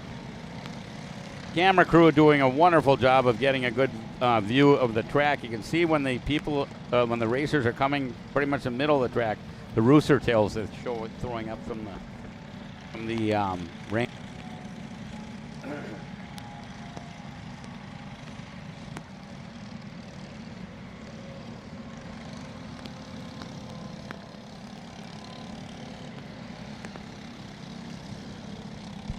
Okay, so we got a few minutes, so Randy grabbed the box here. If anybody wants to put any more questions in the box, we'll be happy to answer them.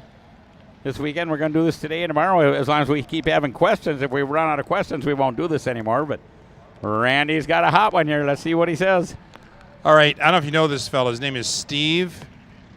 You know who that would be, possibly? Steve? Could that be maybe Steve Vermeer? Yeah, it could be. I know a number of Steves. Well, maybe you'll know when I ask the question, Dave. The question is, why does Dave always try to run up the score on weekends?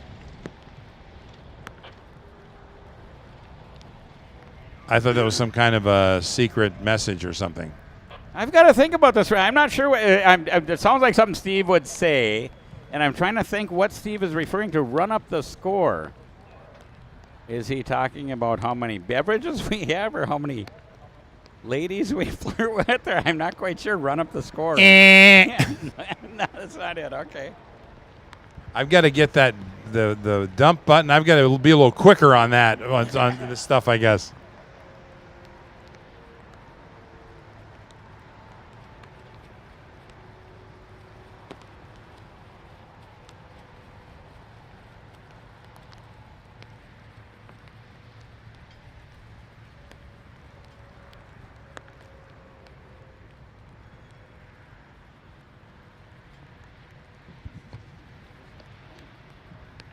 All right, Dave, so we stumped you on the last one. So let's try another one. Okay, I'm willing. I'm sorry about that last one. I'm going to have to ask Steve at the conclusion of racing today what he was referring to. Ask it tomorrow after you. Yep. I'll give you an answer decipher on that tomorrow when I find out what he's referring to. So this, Dave, is from me. Oh, from Randy. Okay. Who is your favorite announcer? Oh, without a doubt. Oh, you know what? If you say Rob Hatton, I'm literally smacking you in the head with this microphone. I am so sorry, but I've been the world's biggest Rob Howden fan since the very Oh, my God, I'm I done. I heard him at the Rock Island Grand All Prix. right, He's that's that it. good. In Check, fact, please. I swear to God, the reason I'm doing this is because I was so impressed with Rob Howden. I said, I want to do that. So, yes, I really am the biggest Rob Howden fan you've ever met.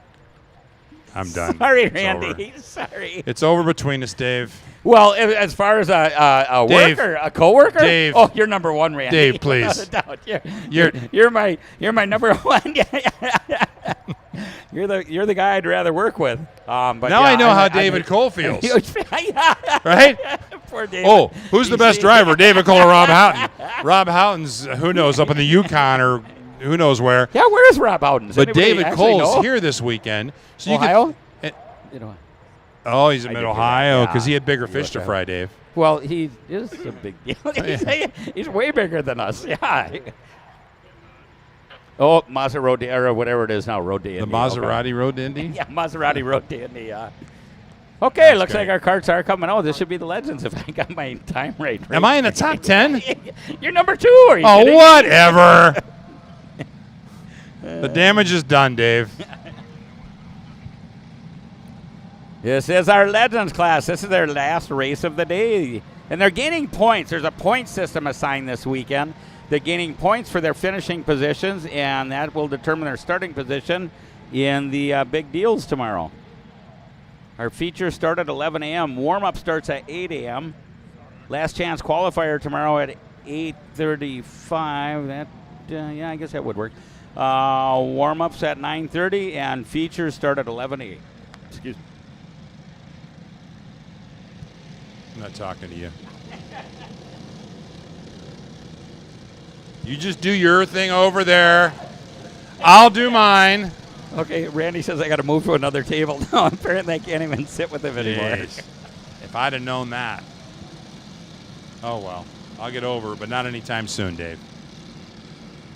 Is it getting real warm in here, Randy? Yes, as a matter of fact, it is. Seems like the air conditioning quit up here or I something. think somebody must have flipped the AC off, Dave. All right. No, but listen, I'm going to do my job anyway because that's what I'm here to do, all right? So We are professionals, yes, right, we're Randy? trained professionals. Hey, Justin Wishart, if you see me later on today, make sure you come say hi. I got something to talk to you about, Justin Wishart, or Tom, or anybody.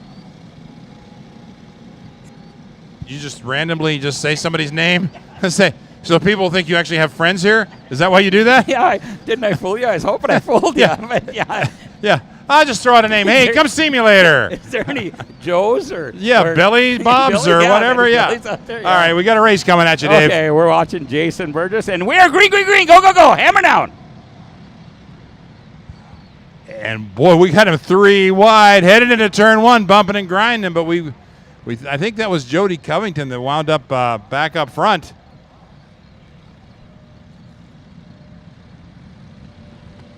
Yeah, and I see turn 3. Oh, there we are yellow over there. Okay, somebody's backward, a couple of carts backward. Jody Covington, I think he's from Tennessee or something. I finally got to meet him this week, and I was very happy to. I was talking to a guy for about 10 or 15 minutes, and he finally told me his name is Jody Covington. I said, well, I know you from social media. So I got a big kick out of that. Very nice meeting the bunch of the Tennessee guys. I know our Skaggs racers are all from Tennessee, Murfreesboro, Tennessee. Every time we drive through there, I always think about them. You know, they must live somewhere around here, probably not on the interstate, but anyway, somewhere around Murfreesboro.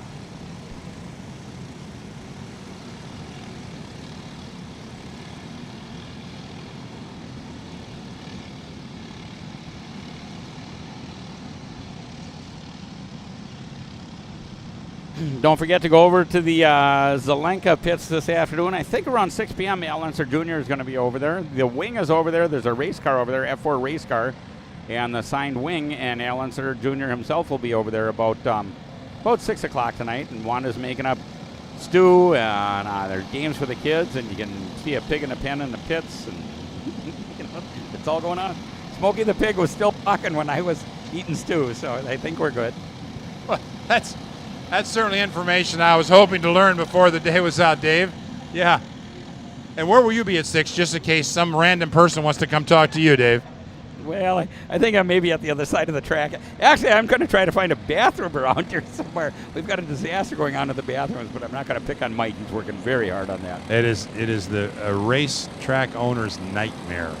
But they're meeting it head on because that's the class act that Newcastle Motorsports Park is. I mean, they meet all challenges, but they worked really hard to get things back in shape today, and they're getting it done. So we're working our way through our heat race number 2 of Legends, and Tim Shutt, who's been really good all weekend, really qualifying heat race number 1, and now leads in this heat race number 2, already a full second over James Insco in the 117. Yeah, it looks like he's going to put a class on here a little bit. He's going to give a little schooling to everybody. Tim Shutt. Tim is from Troutman, North Carolina. Very fast. I'm not real familiar with Tim. I don't know how many times I've announced him, but I'm not real familiar. But he is definitely very much faster than everybody else out here. And speaking about Newcastle here, yeah, I absolutely recommend anybody listening at home, if you've never been to Newcastle Motorsports Park, come on out. They got rental carts. They got the best food in the at any racetrack anywhere. Mike is just a class act. Shelby over there and Estina and the whole family in the kitchen, and just the whole place is just unbelievably well run. The Racers Grill, which quite frankly is just like a restaurant and a good restaurant.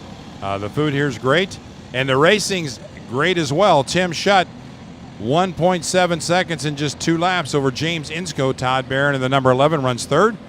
Phil Pignataro runs fourth, and Jody Covington fifth. Through the top 10, Jerry Miller, Joe DeBever, Jim Fry, Michael Wells, and Gary McCone.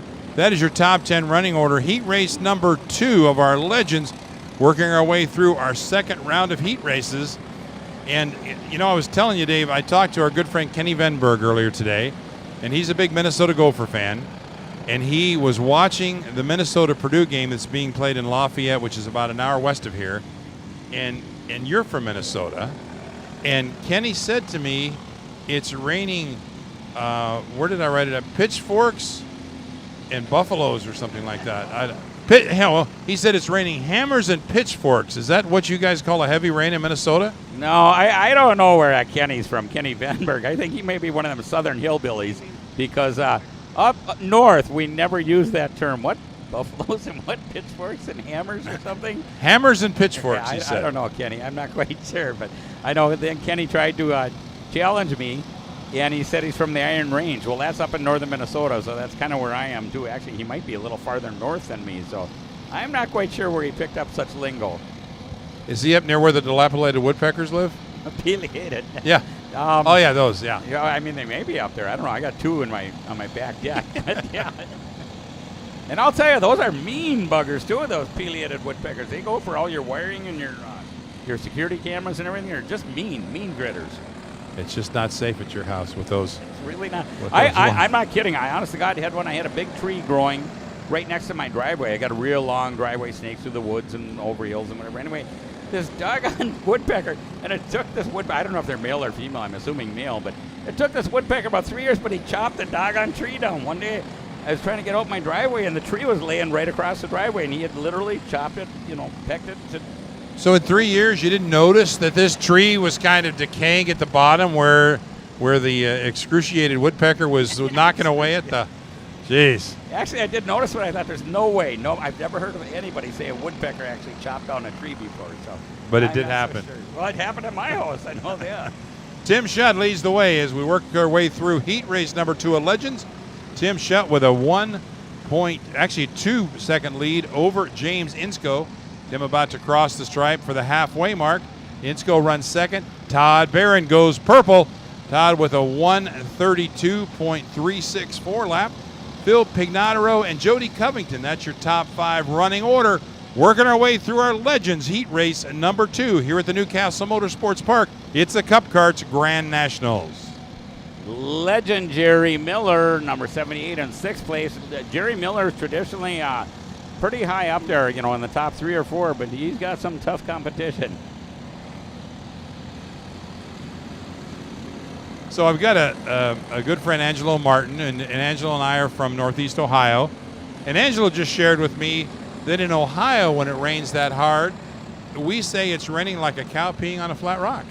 So I think that is a little more descriptive than, what was it again? Hammers and pitchforks. Yeah. So thanks, Angelo. I appreciate that. That's good information. I would absolutely agree with you. Your friends are much more descriptive than that Venberg guy from Minnesota. I don't know. Has he got any background? Has he see anybody? He's been around. He knows a thing or two because he's seen a thing or two. What is that commercial? Yeah, but I think Greg Jasperson is probably on the phone right now calling up Rob Howden, saying, I'll pay you double whatever they're paying him in Ohio if you get these clowns out of the tower, and please come save us. Actually, I know Kenny very well, and yes, Kenny has told me some stories. He's a wealth of knowledge, and if you ever get a chance to sit down with him, ask him about IndyCar sometime. He is just unbelievable. We've traveled to some faraway races, and he told stories the entire time, and I absolutely love. I consider him the godfather of karting in the Midwest, upper Midwest, and he truly is. He was an IndyCar owner, privateer back in the 1970s, and ran a few races with his IndyCar team. So he's got some great stories for sure. 5 laps in this one, and Tim Schutt, I mean, it's just hard to see anybody in this group, at least, contending for this win, because Schutt now has opened it up to a 4.8-second advantage over Todd Barron. So I think tomorrow these guys are going to have to find some speed, or Tim Schutt's going to dominate. This is, we don't have an A and a B group in Legends. This is it. And right now, he's gapping the field about a half a second a lap. And we do have 5 complete. It'll be 6 complete this time by 6 out of 8. So he's only got a little over 2 laps left, and he's quite dominant, yeah. Senior Heavy would be the next class after Legends here. Senior Heavy will be next up.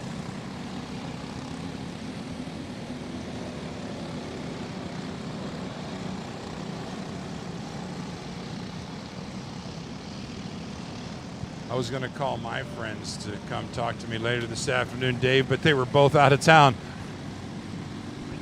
Some Bob and some Gene or some Jerry or something. Yeah, okay.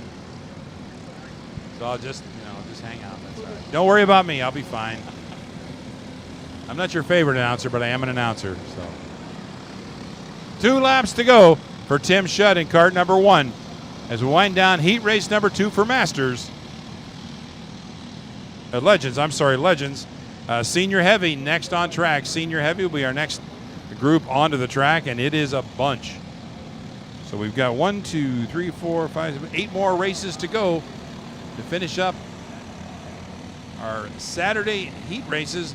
And going through once again, Dave, the way this is done to line up for the features, we had qualifying yesterday, and that lined up the start, how they started for heat race number 1. And then heat race number 2 is how they finish heat race number 1. And then they total the points. So I'm guessing in groups A and B, it's all a points total. And then whoever accumulates the best point total will start on the pole for the feature tomorrow. And there's one shot tomorrow. It's the feature. And how you finish in the feature is how you finish.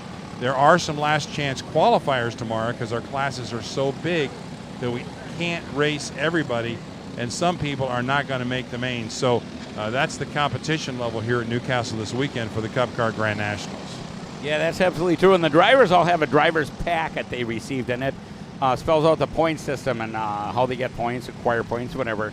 Yeah, and there is some potentially some LCQs tomorrow. I'm pretty sure we're going to have LCQs in at least 3 classes. We have morning warm-ups, then LCQs, then regular warm-ups for everybody, and then the features. So it's going to be a fairly long day, and unfortunately we're potentially might get a little precipitation again, so it might make it even longer. But this is the Grands. This is the big one, the big granddaddy of all. I don't want to jinx things, but speaking of precipitation, I don't see any right now, which poses another problem. I think these drivers are still on wets, and eventually, although the sun's not out, this track slowly but surely will dry, and somewhere along the way it'll probably become optional. And if it becomes optional, then they've got to decide, can I go faster on slicks? And if I can go faster on slicks, I'm going to do it. But those that are on dries, if the track ends up drying out too much, those tires will burn up almost immediately. I remember back in my day, yes, I did race way back when, and I was never any good, but I remember very well that I always wanted, or after I learned about racing, I always wanted to go with slicks because it seemed like the track would always come to you eventually, and especially with everybody going around. So I almost always chose slicks. Now, obviously, I would have chose poorly earlier today when people were still on slicks and the track just turned into a disaster. But that was always my first choice. Randy, you got any thoughts on that? Well, I'm looking to my right, and Greg Jasperson is walking this way. I'm a little concerned that he may be giving us the hook. You think? Randy, I say we run out the back door before he can catch us. That's a good idea. No, I think it really becomes a strategy game, and quite frankly, it's no different than Formula One. When you're watching a Formula One race, and the rain starts, some teams will come in and put on wets, some will keep on dries, and they kind of gauge what the weather's going to do.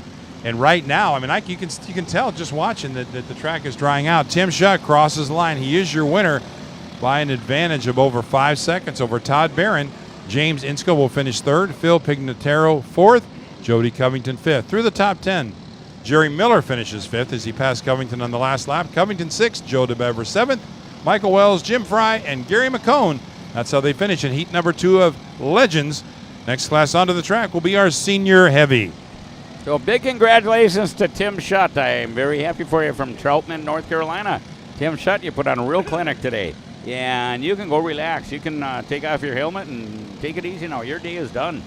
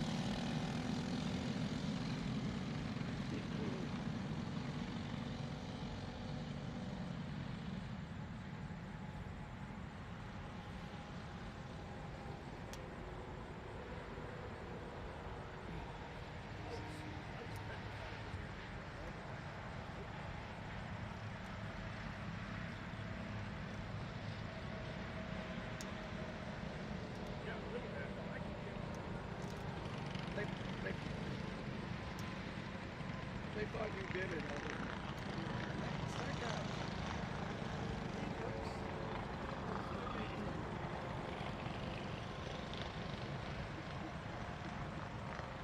He's a lone gunman. The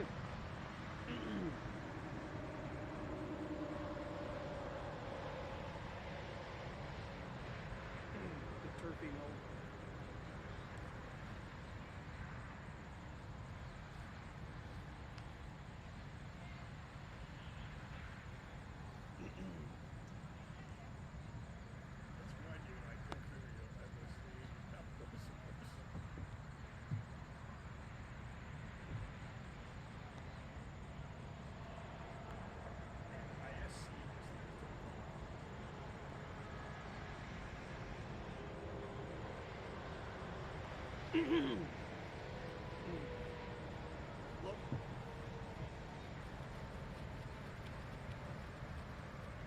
Local gets shot here.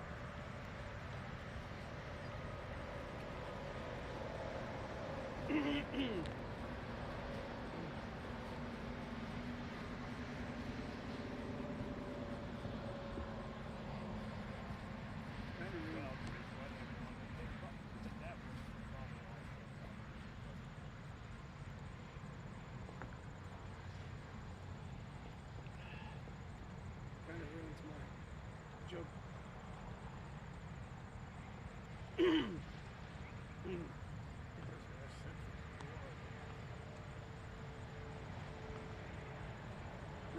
Ruins my joke when I tell family I shoot high school athletes. That's good. I've been saying that for a long time. Now I have to stop, or at least pause. Okay, here comes our senior heavy class, right on time.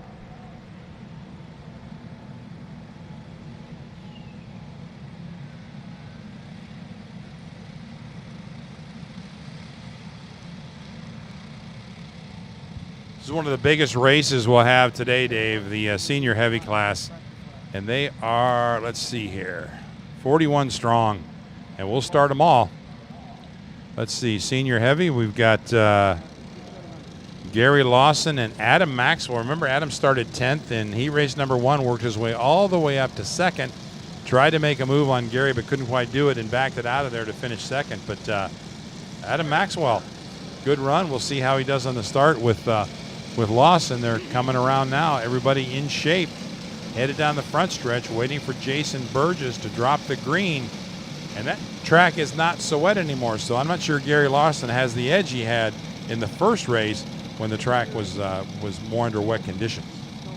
Yeah, I absolutely agree. You can see the track is still wet all the way across. There's no actual dry spots, but there's no standing water anywhere. And I suspect officials may make a call on this before too long. We are yellow. No start, no start. Jason Burgess did not like the start. And we did not get anybody banging into each other like we would in a lesser aged class.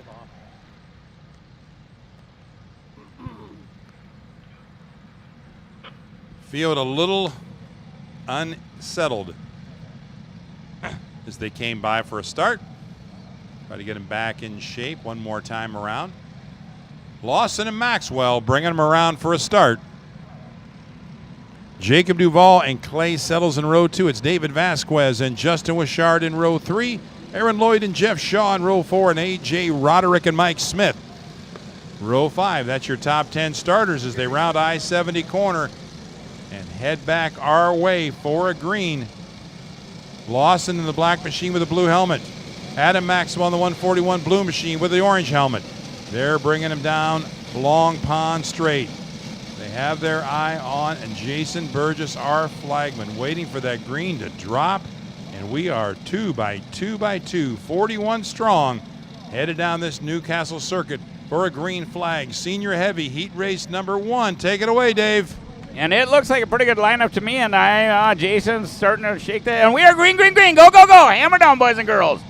First in the corner, Lawson, and we're 3 wide coming out of turn 1. Lawson's got the inside. Lawson back to 4th place. Adam Maxwell, and I got to hand it to Maxwell, and I got to give kudos to the drivers inside of him because Maxwell went 3 wide down the front stretch. Everybody gave him racing room. He took the high line into turn 2, and as you said, very unlike a Gary Lawson start, he gets shuffled back to 4th. Right now the leader is Adam Maxwell from the 2nd starting position. So a great start for Maxwell, but this is far from over. We're side by side for that top spot, and already it looks like Maxwell, no, he's got it back. Maxwell has the lead back, and Lawson already back to 2nd. So Gary Lawson now closing in on Maxwell, trying to get the lead back. How did Maxwell pull that off? That AMAX Racing team, they've got a tent here, and you can definitely get under it. They've got a lot of customers. Adam Maxwell, AMAX, and Gary Lawson's looking on the inside and does not complete the pass. Gary Lawson shuffled back to 3rd now.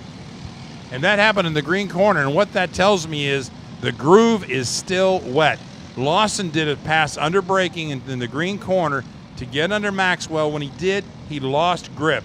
And by losing grip, he couldn't keep his line, he couldn't keep his speed. He had to back out of it so he wouldn't lose it, but he lost a spot to I believe it's Duvall. Now it's Clay Settles now in 2nd. So they're coming down the front stretch now. Lawson's looking on the outside of the track, and Lawson takes over 2nd. Lawson in 2nd. Maxwell still 1st. So that green corner's still wet. Maxwell went around there on the high side where the grip was. Lawson tested it on the inside. Grip wasn't there. He backed out of it, lost a spot. Now he's back to 2nd, and he's going to try to reel in Adam Maxwell one more time. Lawson right behind Maxwell. At the maximum, he stretches it out 1 cart length back, usually right on his rear bumper. And here comes Lawson. Nope, can't do it yet. Maxwell still leading. And on the outside, Lawson makes the pass. Gary Lawson back in front. Gets around Maxwell on the high side. Here comes Clay Settles, the inside of Maxwell. They're side by side out of cell phone corner down to the left-hander. And it's going to be Settles up to 2nd, Maxwell back to 3rd, and Lawson starts to check out on the field. What a race already. We're just really early into it, and your leader once again for the 2nd or 3rd time this race is Gary Lawson. Gary Lawson leading, and he's starting to stretch it out now. And here's the replay on the screen, but there you go, Lawson. So here, now think about this. The lap before, Lawson tried to set up Maxwell by passing him inside under braking, lost grip, so he couldn't make the pass there, came back, and the next lap, he passed him on the high side. Maxwell tried to protect down low. Where there was grip, he passed on the high side and took the lead, and now we're talking about maybe a half a second advantage already. Maxwell gets sideways. He's off the track. No. Oh, tough break for Adam Maxwell. And Maxwell's smart enough. He doesn't pull right back on that track into traffic. He's waiting till there's a gap. He knows it's better to finish the race than to get wrecked. Oh, and his nose goes banging into a curb, and he's just having a bad day. And the conditions right now on track, I thought they were drying out. I think I might have been mistaken because it looks like it's still slick conditions out there. Maxwell trying to get back on track to finish this one, but a tough break for the 141 Adam Maxwell, who was having such a good run. And that just allows Gary Lawson to stretch this lead out even farther as we work our way through 2 laps in, 6 laps to go. Heat race number 2 of senior heavy. Yeah, Gary Lawson doing a fine job. He's way out front ahead of Clay Settles. Unfortunately, Maxwell just had a really bad situation here in turn one, and he's way behind now. I don't think that's the end of the world for Adam Maxwell by any stretch of the imagination, though, because he just got more carts to pass tomorrow. Well, and just remember, it's total points today. He's got a second place finish and he won. So he's not going to start last. A second place and a last place will probably put him, who knows, maybe top 10 to 15. So he's still got a shot tomorrow to work his way up to maybe a podium, but certainly not the break he had hoped for today, because he was running solid in second, third place. And they just, got together. He got off track, and the rest is history for Adam Maxwell. Yeah, pretty unfortunate for Maxwell. I noticed Gary Lawson, aerodynamics is so extremely important in karting. And Gary Lawson has a real loose-fitting jacket on, so all puffing up full of air. I think that may be costing him a little bit here. So it's pretty unusual for Gary Lawson to make a mistake like that. I wonder if he got cold or wet or something and wasn't expecting it this weekend. Roughly about half the drivers have a rain suit on. I'm sure they're trying to keep as dry as they can. David Cole was up here in the broadcast booth a little while ago, and he said he put on an old suit because it was raining, and he literally gained 10 pounds when it filled with water from rain earlier. So 10 pounds. The same thing happens to me when I eat my wife's spaghetti. It's a solid 8 to 10 pounds every time, but I always have a second helping, but still. There you go. Now Randy, you got to figure in fuel consumption for that, right? Wouldn't you have to have extra fuel? Are we talking about the spaghetti? No, I'm talking about that. Oh. I mean, What are we talking about? 10 Fuel for what? 10 Fuel pounds. consumption. What are you Well, talking about? if you gain 10 pounds during the race, How did you gain 10 you're gonna pounds? burn extra fuel. All the rain. When it Oh, was the soaked, rain. yeah, soup got wet. Yeah, it would. It would absorb a lot of that for sure. Yeah.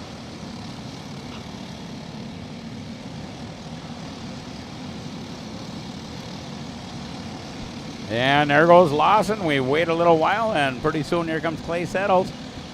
The boy from Georgia, one of the boys from Georgia, Aaron Lloyd in third place, number 117. Aaron Lloyd, there's two twins, and they just put on a clinic when we had the Southern Series this year. I went down, and the very first time I ever saw him was Bushnell, and I'll never forget that name. They definitely made an impression on me. Two twin brothers, and then their younger brother, and they're all very, very, very good. Two twin brothers took first and second in the championship, and their younger brother took first in his championship. So you couldn't do any better. You absolutely could not do any better. How awesome is it that this contingent from Florida has come up to support this program here in Newcastle this weekend? That's pretty cool. Yeah, it's very nice. These guys are actually from Georgia, and I think they battled with Florida a little bit, but they raced the Florida Series. The series was exclusively in Florida this year, and I'm dying to find out the schedule. I think next year's schedule will be out sometime this weekend, so I'm looking forward to it. But these boys from Georgia and the whole family is so nice.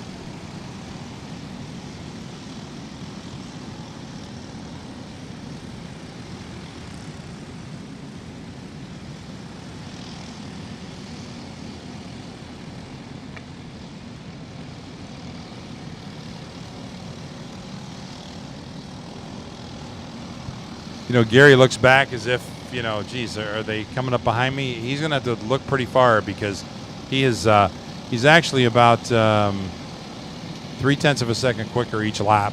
So Gary Lawson, once again, waxing the field in our senior heavy class. He raced number 2.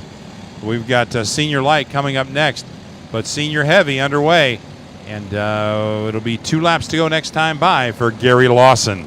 Yeah, if he's looking for somebody behind him, he better use binoculars because there's quite a distance back there.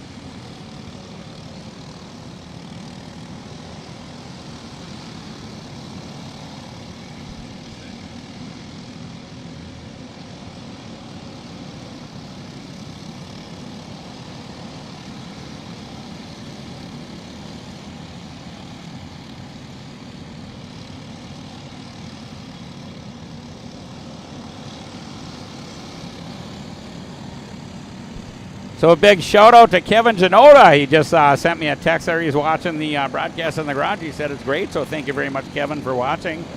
We appreciate it. We're trying to get as many people to watch as we can. We will be doing this all day tomorrow, too. So thank you, Kevin Janota. I really appreciate it. It's Kevin from Minnesota. Kevin is from Wisconsin, and he's a teacher. He teaches like high mileage vehicles or something at Road America. I mean, he's a school teacher, but they bring the whole class to Road America, and they see if they can go like 1,000,000 miles on 1 gallon of gas or something. I mean, it's just the craziest thing. And he attends most of the car shows. He's got 2 young sons that race karts. And yeah, Kevin's just a real stand-up guy. So. Sweet. Well, thanks for listening, Kevin. Hope you're enjoying the broadcast. We got great racing here at Newcastle this weekend. One of the largest events of the year, certainly from a 4-cycle standpoint, I think safely to say the largest. Cup Karts in North America, and it's the Cup Kart Grands. And as I said yesterday, Dave, when somebody talks about going to the Grands, there's only one place they wind up, and that's here in Newcastle. This is the Grands. This is the event. And we've got people from all corners of the country here this weekend to see who could come out on top on Championship Sunday. And right now, somebody that's having a pretty good weekend so far, it's that 100 car to Gary Lawson. Yeah. Like you said, people from all over, except Utah. None of them stinkers from Utah. I don't know why they're being stick in the mud. Come on, Utah. You got to attend one of these events. But, yeah, absolutely. Gary Lawson putting on a heck of a clinic.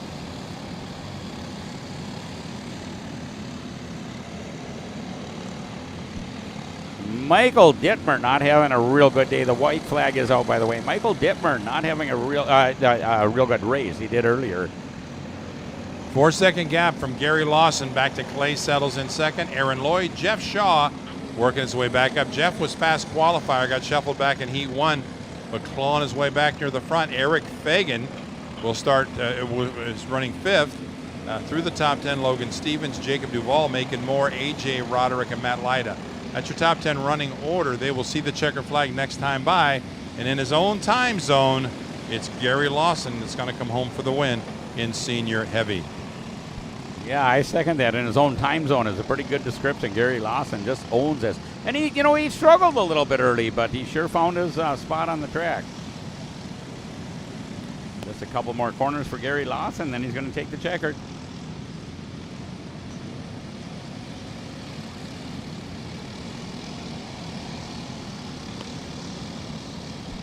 And Jason Burgess is up on his perch, and down he comes, and Gary Lawson gets the checkered flag. Congratulations, Gary Lawson.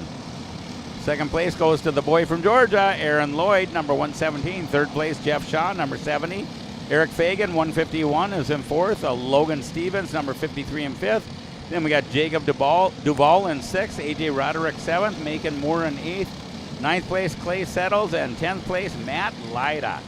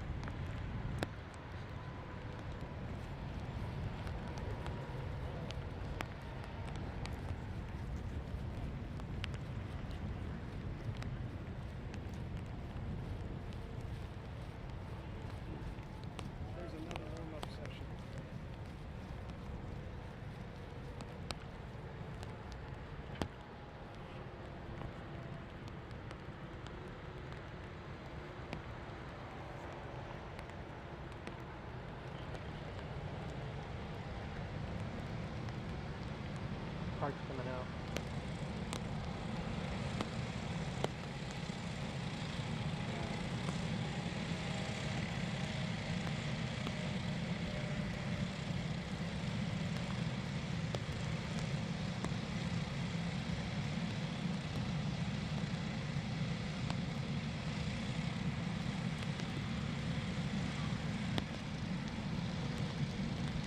Okay, we got our senior light class out here for their second heat race of the day. Senior light on the pole, number 904 is Corey Tolles. Outside front row, number 2, Logan Adams. Then we've got the 118 of Eli Fox and the 138 of Brandon Jarsocrat. We also have 115 is Zach Linsell, and number 80 is Brian Reddick. Number 114, Bryce Mertzberger and Ian Quinn in the 186. 111, Colin Warren, and the number 23, Wicked Nick Sobiak. Then we've got Jordy Bernlohr in the 27, Micah Hendricks in the 73, Levi Wilbur in the 6, and Elijah Skaggs in the 22. They look like they're lined up pretty good. What do we have for total here? A lot. We have a lot for the total, Dave. Yeah. Holy mackerel. 46 plus 1, 2, 3, 4, 5, 6 non-classified.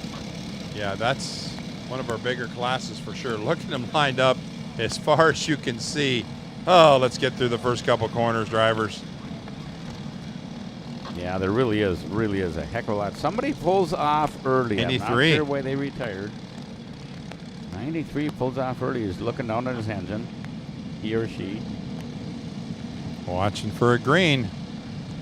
Yellow, yellow, no start, no start. Jason is not happy. Everybody get your hands up. Let the people know behind you that you're slowing down. False start. So we got Corey Tolles on the pole in 904, and local driver number 2, Logan Adams, outside of the front row, starting second.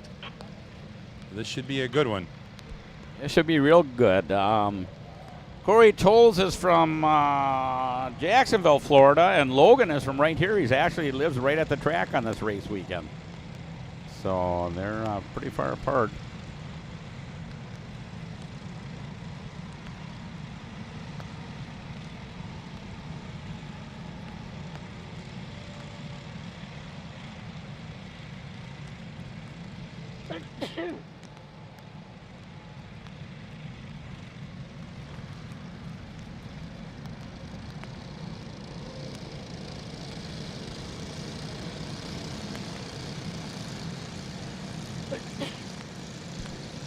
Okay, once again, we're going to try this again. Corey Tolles gets to dictate the start. He's got the pole within reason. So we'll see what happens here. Jason Burgess was not happy with the start last time.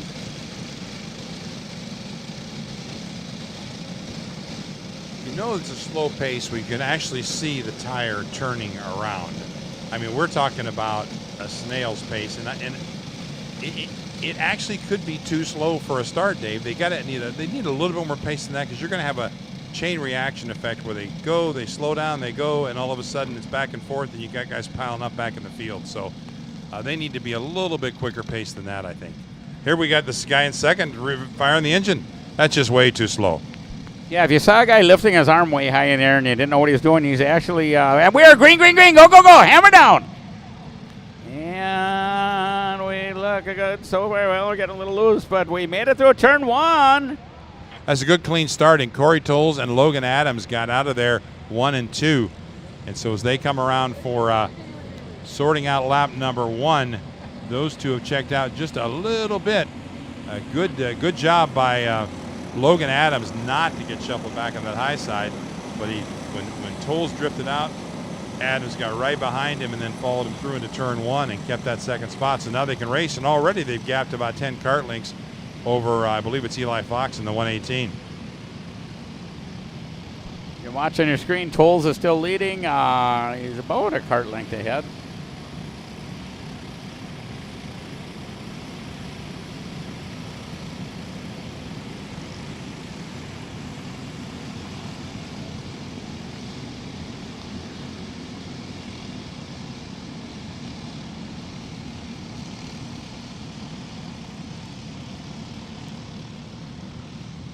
And they're still running a high line around the scoreboard corner, which tells me the track is still wet.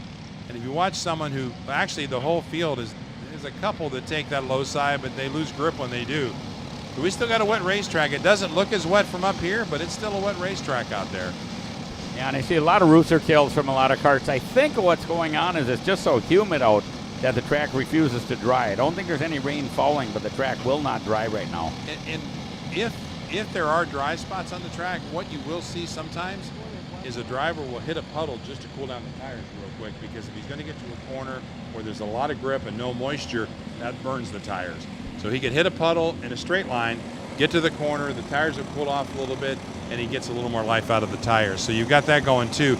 A lot of strategy, and if you know and are experienced in running in the rain, usually the cream rises to the top, and I think you're seeing it this weekend with Lawson. He's one of the great rain drivers, and right now these first three under these conditions already checking out Corey Tolles, Logan Adams, and Brandon Jarsakrek. A big gap on the rest of the field, which is 2 laps in, 1 lap in on their second lap. That's a good point, Randy. And I'm just going to let people know at home, in case people don't know, this is supposed to be such an economical racing series. We're doing the best we can to try to keep the cost down. One of the rules implemented due to that is that you can have one set of rain tires. You can't have multiple sets. You can't change. Whatever you qualified on, that's what you have to run on the weekend. So if you're running your rains, you really don't want to burn them up like you just said. You want to try to keep them as wet as possible.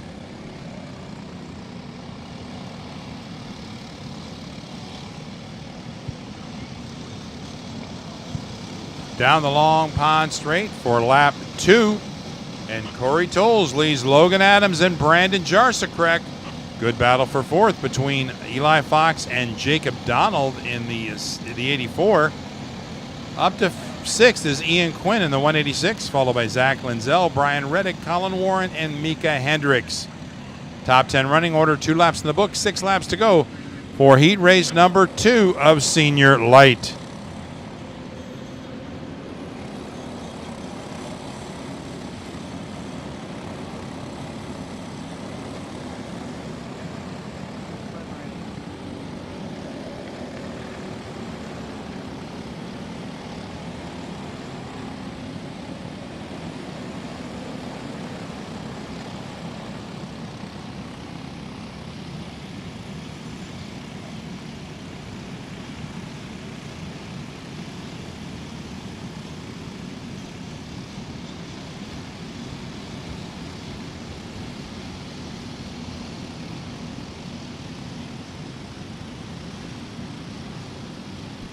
Hey, once again, there comes your leader by the scoreboard. That's Corey Tolles, number 904, followed by the number 2 of Logan Adams, the local guy, and then Brandon Jarsakrek. Last lap, there was a 1 second difference between the top 3 and the rest of the field. That's how much they're gapping these guys every lap. Right now, the gap is 4.6 seconds in only 3 laps, Dave. So that's over a second a lap that Corey Tolles, Brandon Jarsakrek, and Logan Adams are gapping the rest of the field. 2 Florida drivers, Corey Tolles and Brandon Jarsakrek, lead the way. Heat race number 2 of Senior Light. It's the Cup Kart Grand Nationals. And thanks for watching today on Cup Karts Live, brought to you by Odenthal Racing, makers of the best Briggs & Stratton 206 mount in the business, and it's made in the USA. Yeah, Odenthal's responsible for stepping up to the plate and arranging the TV cameras here this weekend, or one day this weekend. They were only going to be here one day. Now they're here 2 days thanks to Odenthal. So thank you very much. Anybody at Odenthal that's responsible for that, we really appreciate it. Everybody at home appreciates that. And we're going to bring you as much coverage as it takes.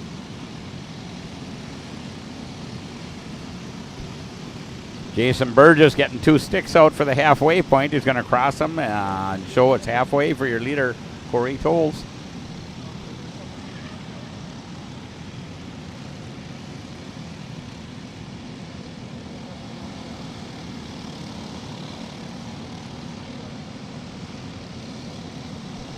And there we go. The halfway flags are out.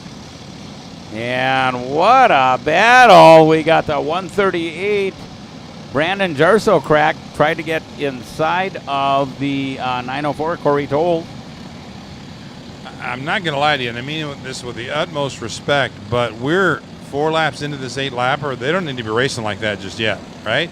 Because here's the thing, in these heat races, if you bang into one another and somebody gets knocked out or you knock yourself out, conceivably that could ruin your weekend for tomorrow because you're going to have a bad starting spot. So I can't believe those guys were racing that hard into turn one, but they all gathered it back up because they're all pretty good.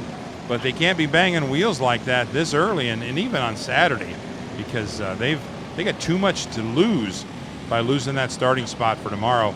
And it looks like we're going to have lap traffic up ahead, and that could play a part as well. So we'll see how Corey Tolles and Brandon Jarsakrek and Logan Adams handle that lap traffic coming up. And they look to the inside. Oh, we got a spin. That might have been the lap traffic. That was the back marker that spun. And now peeking to the inside is Brandon Jarsakrek. Does not make the... Oh, gets it sideways. He and Tolles tangle, and Logan Adams moves on. Logan Adams just inherited the lead. Tolles spins. Logan Adams takes the lead. Brandon Jarsakrek and Corey Tolles get together in the scoreboard corner. Logan Adams waiting for the opportunity, seizes the moment, and right now is enjoying a really big lead. Jacob Donald moves up to second. Colin Warren third. Jarsakrek all the way back to fourth. And Ian Quinn up to fifth. Colin Warren started ninth. He's up to third, so a good run by Colin Warren. Ian Quinn started eighth. Ian's worked his way up to the top five. They were just too racy, too early in the game.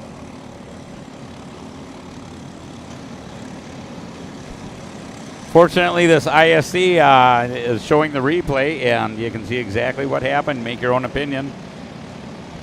So, Dave, check this out. The 84 of Jacob Donald started 17th. He's running second, and we're 5 laps into this. That's about 3 positions a lap. That's pretty impressive. What a run by Jacob Donald. Up to second, started 17th. Very, very impressive. Jacob Donald, I first started noticing him at Charlotte Motor Speedway, and I realized just how talented he is, and he's proving it once again.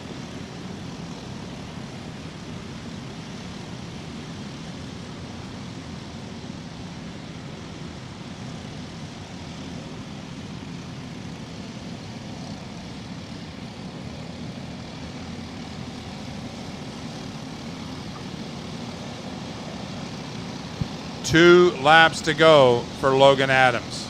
Jacob Donald, what a great run by Jacob Donald in our second heat race in this group. Colin Warren in the 111 started ninth. He's up to third. So some of these drivers really making the most of the little altercation that Brandon Jarsakrek and Corey Tolles had. Tolles had led the entire race, and then they started racing each other. And just like we said earlier, Dave, you start banging wheels in these heat races and somebody gets knocked out or you knock yourself out and you're behind the 8 ball for tomorrow, and I think that's going to affect the starting spots for sure for Brandon Jarsakrek and Corey Tolles as they line up tomorrow. For Logan Adams, great opportunity. In fact, Logan finished second in heat race number 1. He's winning the second heat race as we wind this down. I'm guessing he'll probably start from the pole tomorrow, would be my guess. So Logan Adams right now with a great run if he can hang on. And this is totally unofficial, but I would guess would be our pole sitter for tomorrow's feature in our senior light class. But time will tell. Right now he's got to finish this one out, close the deal. But number 2, Logan Adams, looking pretty strong out there.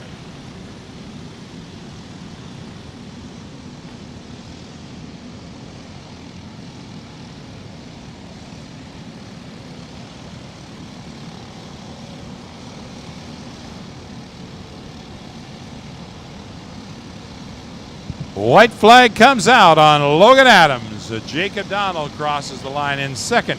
Colin Warren and Brandon Jarsakrek battle for 5th. A good battle side by side between Ian Quinn and Mika Hendricks. And I'm not sure, I think it might have been Quinn that went out off track there, got together with Hendricks in turn 2, and then gathered it back up. So they're still 5th and 6th as the field starts to spread out a little bit. Kid Karts will be up next.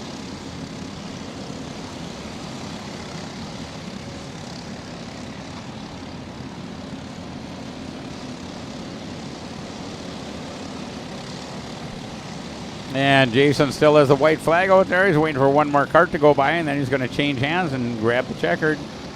There it is. White flag's going away, and the checkered is in hand.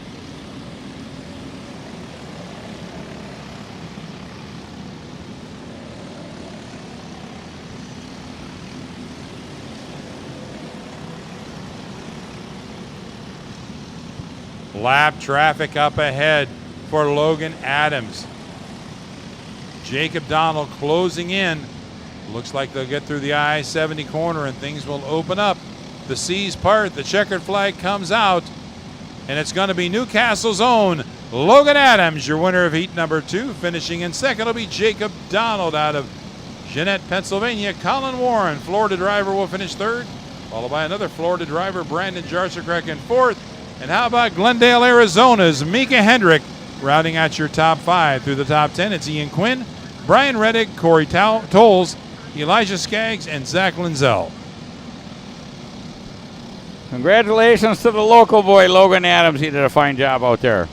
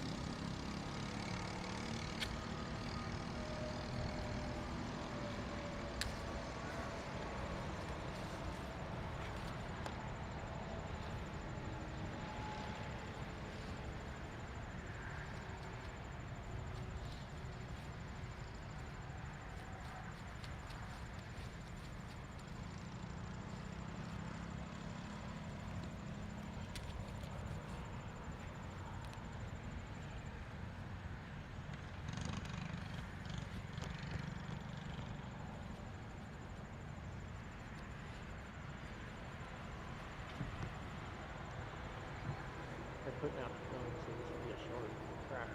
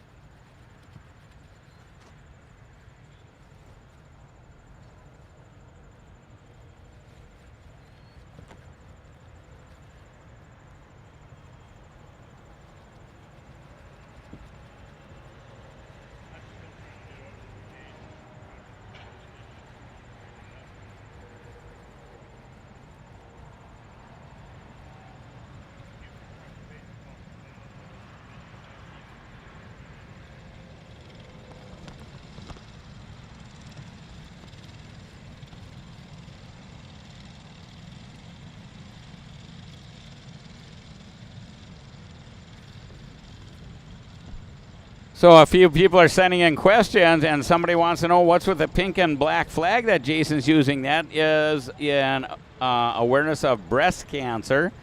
Jason uses that flag to promote the breast cancer awareness. So good on you, Jason. That's the pink and black flag.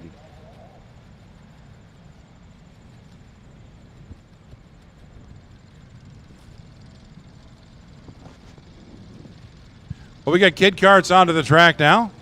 Tyson Underwood and Kason Hendrickson in the front row, bringing them around for a start. Row 2 is Elam Stoner and Braden Clossy, Cooper Mull and Austin Taylor in row 3. Henrik McKay and Lucas Trinkler in row 4. Zion Dyer and Riley Jackson, row 5. Row 6 is Liam Nakawati and Liam 4. Parker Stewart, Camden Clay, Miles Wilson, Giovanni Fioretta, Royce Bosnick, and Jay Boone. That's your starters as we come down for a green flag.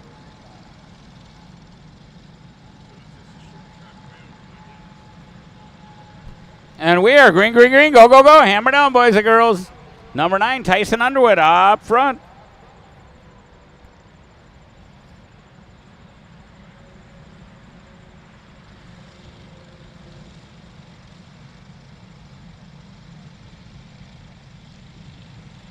Well, a good start by our kid car drivers, and just as I say that, we've got a couple spinners, but everybody seems to get back in line. Tyson Underwood, who's been strong all day, looking pretty good out there on lap 1 as he brings it around I-70 corner and heads down the Long Pond Straight for lap number 1. It's the 41 of Elam Stoner running in second. In line, the 02 running third. That is Kason Hendrickson. But the first 10 or 12 out there, in line, bumper to bumper. Austin Taylor, Braden Clossy, and Cooper Mall. Through top 10, Liam Nakawati, Henrik McKay, Parker Stewart, and Race Bosnick.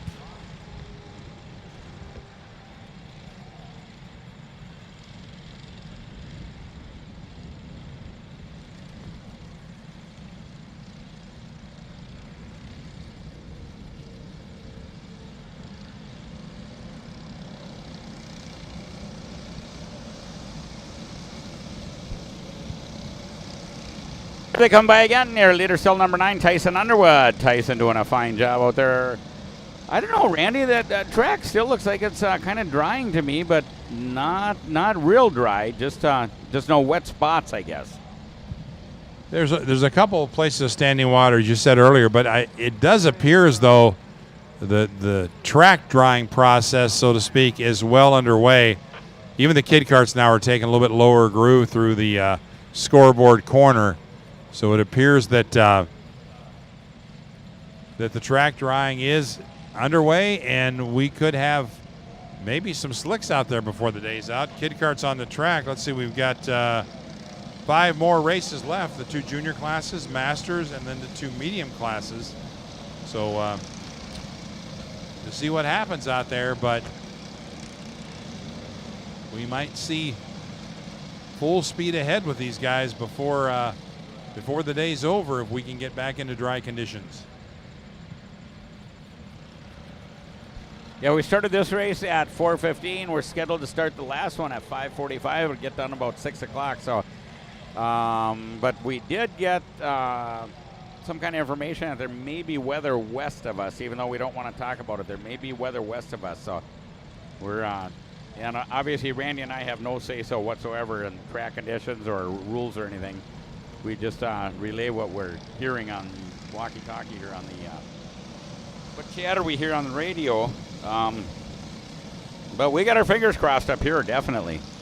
Jason showing halfway. We are halfway done with this race. Well, Tyson Underwood has been the class of the field for sure. All qualifying and also here today in both heat races. Kason Hendrickson has been solid in second, but can't quite keep the pace of Tyson. 2.5 second gap between first and second. Austin Taylor still runs in third with Braden Clossy and Elam Stoner, your top 5.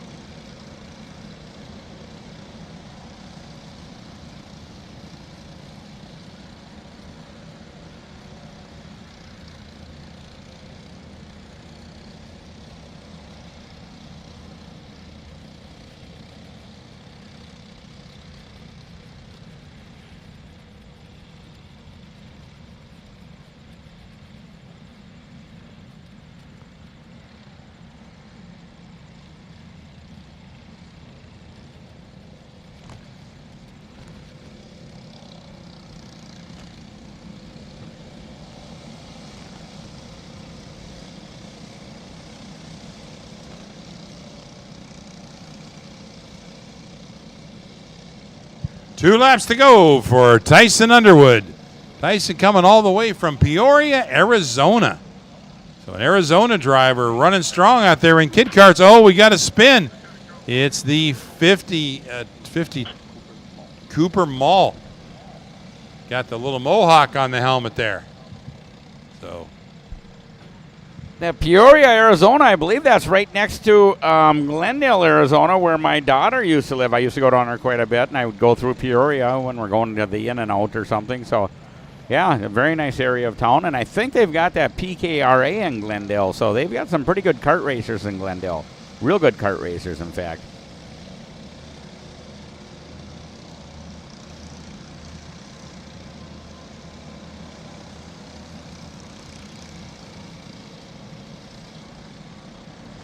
white flag comes out on Tyson Underwood one more time around this kid kart circuit here at Newcastle, and Tyson will bring home another win in kid karts.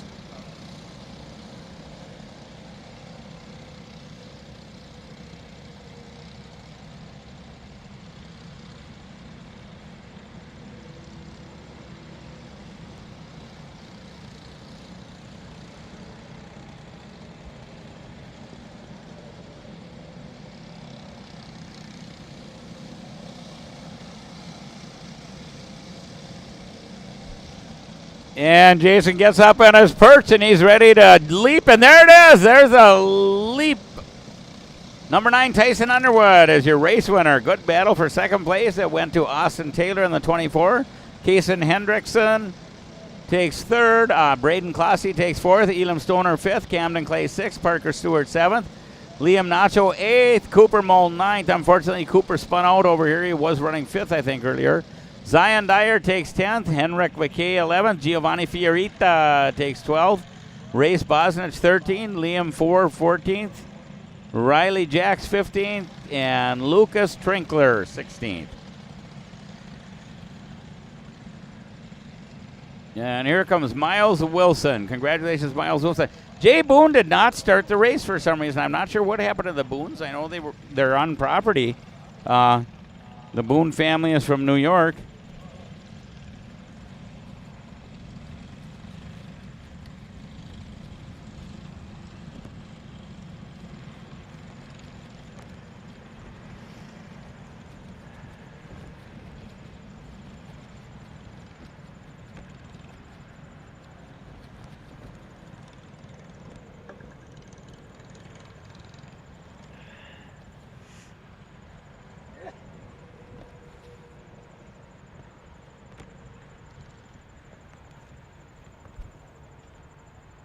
Okay, I just got a notification from race officials starting with the Masters class. So right now we're going to go through Junior A, Junior B, nothing changes.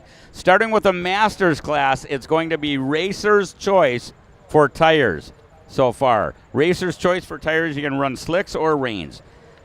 Junior A and B have to still run reins, but starting with Masters.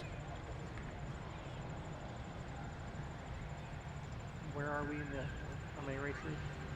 So Masters, you have to be ready on the grid and ready. You're not going to take any time. You have plenty of time right now to make your choice. But Masters, you will get your choice, and CIK Medium A and CIK Medium B will also get their choice at this point. That may change, but that's what we're saying right now. So Masters and CIK Mediums A and B, you get your choice of tires.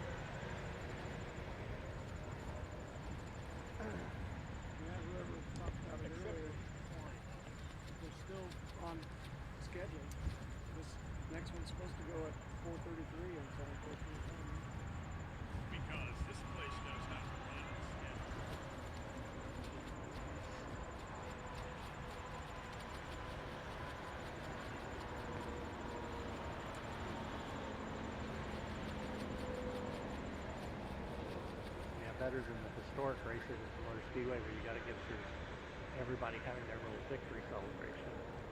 It's historic racing. We keep celebrate owning a car still.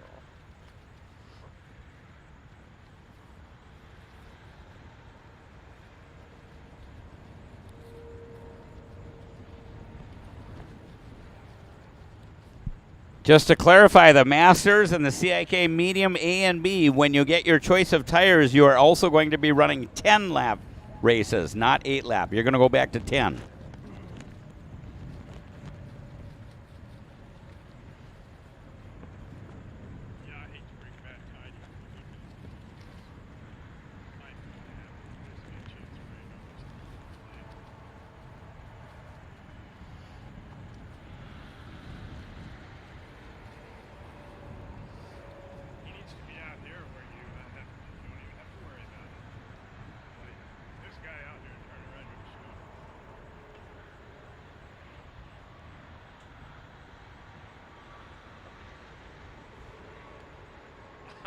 I'm sorry, I didn't know.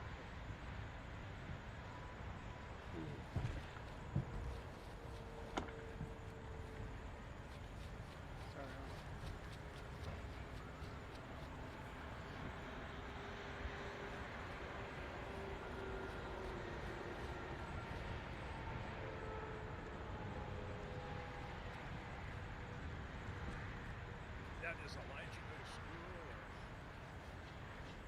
I thought he just graduated. So he took online courses for me. I'd say it was a school. It was a computer room.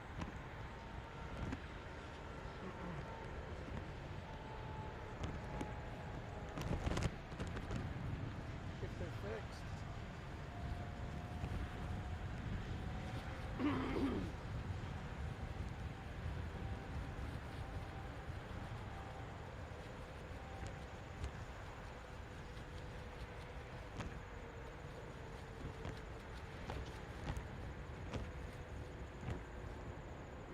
Maybe next year they try to upgrade the extra good super system.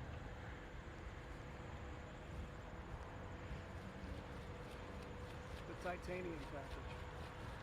Well, they had a thing on the door. My hand was just thick as this. So they made it have a lock. I don't think I got what I ordered, but I'm not complaining. I got something else. I got a wrap or something. I think I got Dennis's wrap. Yeah. They're wraps now. They're wraps I now. loved it. I mean, don't get me wrong. I thought I got something else.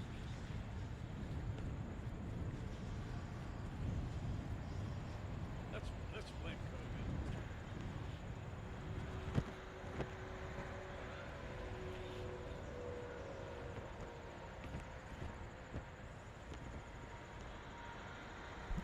Okay, so the camera crew is doing. We've a couple of minutes ahead of schedule. That's why we're holding up here. So the camera crew is doing an absolutely fabulous job. I'm so happy to have them here. I wish they could come to all our races.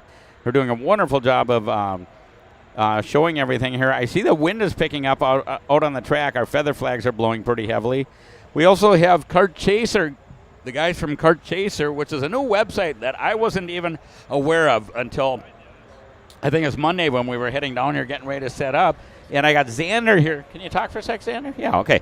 Anyway, this Kart Chaser is I guess it's a vlog, right? Or vlog or whatever they call it. Yeah, Dave. Thanks for having me up here. Yeah, it's a media company. So we do a little bit of everything. We do video stuff. We have social media stuff that we're doing. We try to work with a lot of the drivers in the sport too and help boost them up. We've got a Monday night talk show we do every week. We do race edits from each weekend. A huge thanks to Dan with Briggs & Stratton. Their title sponsor were able to help make it possible for us to get out here. And we've got a really cool edit along with a bunch of other pieces we'll be having come out from this weekend, especially focused on 206 Medium, our main event, final class of the weekend, but a little bit of every class too. That's pretty cool, and I didn't know anything about this website. And like I say, we were Steve and I were on our way down here, and I started getting texts from all kinds of people. You got to check out this website. You got to check out this website. Check out this interview.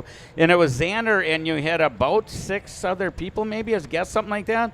And one of them, of course, was our very own Gary Lawson. A number of other people, very knowledgeable people, and he just had a good talk session for an hour, and it was very informative. I was really surprised and pretty impressed. So Xander was telling me yesterday just a little bit about his goals and whatever, and he's very young. He's only 23 years old, but he's wise way beyond his years. He's got it figured out.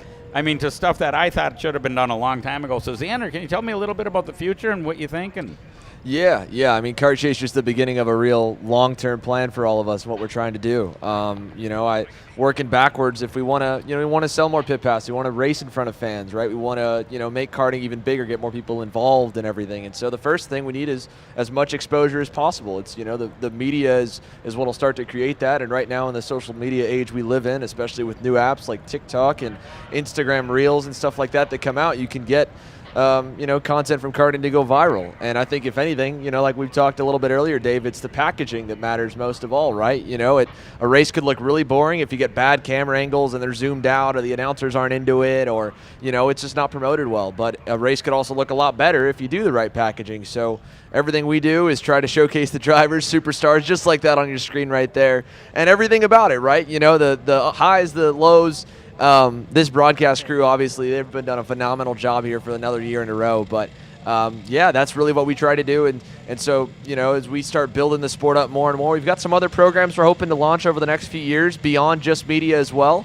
Whether it's like an Intro to Karting Academy that uses some of the star power we built up from our top senior drivers in the sport to, help get new people in, to, even programs that help work and build up club stuff. So, that all just boils down to the fact we just want to keep working on building the sport bigger. And, if we get a big enough following, just like this show and this live broadcast is, you get enough of a reach where, you get sponsorship just off the views, not even necessarily off internally in karting, where we get outside companies. Hunt Brothers Pizza stepped up, helped us put a broadcast together earlier on this year. A big thanks to Kevin Harvick as well for the help with that. He was an instrumental piece in making that work. And, a whole lot of different stuff ultimately, Dave, but the starting step is doing as much media and as much coverage as we can do to kind of help supplement and boost up our racers. well, fantastic, yeah, and I can't even agree more about this. This has always been my passion. I've got no irons in the fire. We do not have a start, by the way. We are yellowed. Jason did not like the start. Yeah, absolutely. I've always wanted to promote the sport of karting. I never had any idea, but Xander's got it, kind of figured out. He knows which direction he wants to go, and I think he's going to go great places. I would kind of recommend anybody who wants to put some advertising money somewhere, you might want to put it towards Kart Chaser, because he's got it going on pretty well. I think he's got a good future ahead of him.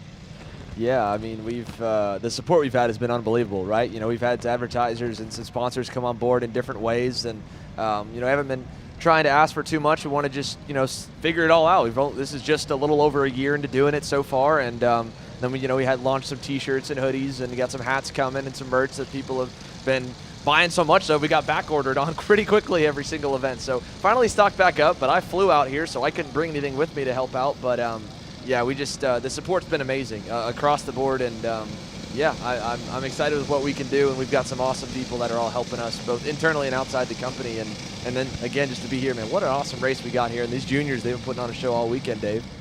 Yeah, absolutely. So anyway, we're going to get started with the junior class here. Junior A, we're still on rain tires, and we're still on an 8-lap schedule.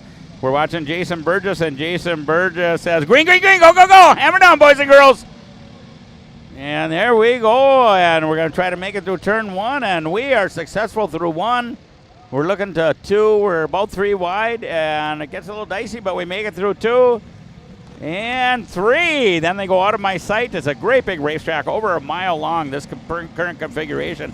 This is either the 50th or 51st different configuration this racetrack uses. I have never seen them use this. Right now they're going over, they call it the ski jump. I'd never seen this. But, it's going pretty good. So, we're very happy to have this camera crew here. We're very happy to have Kart Chaser here. And I highly recommend you pay attention to Xander's website. You can just type in Kart Chaser into Google, and you'll get it eventually. Yeah, absolutely. Kart Chaser on any of the social apps. www.shopkartchaser.com has all the merchandise on the website. And then, anything YouTube, Facebook, Instagram, TikTok, run it all. What a great start. We got a little bit lucky there. It looked like coming out of the grid corner, a couple kids got pushed wide. Oh, we got a few more knocked off here at the back. That is the 61 and the 619. That was outside your top 20. But a good start for James Overbeck. Addison Ianello, she almost got to the lead over in turn 3, Dave. She is in second right off the bat here. And Austin Jers had a decent start. He's a little bit further back, so it's Conrad in third. Jers is there in fourth. They'll update on the order as they come across the line. Single file, that train's going back about 15th, Dave. That is a long line of go-karts here to complete lap number 1. Absolutely. Your leader, number 48, that's James Overbeck, followed by Addison Ianello, Spencer Conrad, Austin Jers, Cale Zimmerman, Cameron Reed, Eli Warren, Garrett Endexler, Josh Feeney, Gavin Isaacs, and Elliot Cox. A little 3-driver breakaway up front, nearly 2. James Overbeck and Addison Ianello. I talked with James's dad a little bit earlier this weekend. They got put in the even-numbered group, and they said most of the drivers they were running against, and you could see it even on the time charts, are with odd numbers. So when they were starting with practice, they had to work together because there was not a lot of other kids that had the same speed to run up front in the evens group. They felt like they worked together all weekend. They've been working together again here to start this second heat race on the day.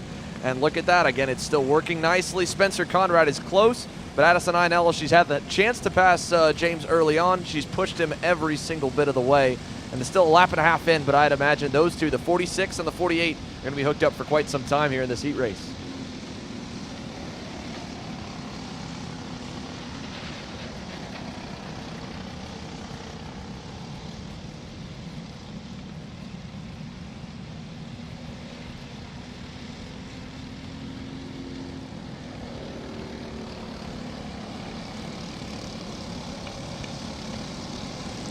Yeah, I know we're on the, I guess it's, Cup Karts Live or something website. I know a number of people are sending in questions and whatnot. We're very happy to have that. I'm trying to answer them. A few people want to know a lot more about the 30th through 50th place. I'd love to accommodate you, but I think you can just check the website because most people want to know like the top 10 or 15, not, like 49th, 50th, 51st place. So, we're not going to spend a whole lot of time on them. We may occasionally go all the way back to 50th, 51st, 60th, something like that, but we're not going to spend a whole lot of time on that. Everybody's more interested in the leaders. And it's tough, too. I mean, there's just so much action going on all around, Dave. Right now for the lead, we've got a 3-driver breakaway. It's not super hectic just yet, but that can break out at any moment if they get a good run to try and pass for the leader for second. And then beyond that, still your top 10 is pretty hairy. Austin Jers there in 4th is kind of in no man's land between himself and then Cale Zimmerman's pack. But the top 3, they're just close enough. You don't want to take the camera off them because something might break out here. They're only 2-3 karts apart. If someone drops a wheel, someone makes one little bobble, it's a full-on battle. But at the moment, all in command of James Overbeck, so you can take a look back. You could run through the order. We could take a look through our top 10 and see everyone, of course, on lap number 2 is going to hit their best laps. We'll see if anyone else continues to improve, as this track should look like what we're seeing on the race monitor on the left side of your screen, that every single lap, these guys are going to get faster and faster and faster as we continue to dry this racetrack out. And as already aforementioned, they're starting to make the move to allow dry tires again. Yeah, it'll be starting with the Masters class. We're going back to driver's option of rains or dries and rains or slicks, and every class after that, and we're going to increase the laps to 10 laps from 8 laps. Yeah, so going back to the originally scheduled distance here as we get the lap times back closer and closer to where they were back in qualifying and through the practices. And that's another thing too, Dave. None of these drivers had any practice at all in the rain. Those, as we got the rain right midway through heat number 1. This is a brand new layout here at Newcastle, especially that tricky corner. They're coming out of that extra section there from the ski jump back onto the horseshoe or bus stop, for example, and then into the cell tower corner. This is a standard section of Newcastle Motorsports Park, part of the racetrack that gets used almost every single layout. So they've got a lot of experience here. But nobody had run on certain parts of this layout prior to this weekend. And as the camera pans over, you can see just in the background is the ski jump on the wide shot. We'll get back over to that next time by. But there's parts of this racetrack people had no idea where to go in the rain line, because if you've raced here a lot, if you're a local driver, you may have seen the rain once or twice. You might have known where to go. But that first heat race, some parts of the track, nobody knew where to go. Yeah, that's a good point, Xander. And what absolutely amazed me is, like you said, there's a lot of new parts of the track. One part that is always used on here is the scoreboard corner. And, man, there was a lot of trouble getting through that cleanly. A lot of people wrecking on that. And Jason showing the halfway flag and the meatball flag. Somebody's getting the meatball. If you don't know what the meatball flag is, it's the black flag with the orange big brown, looks like a meatball in the middle of it. That means it's a black flag, but not due to a driving infraction, but due to a mechanical issue. So somebody just got the meatball flag, and the halfway flag is also out. So I'm not sure who got the meatball flag or what it was for, but somebody's naughty, and we go through the...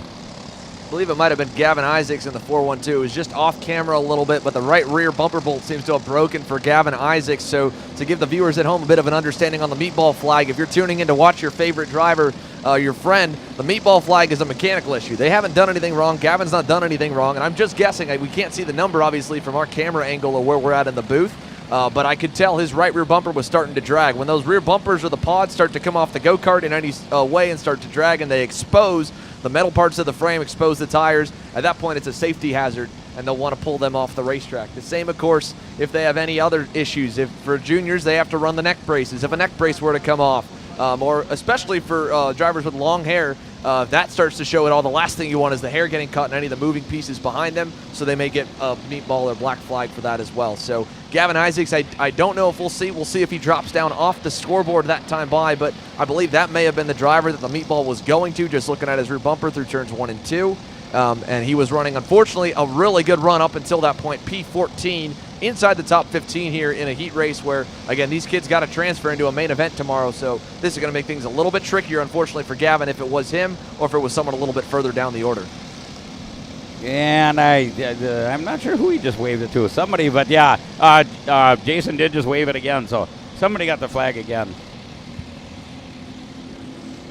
There is the 412 on your screen. You can see there it is, a hand in the air. Unfortunate for Gavin Isaacs, so he caught it that time by, and we'll see the 412 pull in behind the wall into the scale tower, and he is obviously a little bit frustrated, and that's understandable. Again, a great run going in the top half of the field, and he is already out here halfway through heat number 2 for Group A in the juniors, and James Overbeck already won heat number 1 by a big margin. Not as big here right now, but a good one so far, and there you can see the meatball flag indeed. It was for the 412 of Gavin Isaacs. You can see our head flagman, Jason Burgess, handing it out. And then when he comes across, again, you'll take a look. The bottom right-hand corner, you can see the rear bumper just dragging on the ground, starting to expose a little bit. And at that point, if it were to fully come off, again, and someone behind him makes any bit of contact, that's going to instantly ramp them up and over. You think the Hot Wheels tracks, right? The two spinning wheels on either side that would send your cars. That's exactly what will happen with a front tire to a rear tire, both spinning, just launches cars up into the air. Yeah, absolutely. So we've got 5 laps complete, 3 to go. It'll be 2 to go. Well, I guess it is 2 to go this time by. Everybody's getting the 2 fingers to go. Once again, this is the Junior A class. Junior B class is up next. Then when the Masters come out, they get the option of reins or slicks, and I'm dying to see how many pick reins and how many pick slicks. After that, it'll be CIK Medium A and B, and they also have the option. Plus, they're going to add 2 laps. They're going from 8-lap rain shortened races to 10-lap full term races. And you can see, I definitely would bet, Dave, that the winning tire choice for the Masters will absolutely be the slick tires. At this point, there's no real standing water, and you can see the viewers at home, not only is the track gotten lighter, but especially on the standard racing line where these drivers are running, there's water off to the side. It's damp and dark on the outside. It is getting pretty close to the original pavement color on the standard racing line. So that's going to mean they're going to want to run slick tires for it. It'll also mean when they're on slicks and they get passed or pushed wide into the damp stuff, that's still going to be very wet, and they could easily hydroplane. So it'll be a little bit tricky the first few sessions, even when they go to dry tires as the option, because off the standard racing line, it has not gotten nearly as dry as we are locked into this battle for second. Addison Iannello, Spencer Conrad, Austin Jers, I mentioned he was in no man's land before. He's run them down. I know Conrad got a little bit into Iannello there. They're coming to see the white flag this time by. So 1 to go, and it's a 3-driver battle here, Dave. And there they go, Jers to the inside. He was able to do a major crossover on both of them. Here comes Austin Jers for second. Up the road, there's James Overbeck. He leads. Jers second. Conrad gets into third. Addison Iannello still fourth. 2, 3, 4 through turns 2 and 3. And half a lap to go here as they enter that back ski jump section. This was the section of the racetrack I was talking about, Dave. Nobody knew what the track would look like through this section, and they're going through for the first time here this weekend. Your leader still James Overbeck out there, number 48, James Overbeck. Yeah, and there's a really good battle, and it's going to continue for second place here. Back and forth there right behind Overbeck. They are going at it for third. Addison Iannello and Spencer Conrad throwing haymakers at each other. They're still door to door. That'll allow Austin Jers by. Look at the crossover move. Conrad will get back, even but not clear. And now he'll try to do it again as Iannello gets the inside. She'll back up the corner, and Iannello wins the debate for now. But Austin Jers long up the road there in second. And we're just getting to the final stretch of this one here, coming towards the checkered flag and about 3 more passing zones. Conrad again, good run, coming into the scoreboard. Final time, they're side by side for third. Here he goes to the inside on Iannello. She tries to hang it tough on the outside. She'll have to give way, and Conrad gets through, and that will settle that one for now. She's going to be too far back into the final corner. Back up front, though, James Overbeck. Dominating performance. He's caught up even to a little bit of lap traffic, and Austin Jers is going to get close. He won't get there. Heat 2, Group A for James Overbeck. In the number 48 machine, Austin Jers will cross the line second, and third across in that battle there, Spencer Conrad and Addison Iannello. Dave, the racing's been amazing. I've enjoyed being a spectator for a lot of this and just filming, but thanks so much for letting me, come and talk a little bit with you. It's been good. I got to give it back, of course, to the man, Randy Kugler, really soon. Absolutely, Xander. It was really great to have you sit in. I had no idea how good you were, to be perfectly honest. So it was very nice to have you here. And I definitely tell everybody at home, look up Kart Chaser, look up some of the websites, buy some merch and whatever. Kart Chaser, it's going to be the future. I'm telling you right now, listen to me. It's going to be the future. Thank you so much, Dave. Means a lot, buddy.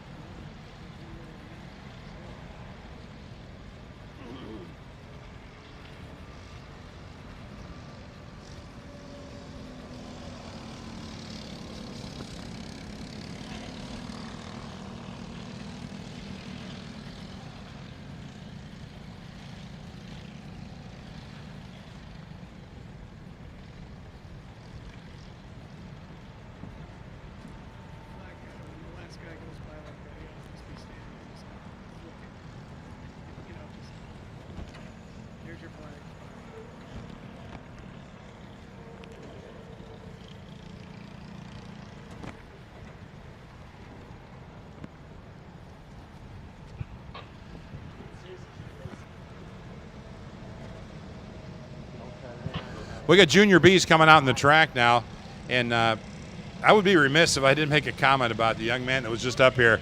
But I want to tell you something seriously. And Dave, I'm 67 years old. I've been doing this for about 50 years. This kid's got a natural talent. Xander is really good. He has the natural ability.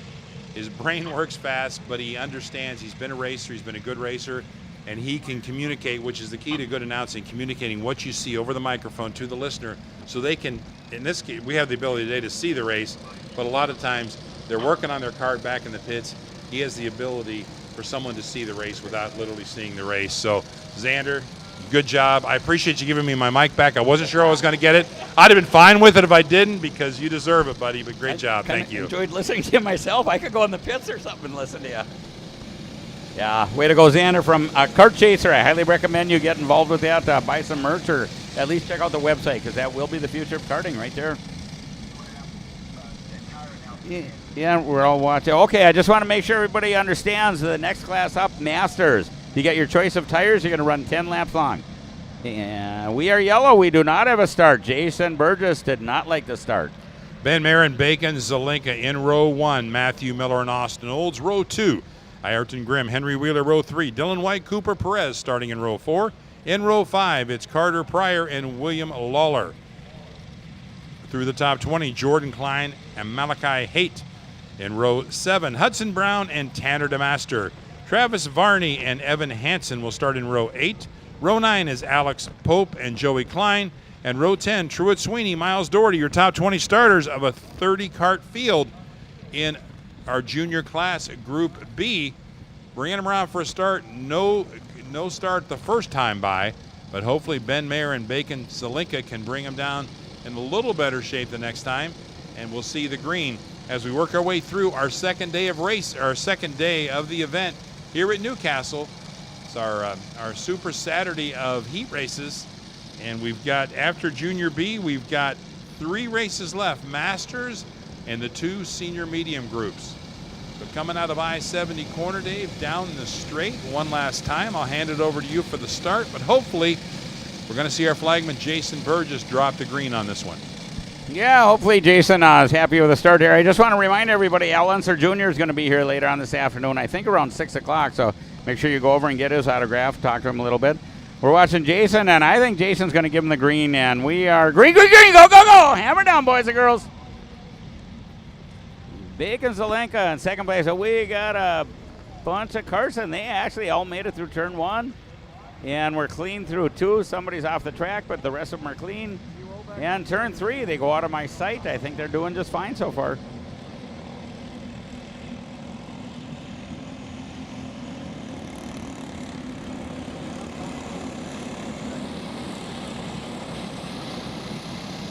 And already the 67 of Ben Mayer with a huge gap on the field. Ben Mayer, everybody behind him, I think, was bumping and banging and spinning and crashing. But Ben Mayer kept it straight, kept it in line, and kept it going as he works his way. I mean, he's only about a half a lap into it, and he must have a second advantage already on the rest of the field. What a start by Chester, Maryland's number 67, Ben Mayer. Ben is way out front there. He's got to be at least 10 kart lengths ahead of second place. He's doing a fine job. Like Randy said, when everybody else was bumping and dicing, Ben was just pulling forward. Bacon Zelenka started second. He's back in 4th place right now. Ben Mayer still leading.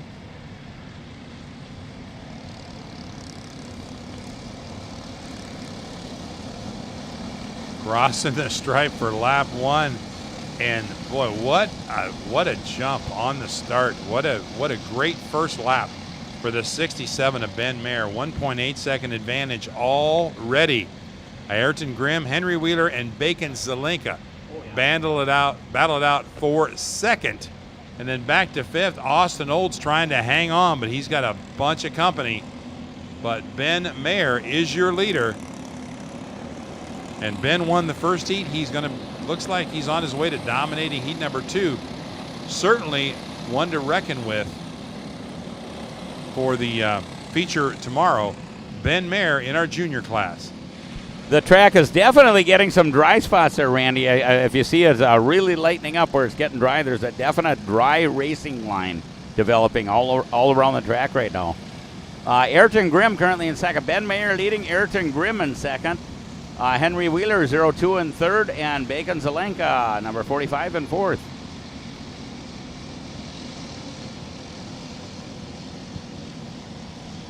And once again, we want to thank you racing fans for watching Cup Karts Live today. It's brought to you by Odenthal Racing. Odenthal Racing is the makers of the best Briggs & Stratton 206 motor mount in the business, and it's made in the USA. Also, if you want to learn how to sell your product or get some sponsorship, go talk to Fritz Wilkie. He's in the Noah Stark Engine Works tent today. He's selling his book, and if you buy his book, you're entered into a drawing for an entry for the Cup Karts Grand Nationals number 6 next year. 45, Bacon Zelenka goes purple the last lap, a 128.060. So fastest kart on the track, the 45 of Bacon Zelenka, 128.050. He was actually a half a second quicker than Ben Mayer on that lap, but he's got to get around Grimm and Wheeler if he wants to get up to chase down Ben Mayer.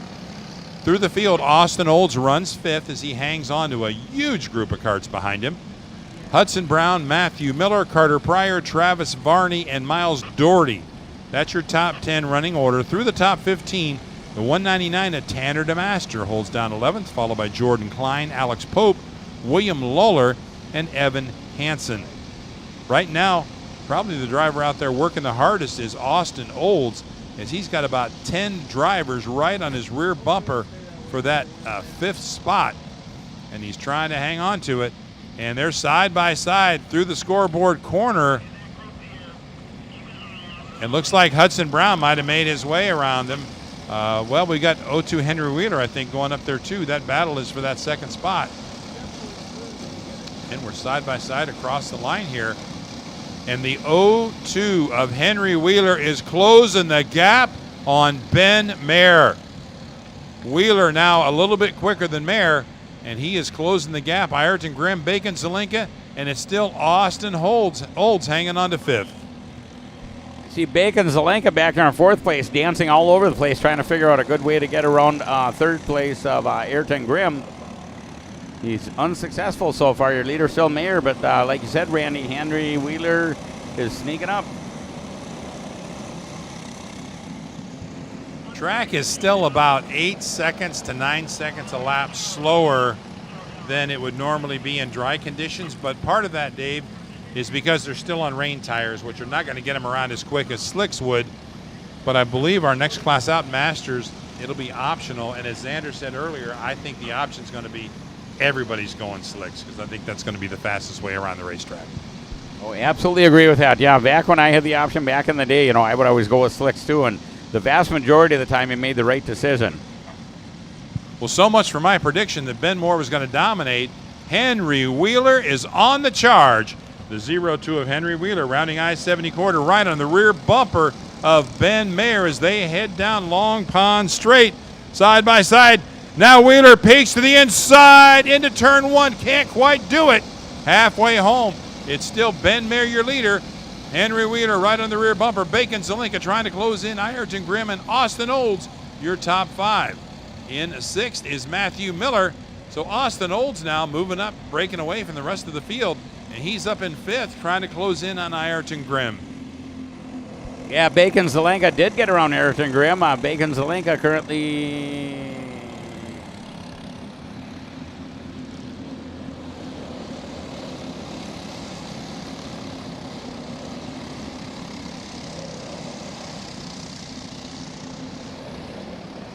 Bacon Zelenka is up to 3rd place. Ayrton Grimm back to 4th. So your leader still Ben Mayer. Henry Wheeler right behind him. Side by side over the hill, and it looks like it's going to be Henry Wheeler taking that top spot over Ben Mayer. They head down into green corner. Here comes Henry. Here comes Bacon Zelenka. Bacon Zelenka to the inside. So Zelenka up to 2nd, and all of a sudden Ben Mayer's back in 3rd, and not that far back is Ayrton Grimm as he's trying to close in that lead group. And back in 5th spot, having a good run, Austin Olds.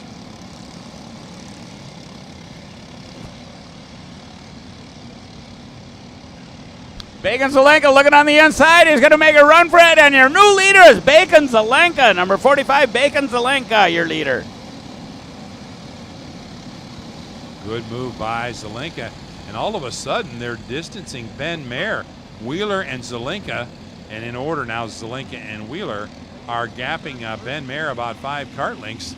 On track, Ayrton Grimm and Austin Olds. All pretty safe there in the top 5 as they go over the jump.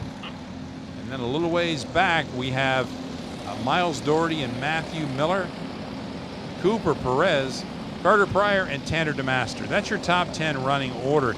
But we've got about 15 karts all, well, I would say 6th through 15th, all pretty close together. Evan Hansen in the 014 running 11th. He's right there in the hunt, as well as William Lawler, Parker DeLong, Hudson Brown, and Travis Varney. Those drivers kind of duking it out for that 6th, 7th, and 8th spot, trying to get their positions for the feature tomorrow. And Ben Mayer's lost the draft.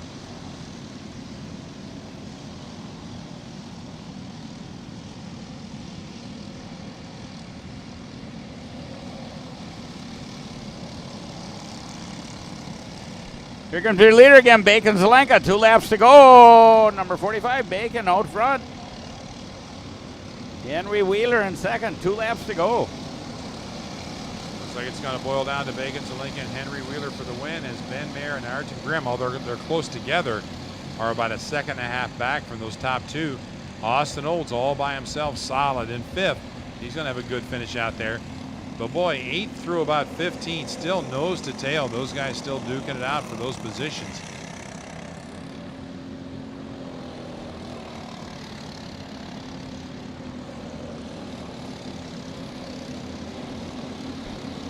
Bacon's up to about 3 or 4 kart lengths ahead of 2nd place now. He's kind of legging it out just a little bit. There's going to be 1 lap to go this time by. The white flag will be flying for Bacon Zelenka this time by. Henry Wheeler and Bacon Zelenka. And now Zelenka has gapped about 10 kart lengths on Wheeler, and that may be enough. With about a lap and a half to go in heat number 2 of our junior division. Bacon Zelenka in the 45, that beautiful green machine out there. Now with a pretty nice little gap over Henry Wheeler. The battle for third rages on between the 67 of Ben Mayer and the 21 of Ayrton Grimm as they get around I-70 corner. Here's our leaders down the straight. You can see in the distance Mayer, and now Ayrton Grimm to the inside, and Grimm makes the pass in turn 1, takes over the third spot. Ben Moore gets shuffled back to 5th. There's Austin Olds coming by in 6th. But back to the front, Dave. It looks like it's going to be a race to be won by Bacon Zelenka as that green machine is on rails out there for heat number 2. He's gapped about 10 kart lengths over Henry Wheeler. Yeah, Bacon looks every bit of 10 kart lengths ahead. He would have to make some monumental mistake to give this up now. Hopefully he won't. The track is starting to dry. I can definitely see it drying. There's good drying spots on her. There's a good call for the race officials to call for your choice of tires coming up from the next class on through the rest of the day. Here comes Zelenka over the hill, Bacon Zelenka. Just a few more corners for Bacon, and this is going to be his. Checkered flag about to come out for the 45 of Bacon Zelenka.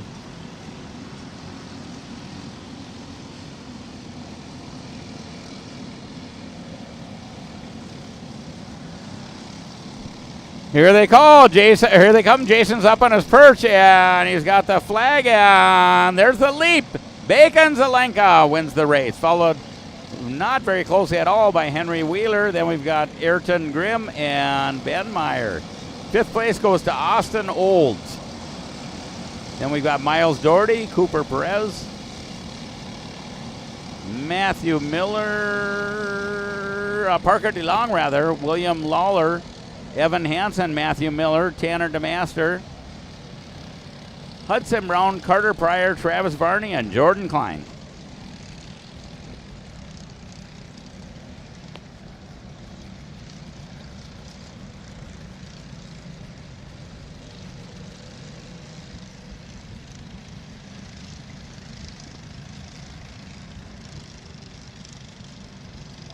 Next onto the track will be our Masters class, and as you heard Dave mention earlier, the tire choice is optional. My guess is everybody's going to be on slicks, but we'll see here in just a moment. The track is not completely dry, but the groove is, and I think as long as they can stay in the groove, they'll be just fine, and the track will be much faster. Yeah, you can absolutely see a lot of very much lighter colored track on the track where the racing line is, like Randy said. They shouldn't have any problem as long as it doesn't rain again. We should be running very fast laps on slicks for the rest of the day. We have 3 races left here: Masters, then CIK Medium A group, and the CIK Medium B group.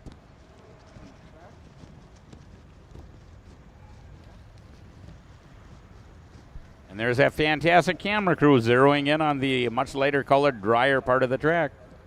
But honestly, even the track that still looks a little wet, I don't think it's going to be that slick. I think there's still enough abrasion there, so to speak, that a slick tire is still going to get some bite on that. So I don't know that it's going to be too bad. We'll find out, because I think a lot of these guys are going to try it. And if they get offline and get into a wet part of the circuit, they may regret it. But we'll find out here as we bring them around for a start. In our Masters class, they are 47 strong, so I'm guessing of those 47, somebody's probably going to get into that wet area whether they want to be or not, and we'll see how much grip they have when they get there. Just think about it, 47 karts in the Masters class. How crazy is that? The Masters are going to run a little bit slower. They're a little bit longer of tooth. They're going to run a little bit slower and not quite so aggressive, so they'll probably dry the track even more for the senior mediums that come up after them. But 47 karts in Masters class. How crazy is that? We've had full fields in all the categories, but we've got a circuit here that you can start 140 plus on, and they kind of thin out pretty quick. And it's a long enough circuit that you can have 40 to 50 karts out here, and there's room for everybody. So we'll see some large fields starting tomorrow in the features, but still we have a couple classes that are just a little bit too big, and they will have to run what's called a last chance qualifier, where some drivers unfortunately will not make the feature and have to head home without running the feature. But at some point you do have to have a cutoff number where you can't run anymore.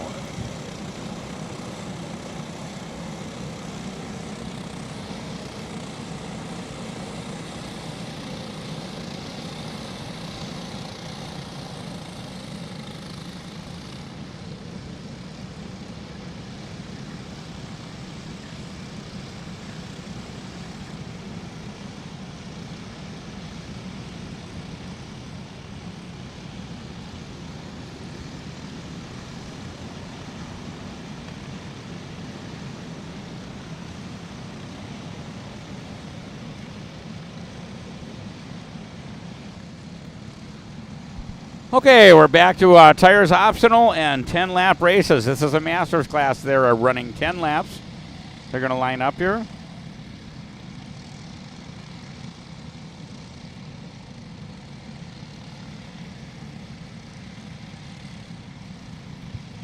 Got a lot of catching up to do here, Dave. Not sure we're going to get the whole field up in line.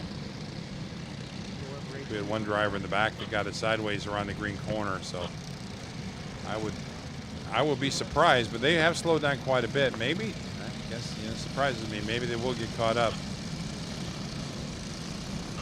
Michael Dittmer and Jacob Neary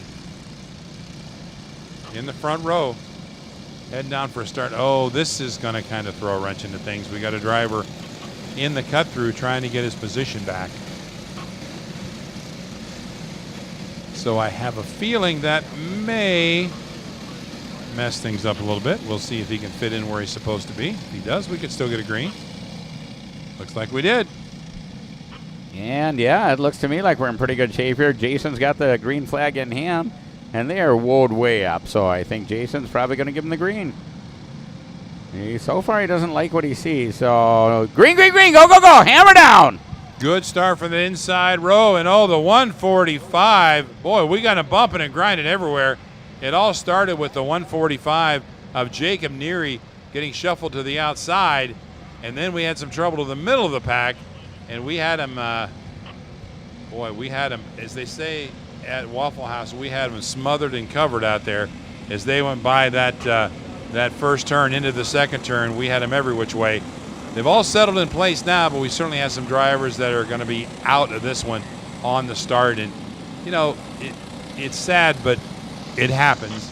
You got 47 drivers out there, 2 or 3 get aggressive, and before you know it, they tie up a couple other guys, and a lot of times the guy that goes out is just an innocent bystander.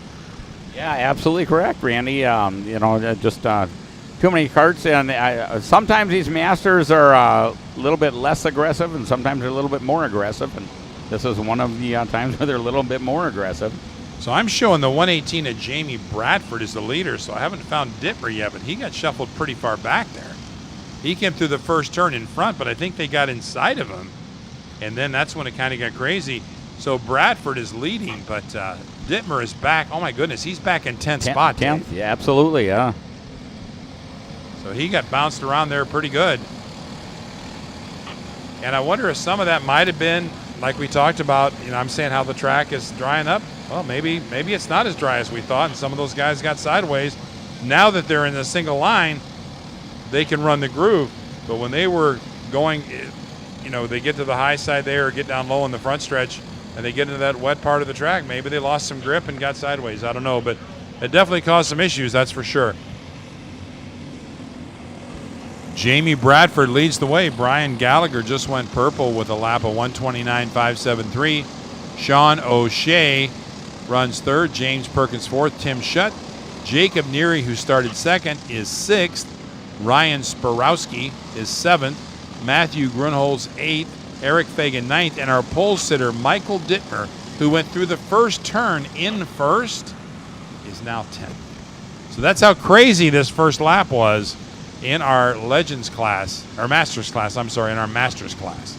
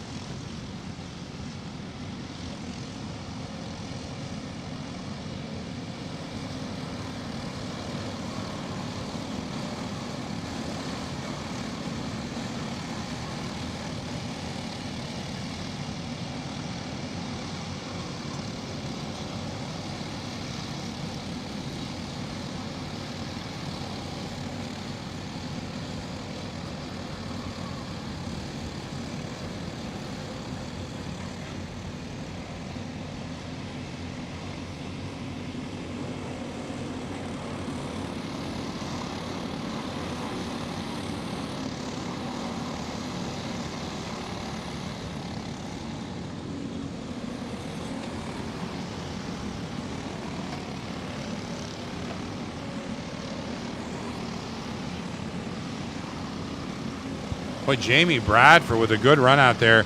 Jamie started fourth and has found his way to the front and running some pretty solid laps.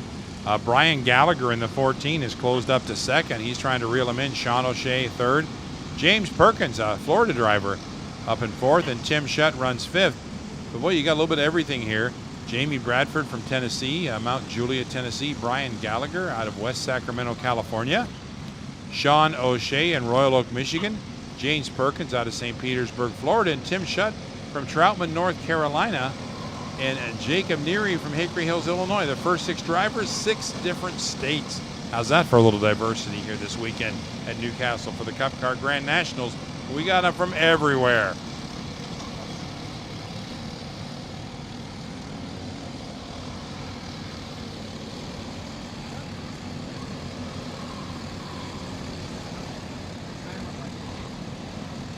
Started last year.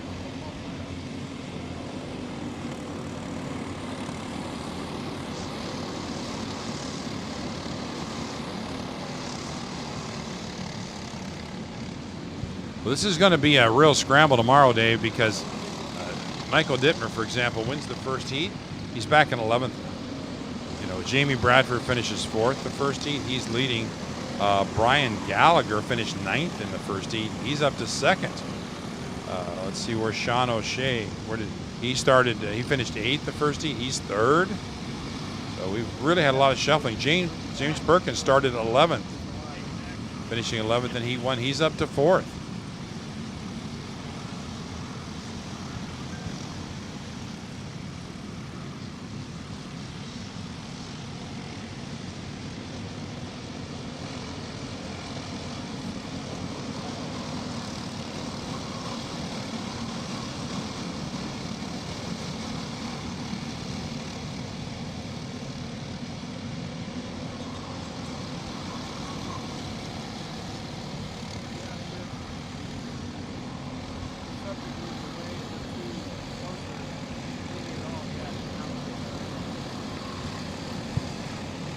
We got racing all over this Newcastle circuit.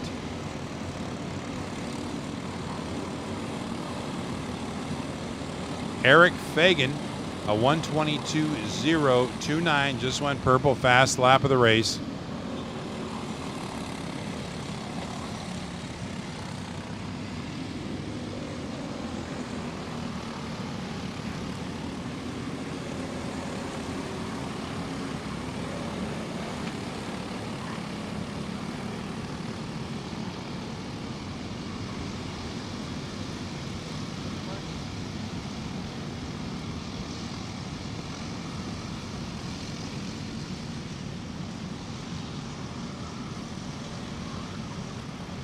A full second advantage now, Jamie Bradford over Brian Gallagher.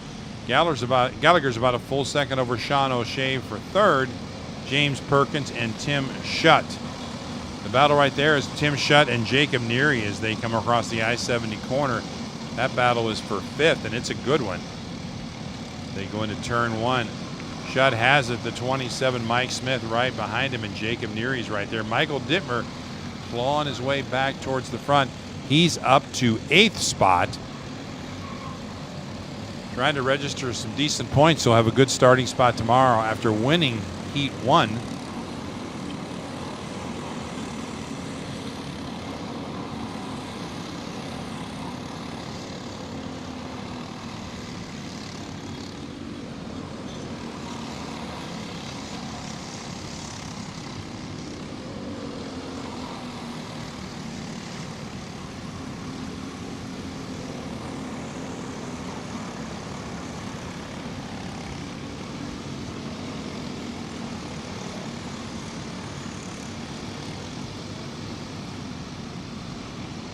Okay, I believe the only kart that ran out there with rain tires has just retired. Everybody else has slicks on out there remaining.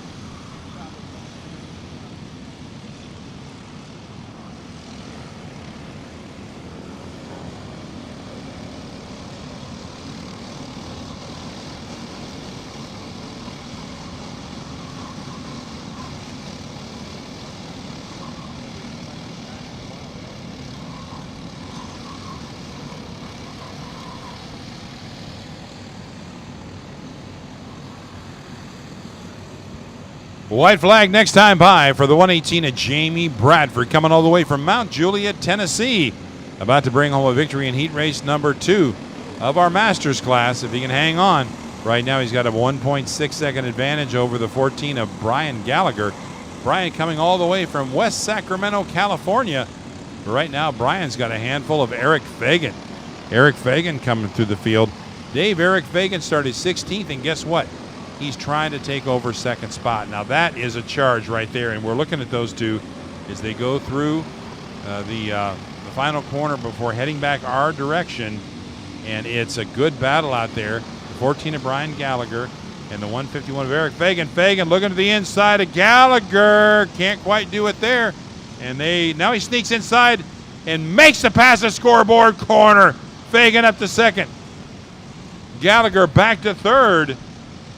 They'll try to draft up and close in on Jamie Bradford, but I think they're out of time.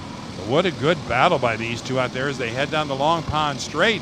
Gallagher might have something to say about that as he tries to close back in and make the pass back around Fagan. Yeah, it is now 7 laps complete. Remember, this class is going to go 10 laps as well as the next 2 classes. My bad. You're right. I was saying white flag next, but actually it'll be 2 to go next time by.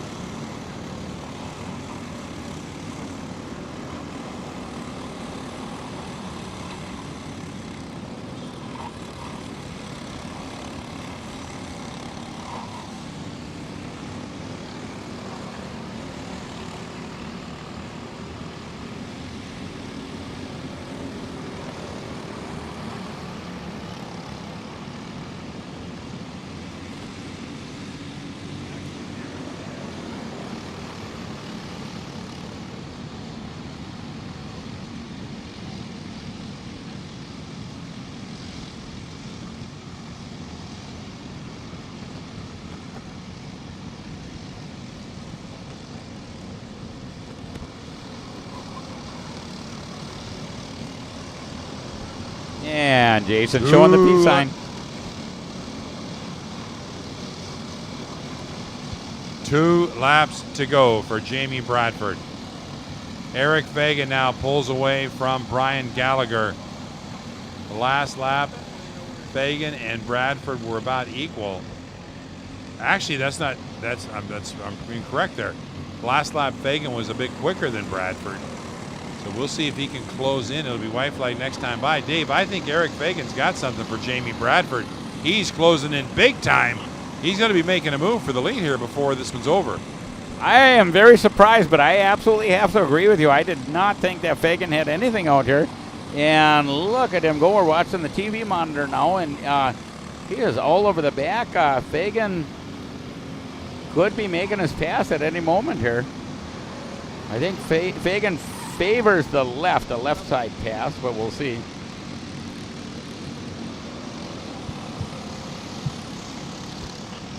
Inside a scoreboard corner, and Fagan makes the pass. New leader, Eric Fagan, as they head for the white flag. It's Eric Fagan over Jamie Bradford, Brian Gallagher, Tim Shutt, and Sean O'Shea. That's your top 5.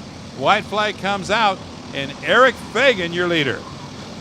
Look at there, white flag is out for Eric Fagan. Wow, what an amazing run so far. Eric Fagan up front, followed by Jamie Bradford, Brian Gallagher, Tim Shutt.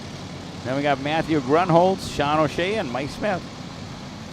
All the way from 16th starting position, Eric Fagan has found his way to the front on the final lap.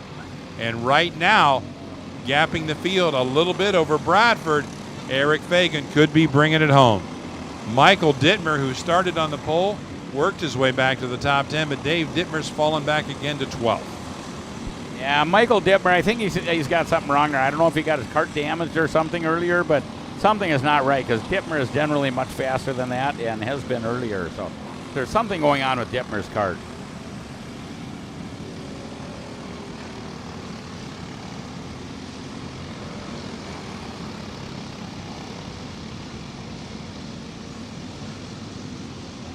Mike Smith just goes purple, running in 7th at 121.149. But Eric Fagan, a 121.470. So Fagan has worked his way through the field, and sometimes the fastest karts on the track aren't always those in the front. As we've seen that, and Michael Dittmer back in 12 actually is turning some pretty good times, but has not been able to work his way through traffic. Checkered flag comes out, and all the way from 16th position, Dave, it's going to be Eric Fagan bringing home the victory. Heat race number 2 of Masters. Well, congratulations, Eric Fagan. Yeah, Jason does the leap off the barriers, and Eric Fagan takes the win. Jamie Bradford second, Brian Gallagher third, Tim Schutt fourth, Mike Smith fifth, Matthew Grunholz sixth, Jacob Neary seventh, Steve Knight eighth, Ryan Spirowski ninth, and Michael Dittmer, unfortunately, way back to 10th. Next up is going to be CIK Medium A group. Driver's option for tires and 10 laps.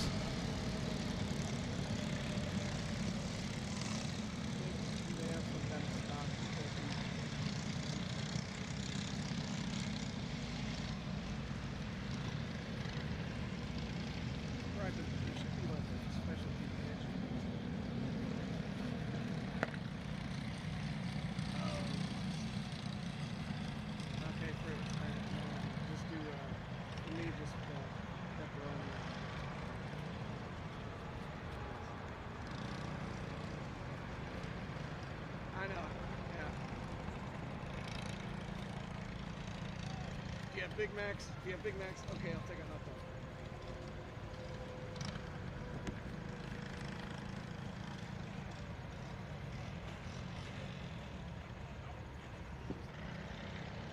Slab of butter.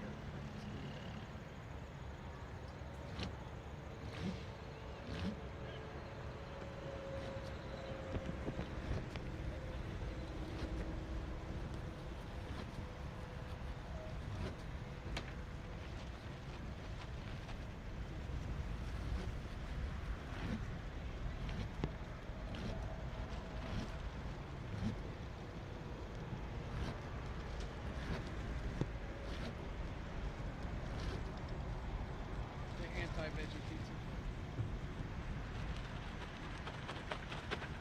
I'm a meatitarian.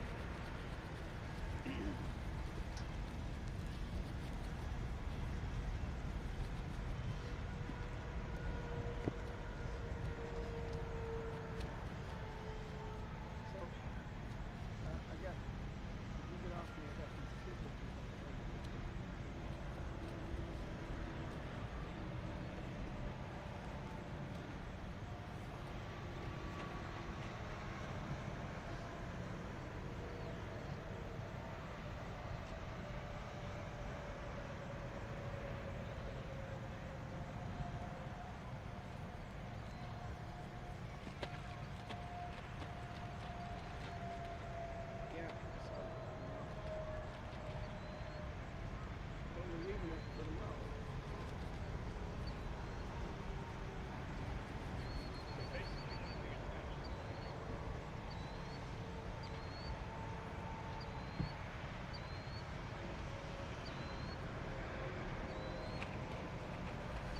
Oh, shit.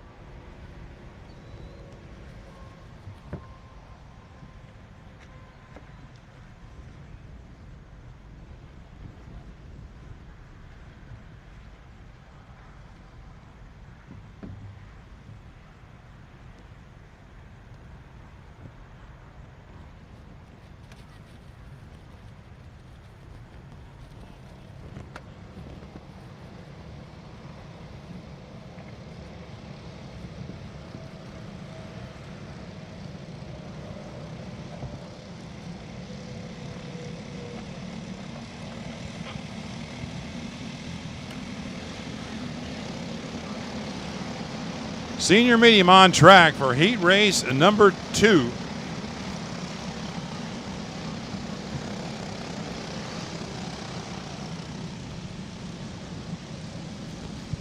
And Gary Lawson will be on the pole with Brandon Jarsacrack outside.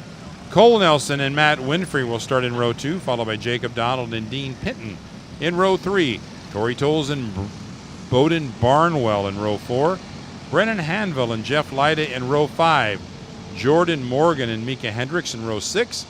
Desi Pedregon and Jordan Bernlohr, row 7. Bryce Dickman and Trenton Frederick, row 8. Row 9 is Daniel Seaman and Dylan Amundsen. Row 10, Logan Stevenson and Jacob Bolin. In row number 12, it is Brian Reddick and Ryan Croker. Row 11, Miles James and Braden Johnson. Row 13, Ethan Hanshaw and Avery Scott. Peyton Polarick and Eli Fox in row 14. Then it's Chris Carroll, Mick Gabriel, Nick Sobiek, and Isaac Bork. Those are your starters for our Group A heat race number 1. Gary Lawson and Brandon Jarsakrek bringing them around for a start.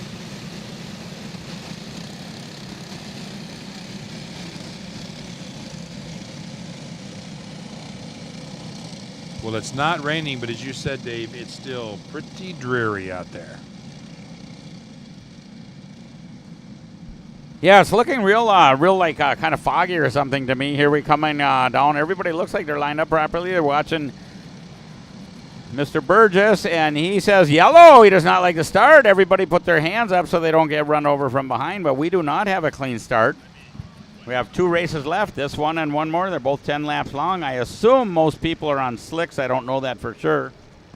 You know, Dave, we had a conversation earlier about getting penalties for moving out of the tram lines, and that's kind of new verbiage for me, but with the vantage point we have with the monitor straight on for the start, we had some people moving in and out of the tram lines, and I think Jason saw that and said, no, that's not going to happen, because one thing about it is if they're moving side to side, that usually is a recipe for disaster, because then they start banging into each other, and usually what happens is the people behind them get caught up in the wreck and they weren't even doing anything.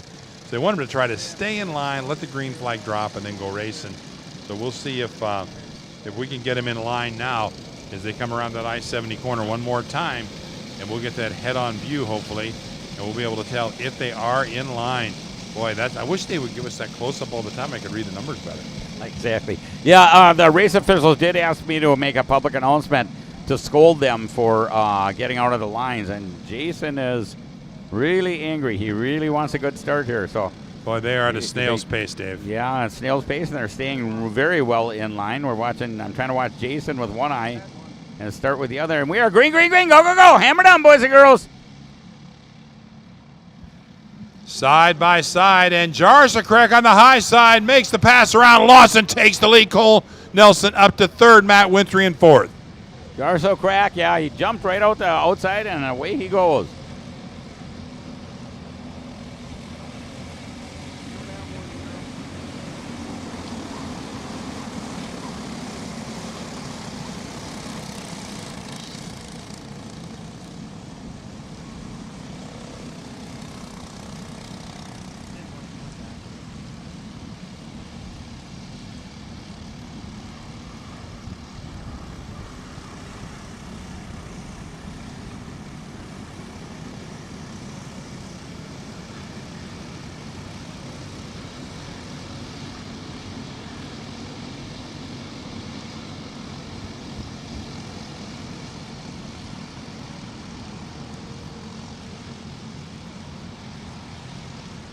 Well, Brandon Jarsakrek leads the way. Gary Lawson runs 2nd. Cole Nelson, I believe, is in 3rd as they're making their way around for lap 1.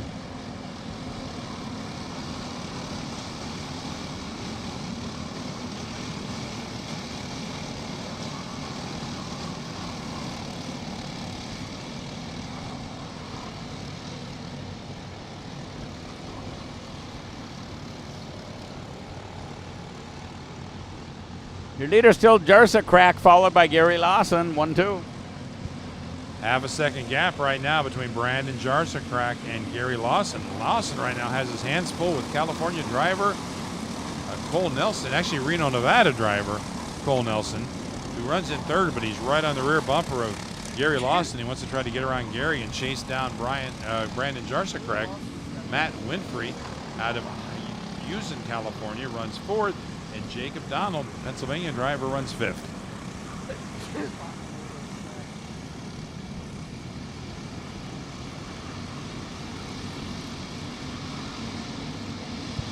some more shuffling towards the front as Jarsakrak continues to stretch out that lead. But Gary Lawson now gets shuffled back to fourth as Cole Nelson's on the charge. Cole Nelson up to second now, and he's going to try to run down Brandon Jarsakrak. Matt Winfrey runs third. Lawson back to fourth. And in fifth, I believe, is Jacob Donald in the 84. Oh, we got him 4 wide. Looks like Pocono on a Sunday afternoon. And we're waving, and were they high-fiving, Dave, you think, maybe? Pretty sure they were saying, yeah, nice to see you. I've been missing you. Yeah, where you been? Good to see you again. They were actually every bit of 4 wide, maybe even possibly close to 5 wide, and they were actually touching. It was a recipe for disaster. We're very fortunate it didn't get any worse. Last lap for Cole Nelson was a 121.993. Brandon Jarsakrak still quicker, a 121.728. So Jarsakrak gapped him 0.2 of a second that last lap. They got to turn that around if they want to chase him down. And right now, Brandon Jarsakrak out all by himself with no help from any draft. He is the quickest on the racetrack.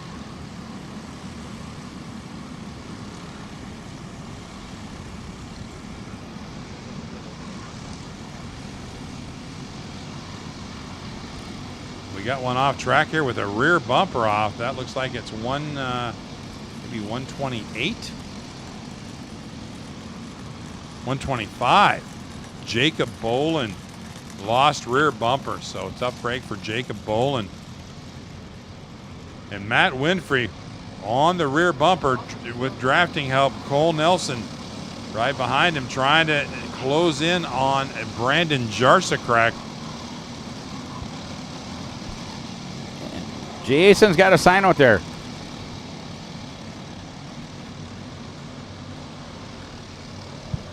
In car 926, Braden Johnson gets the mechanical flag, so he may be pulling off here. Apparently something is run amiss on his kart. And now the last lap, Cole Nelson 0.2 of a second quicker than Brandon Jarsakrak. So those second and third place drivers, and they're racing smart. They're staying in line. They're closing in a little bit on Jarsakrak, and Gary Lawson is right there in fourth. I really don't think Gary Lawson's going to stay back there for very long. I think he's going to be moving up a little bit here soon.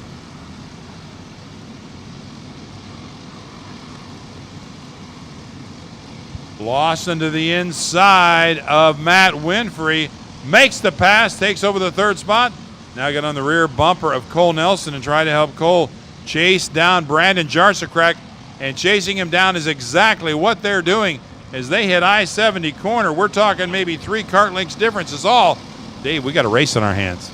This is getting better. I'm a little bit surprised Jarsakrak's still out front, but the next few, okay, we've got the meatball flag coming out again. I'm assuming it's still for 926. Dylan Amundsen goes purple with a lap of 119.833. First driver, well, the second driver into the 119 bracket. Brennan Hanville turned a 119.919. But Dylan Amundsen pretty quick out there, but so far back, I don't think he can really make a big difference. Gap between first and second right now, 0.4 of a second. It was 0.7 of a second. They are closing in. We got 6 laps to go in this 10-lapper. Boy, Jarsakrak was a solid driver, but he cannot make any mistakes because Cole Nelson is right there.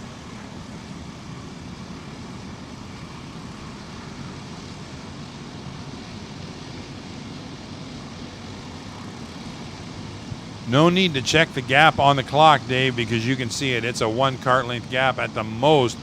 Cole Nelson right there on the rear bumper of Brandon Jarsakrak. They head back towards I-70.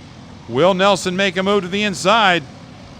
He goes through the I-70 corner right on the rear bumper. Now he's got a chance to draft up and maybe make the pass. Does he peek to the inside, or is he going to stay in line? Corey Tolles sticks it out to the inside, tries to make a move on Lawson, can't quite do it. Everybody stays in line. Those top 4 gapping the rest of the field. Brandon Jarsakrak, Cole Nelson, Gary Lawson, and Corey Tolles. That is your top 4. In 5th, Matt Winfrey. And Jason Burgess does have the halfway sign out. We are halfway done. 5 laps down, 5 to go. Halfway home for Brandon Jarsakrak, and Dave, he is going to earn this one. He has got all he can handle of Cole Nelson, Gary Lawson, and Corey Tolles. They are knocking on the door big time.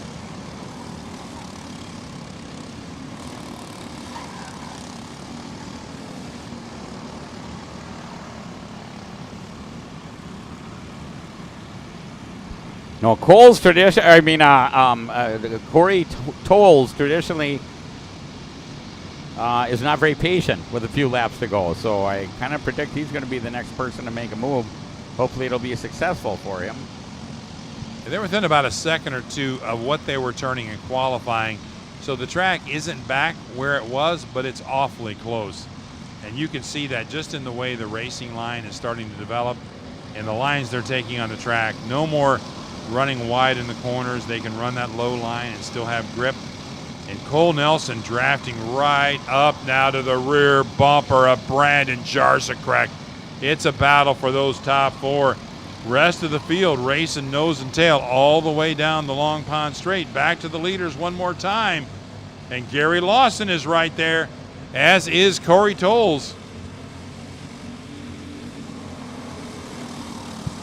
Over the jump.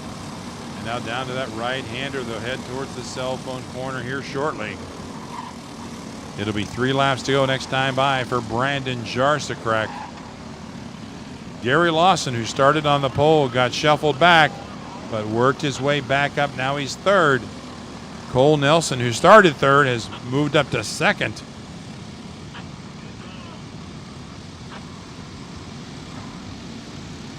To the inside, and we've got a pass for the lead. It's Cole Nelson and Gary Lawson. Inside a green corner, Nelson makes the pass. Here comes Larson to the inside. Gary Lawson with a pass. Oh, Nelson gets off. Gathers it back up. What a save by Cole Nelson.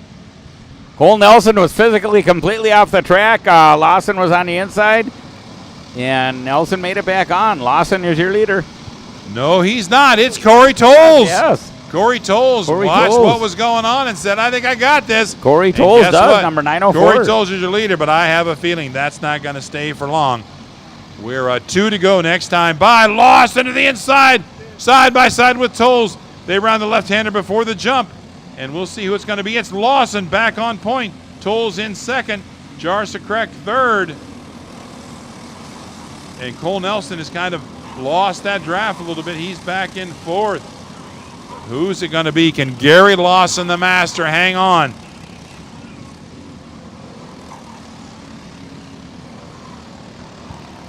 Here comes Corey Tolles to the rear bumper, looking for a way around Lawson. Still a little bit of time. Lawson protecting low. They head back towards the scoreboard corner. Coming up here in just a moment. They've got a left-hander here. And then they go to that right-hander. Nobody makes a move here. They're all in line.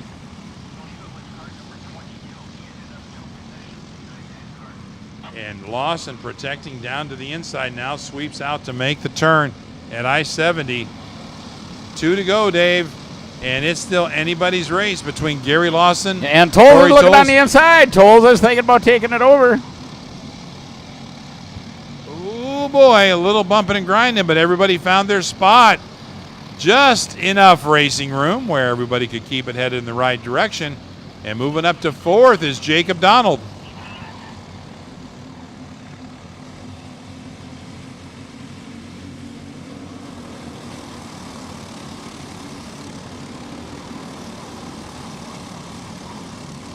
It'll be white flag next time by for Gary Lawson. Corey Tolles, Brandon Jarsacek, and now Cole Nelson has caught back up to that top group. And the rain is coming down again. And Dave, they're on slicks. I'm not sure what part of the track the camera just showed, but there's rain coming down somewhere. The track, and Lawson spins. They're all spinning. And here comes Brandon Jarsacek.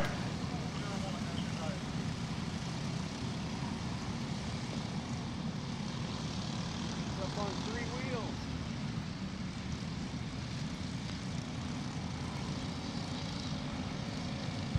So tough break for Cole Nelson. He hit that wet corner and went off track.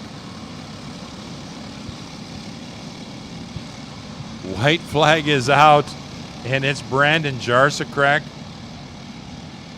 Followed And- very closely by Corey Tolles. Corey Tolles. And we'll see. And there is rain somewhere on the track. We can't see it. It might be over kind of by the ski jump, but somewhere on the racetrack here it's raining.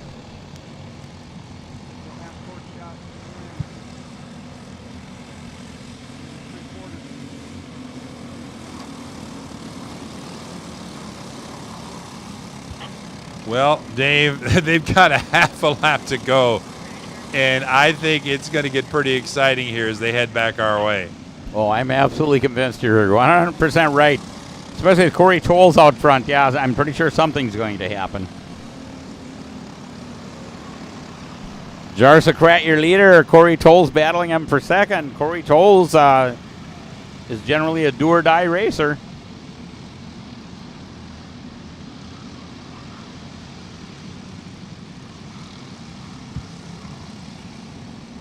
Looking for a way around. Here comes Lawson to the inside. Makes the pass on Tolles. Tries to make the double pass, then backs it out of there. And Brandon Jarsacek slips around Lawson. Lawson goes back to fifth. Checkered flag is there, and the black flag also. This race is under review. It's a battle. We're going to see who wins this, and it looks to me like it was Corey Tolles, but this race is under review. This is not official. Corey Tolles gets unofficial credit for winning, followed by Jarsacrat. Dylan Admonson to third. Matt Winfrey fourth. Eli Fox fifth. Cole Nelson sixth. Gary Lawson all the way back to seventh. Jordy Bernlower 8th, Dean Pinton 9th, Brennan Hanville 10th. But once again, this race is unofficial. It is under review. Dylan Amundsen started 18th. And through it all, kept it headed in the right direction and finished third. Corey Tolles with the win. Brandon Jarsacek finishes second. That was a wild one, Dave. Cole Nelson, although he went off track, gathered it back up for a sixth-place finish. Gary Lawson, who had led a lot of the race and was near the front towards the end, ends up getting seventh. Yeah, what a crazy race. Unbelievable. I am getting reports on my phone here that there is a little bit of light sprinkles on the track somewhere.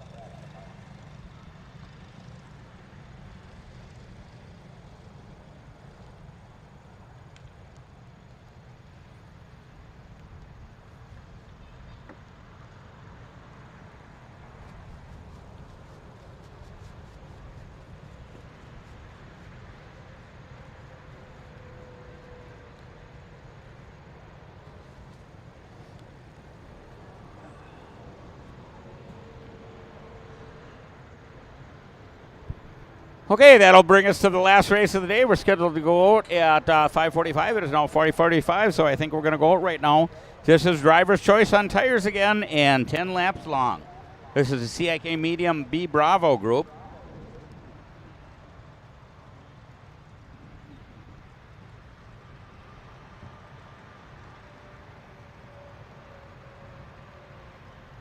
Yeah, it was all or nothing.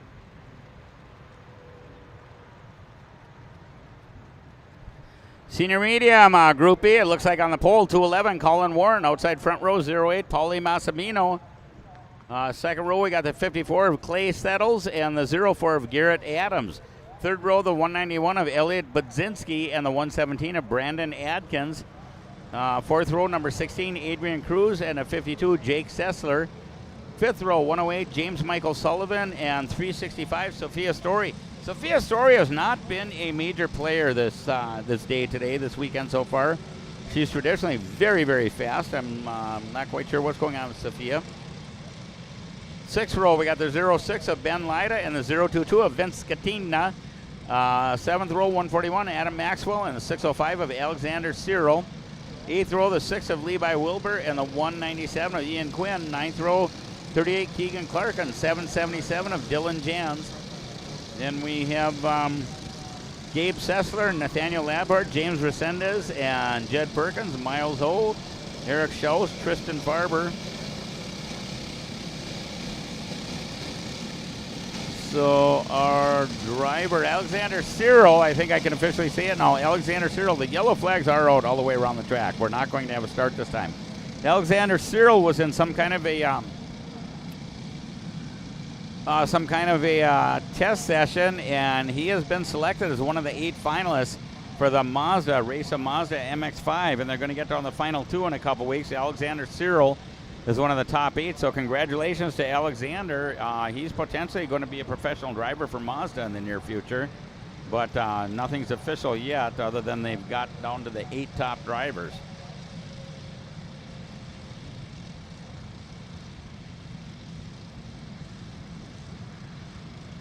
Great if you could at least say, hey, we're going to bid goodbye to our TV partners.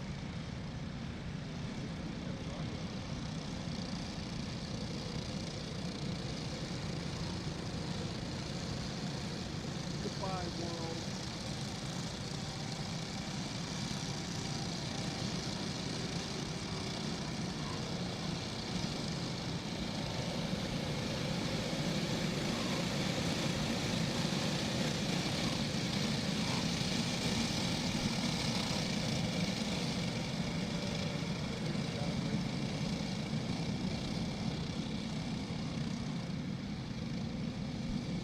Okay, once again, number 211, Colin Warren gets the dictate start. We're watching Jason Burgess.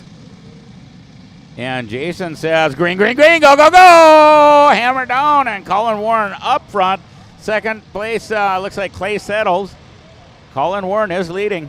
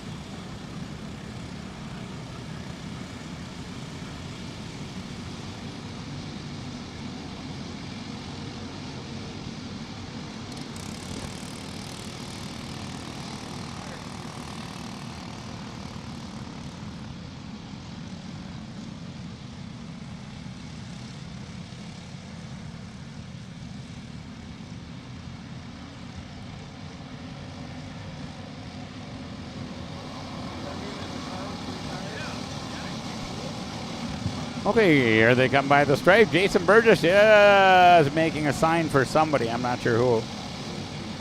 Your leader is Paulie Massimino, followed by Colin Warren. Garrett Adams in third, Adrian Cruz in fourth.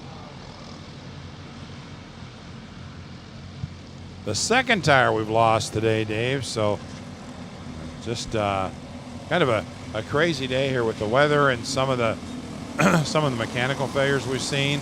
And let's not forget the sunglasses. Which The sunglasses, the all-important sunglasses. Either somebody went out and got them, or they've just been totally destroyed. Yeah, I got a feeling they got punted off somewhere. I've heard of at least one situation where there was an engine with no oil out there, too. So that was a pretty avoidable situation, but, you know, what happens. And there's kart 152 we just had a look at there out in the infield, out of the race. That's David Vasquez. But Paulie Massimino, a 124.288, fast lap that first time by in the 08. But he's got company as Colin Warren and Garrett Adams are right there, and not all that far back, Adrian Cruz and Clay Settles.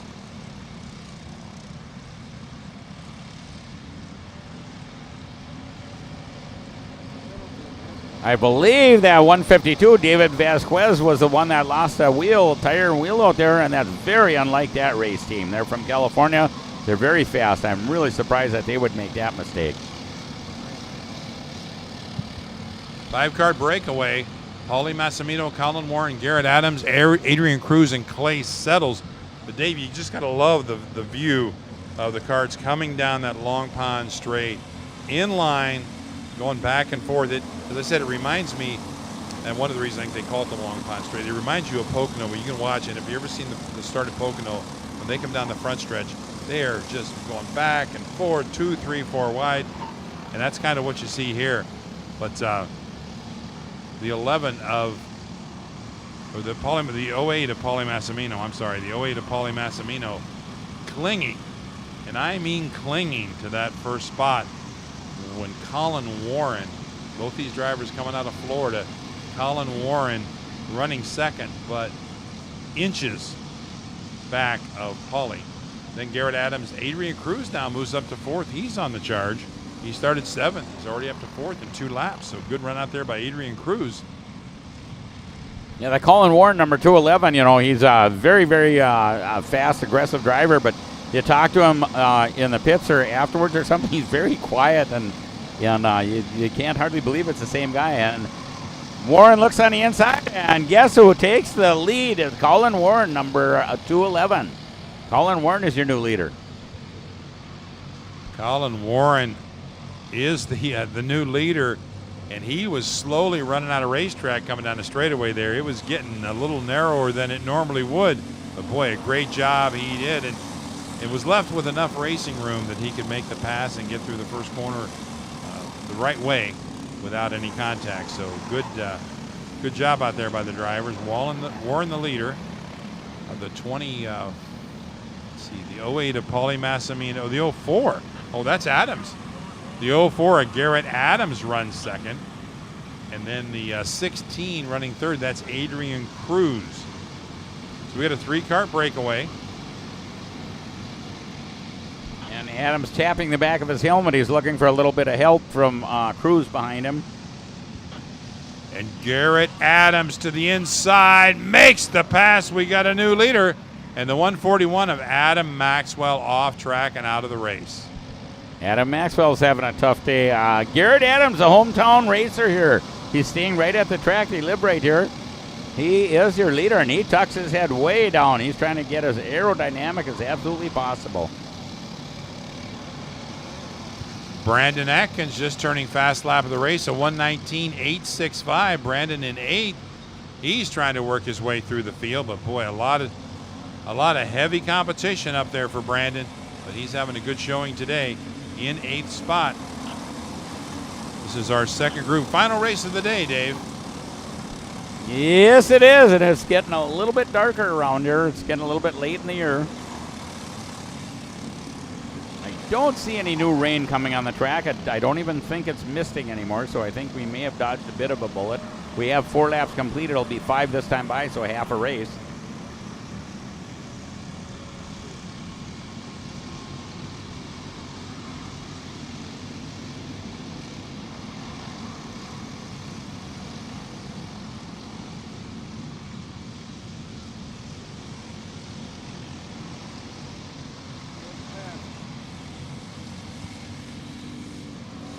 And the 16 of Adrian Cruz makes the pass on the scoreboard corner, takes over the top spot. But Garrett Adams is right there, and so is the 211 of Colin Warren.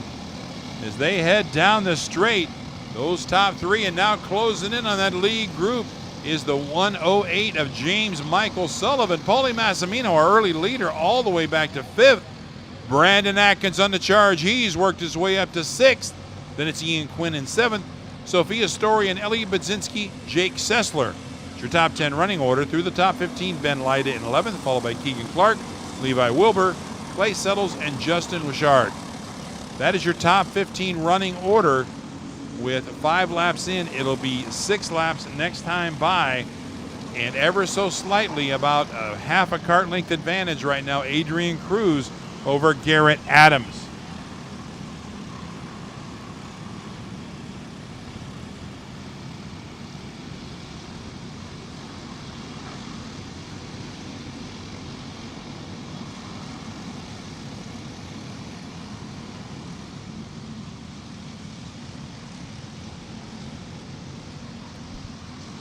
Your leader still number 16, Adrian Cruz. They're going down a long straightaway towards I-70. Then they'll turn right around and come back towards Jason here. This will be 6 laps complete this time by.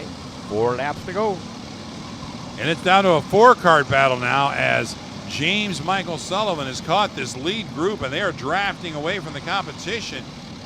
But how about Brandon Atkins? He's on the charge, one of the fastest karts on the racetrack.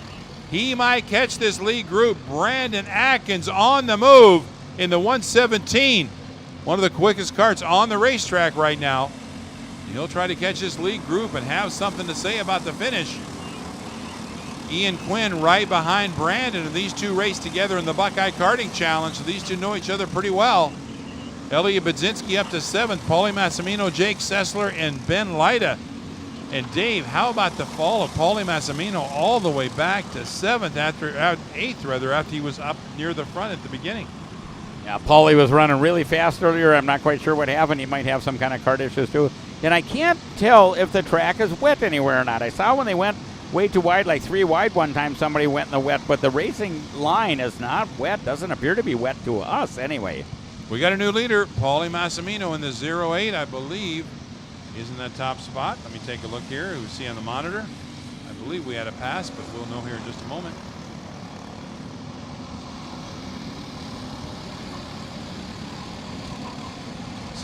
Nope, it's Adrian Cruz, my bad. Adrian Cruz still the leader, with Colin Warren, James Michael Sullivan, and now Garrett Adams back to 4th. Ian Quinn has gotten around Brandon Atkins and moves up to 5th. He'll try to pull Brandon with him to catch that lead group. It'll be 2 laps to go next time by. Yeah, a lot could happen between where they are right now on the track and when they come by the stripe again, though. Them front 4 potentially going to change positions. To the inside, and Colin Warren makes the pass around Adrian Cruz, takes over the top spot. Your new leader, Colin Warren. Cruz back to 2nd. It's still Sullivan and Adams, 3rd and 4th. But Colin Warren on the charge. 2.5 to go. I'm gonna predict Colin Warren takes this here. And I just lost the spot. But I'm still going with Colin Warren. Adrian Cruz back in front. Warren back to 2nd as he drafts Cruz. These guys are slicing and dicing, Dave, with 2 to go. They'll see the 2 to go sign next time by. And now we've got company. It's 7 strong for the top spot.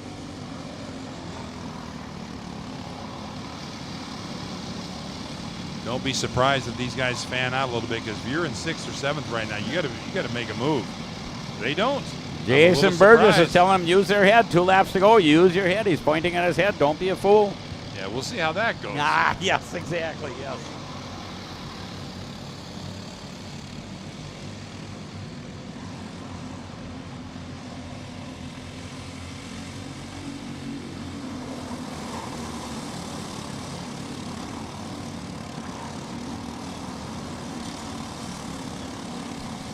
Adrian Cruz, currently your leader. Anything could happen. I believe that's Warren in 2nd.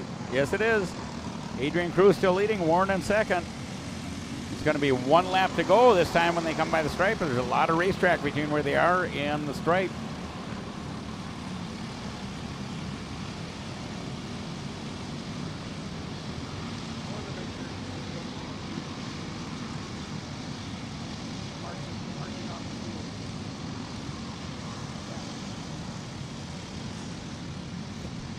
Adrian Cruz still leading. Colin Warren in 2nd. Garrett Adams 3rd, I believe.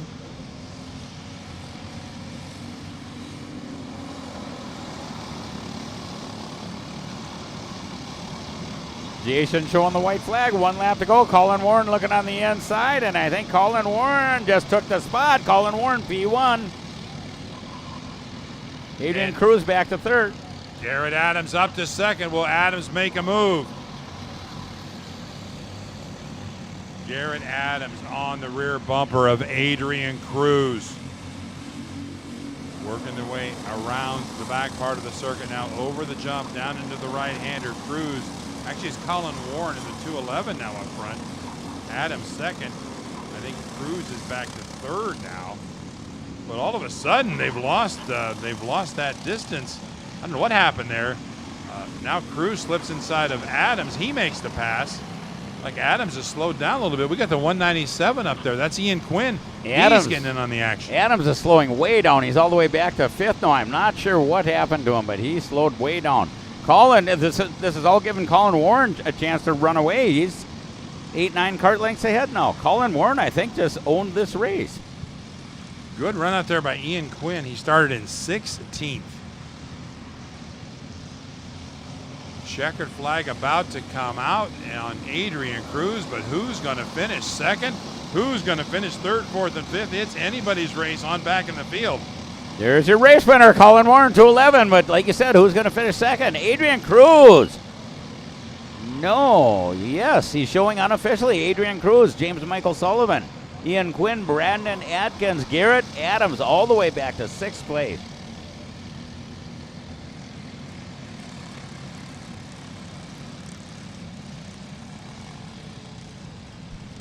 So once again, Brandon Atkins 5th, Garrett Adams 6th, Paulie Massimino all the way back to 7th, Elliot Budzinski 8th, Jake Sessler 9th.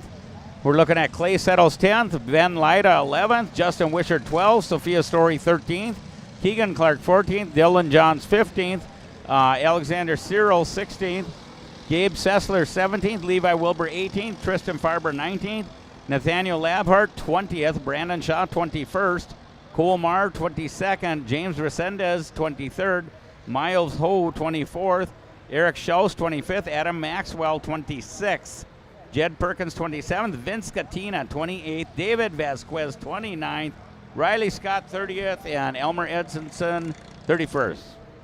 Well, Dave, that wraps up a great day of racing and a lot of ebbs and flows, so to speak, all day with the rain and the track conditions. But really some great racing, some great finishes. And we want to make sure we thank once again all of our fans for watching on Cup Karts Live. We brought to you by Odenthal Racing, makers of the best 206 mount in the business, made in the USA. Race fans, make sure you come back tomorrow. Features start at 11 o'clock. Make sure you tell your friends about it. We'd love to see all of you here tomorrow. If you can't make it, watch us on Facebook Live, CKNI website, or CKNI Live on Facebook. Dave, what a great day, and it's time to say goodbye to our fans, and we'll talk to them tomorrow. Well, fantastic. Thank you so much, everybody, for watching today. This is a new experience for Randy and I, and we really appreciate it. And if you get a chance, come out to a Cup Karts North America event sometime. Thank you.